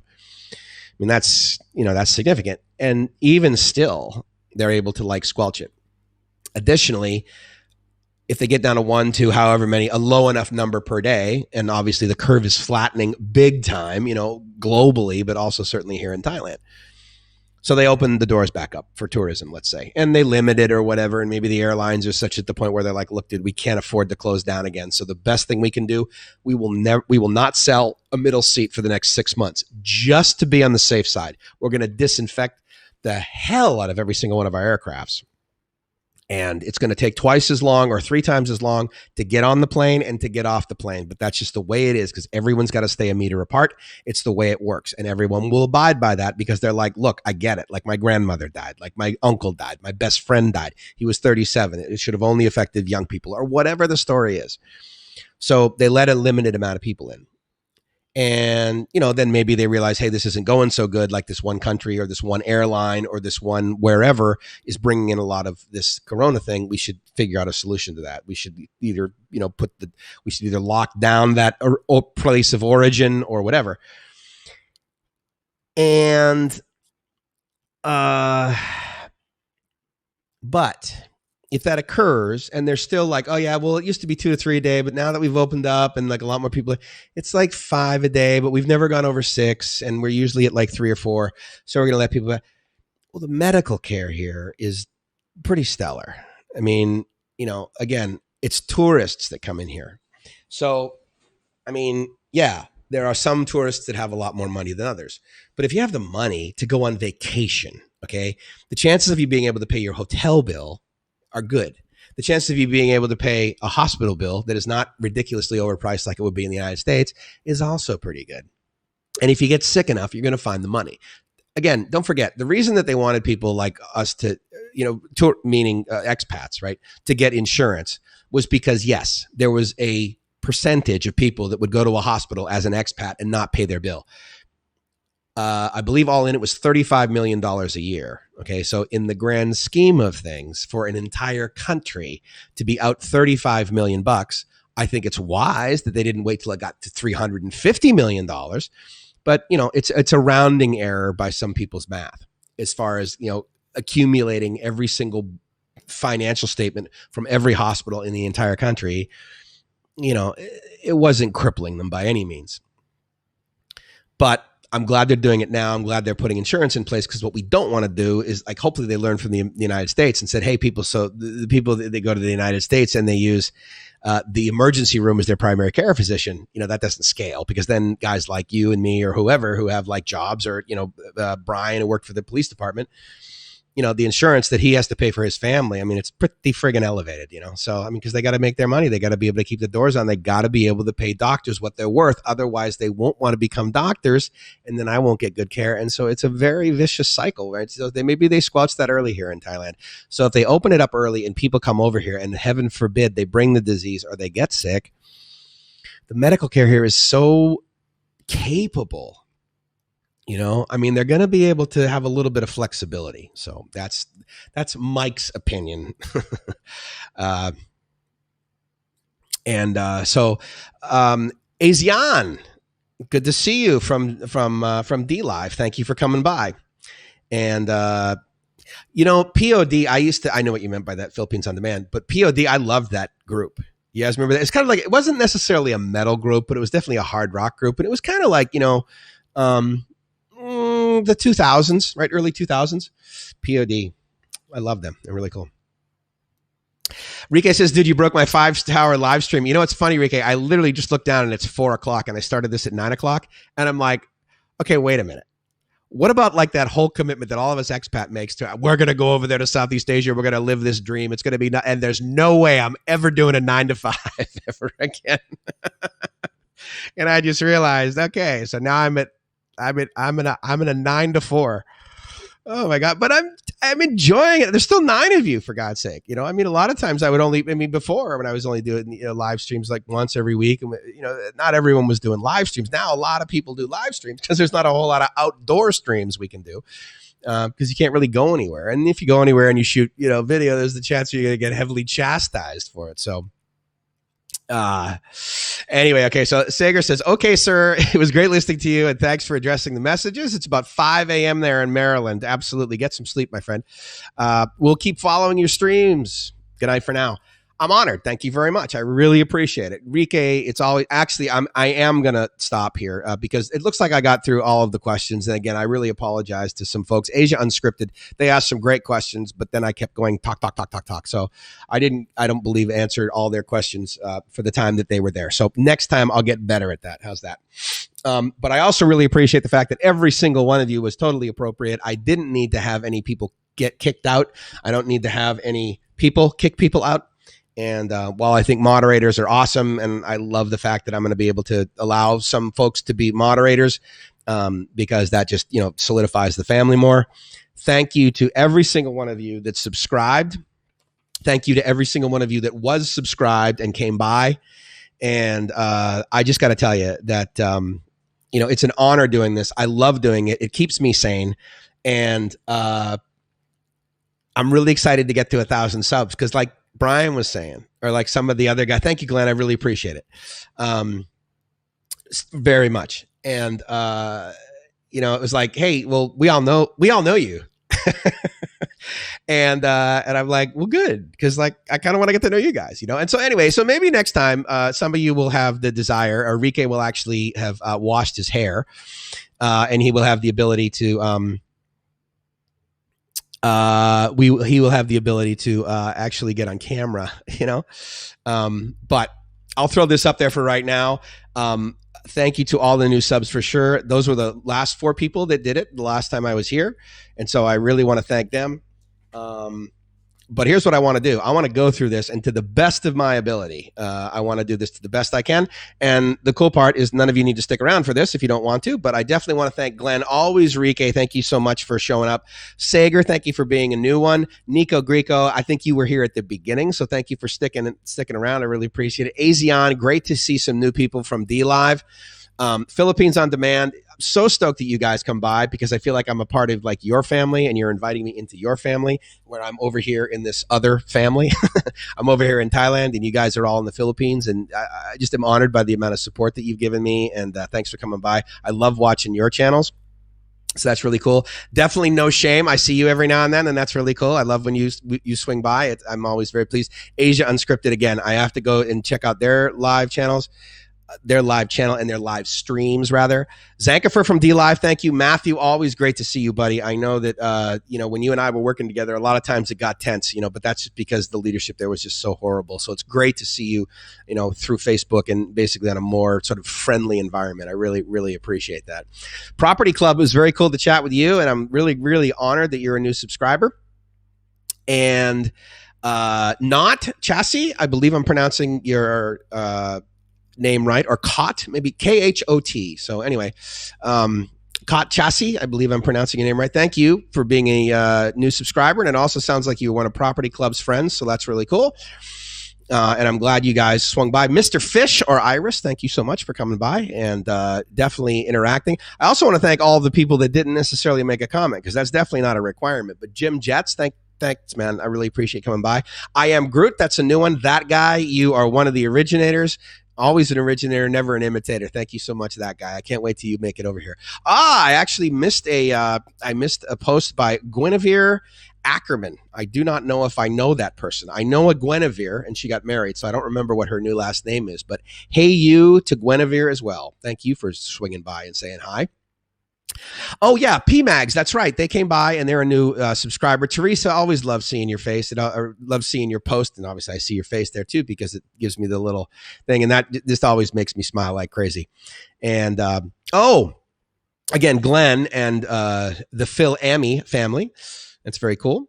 Brian, you've always been like coming to these, dude, and I really appreciate it. You're one of the first people to jump in, and you're one of the first people to engage, and that's just like totally rad, dude. It's really, really highly appreciated. Steve Dell, is that, in other words, like Steve from Dell, who I know from Dell? Oh, I didn't see that little smiley face. I missed that. So that's cool that I'm going back through these. I also want to thank Brian again for his service as a cop. Everything that everybody does is relevant, right, and important. I Truck One, also thank you for coming by. But to wake up, I get like why we wanted to be cops when we were kids, but like as an adult, like for years and years and years and years, to basically get up every single morning and saying, okay, I'm going to strap this gun to the side of my body, and then I'm going to wear this bulletproof vest because there's a chance that I might get shot at, but this will keep me alive at least enough to be able to make it to the next, day, and to protect all of us.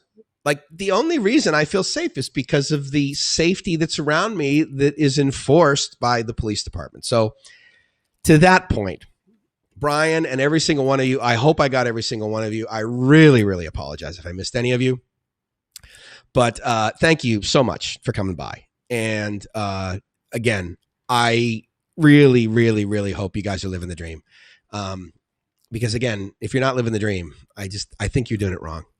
And can't wait to have another live stream with you guys. Thank you so much for hanging out for 7 hours. At least we didn't have a full 8-hour day, right?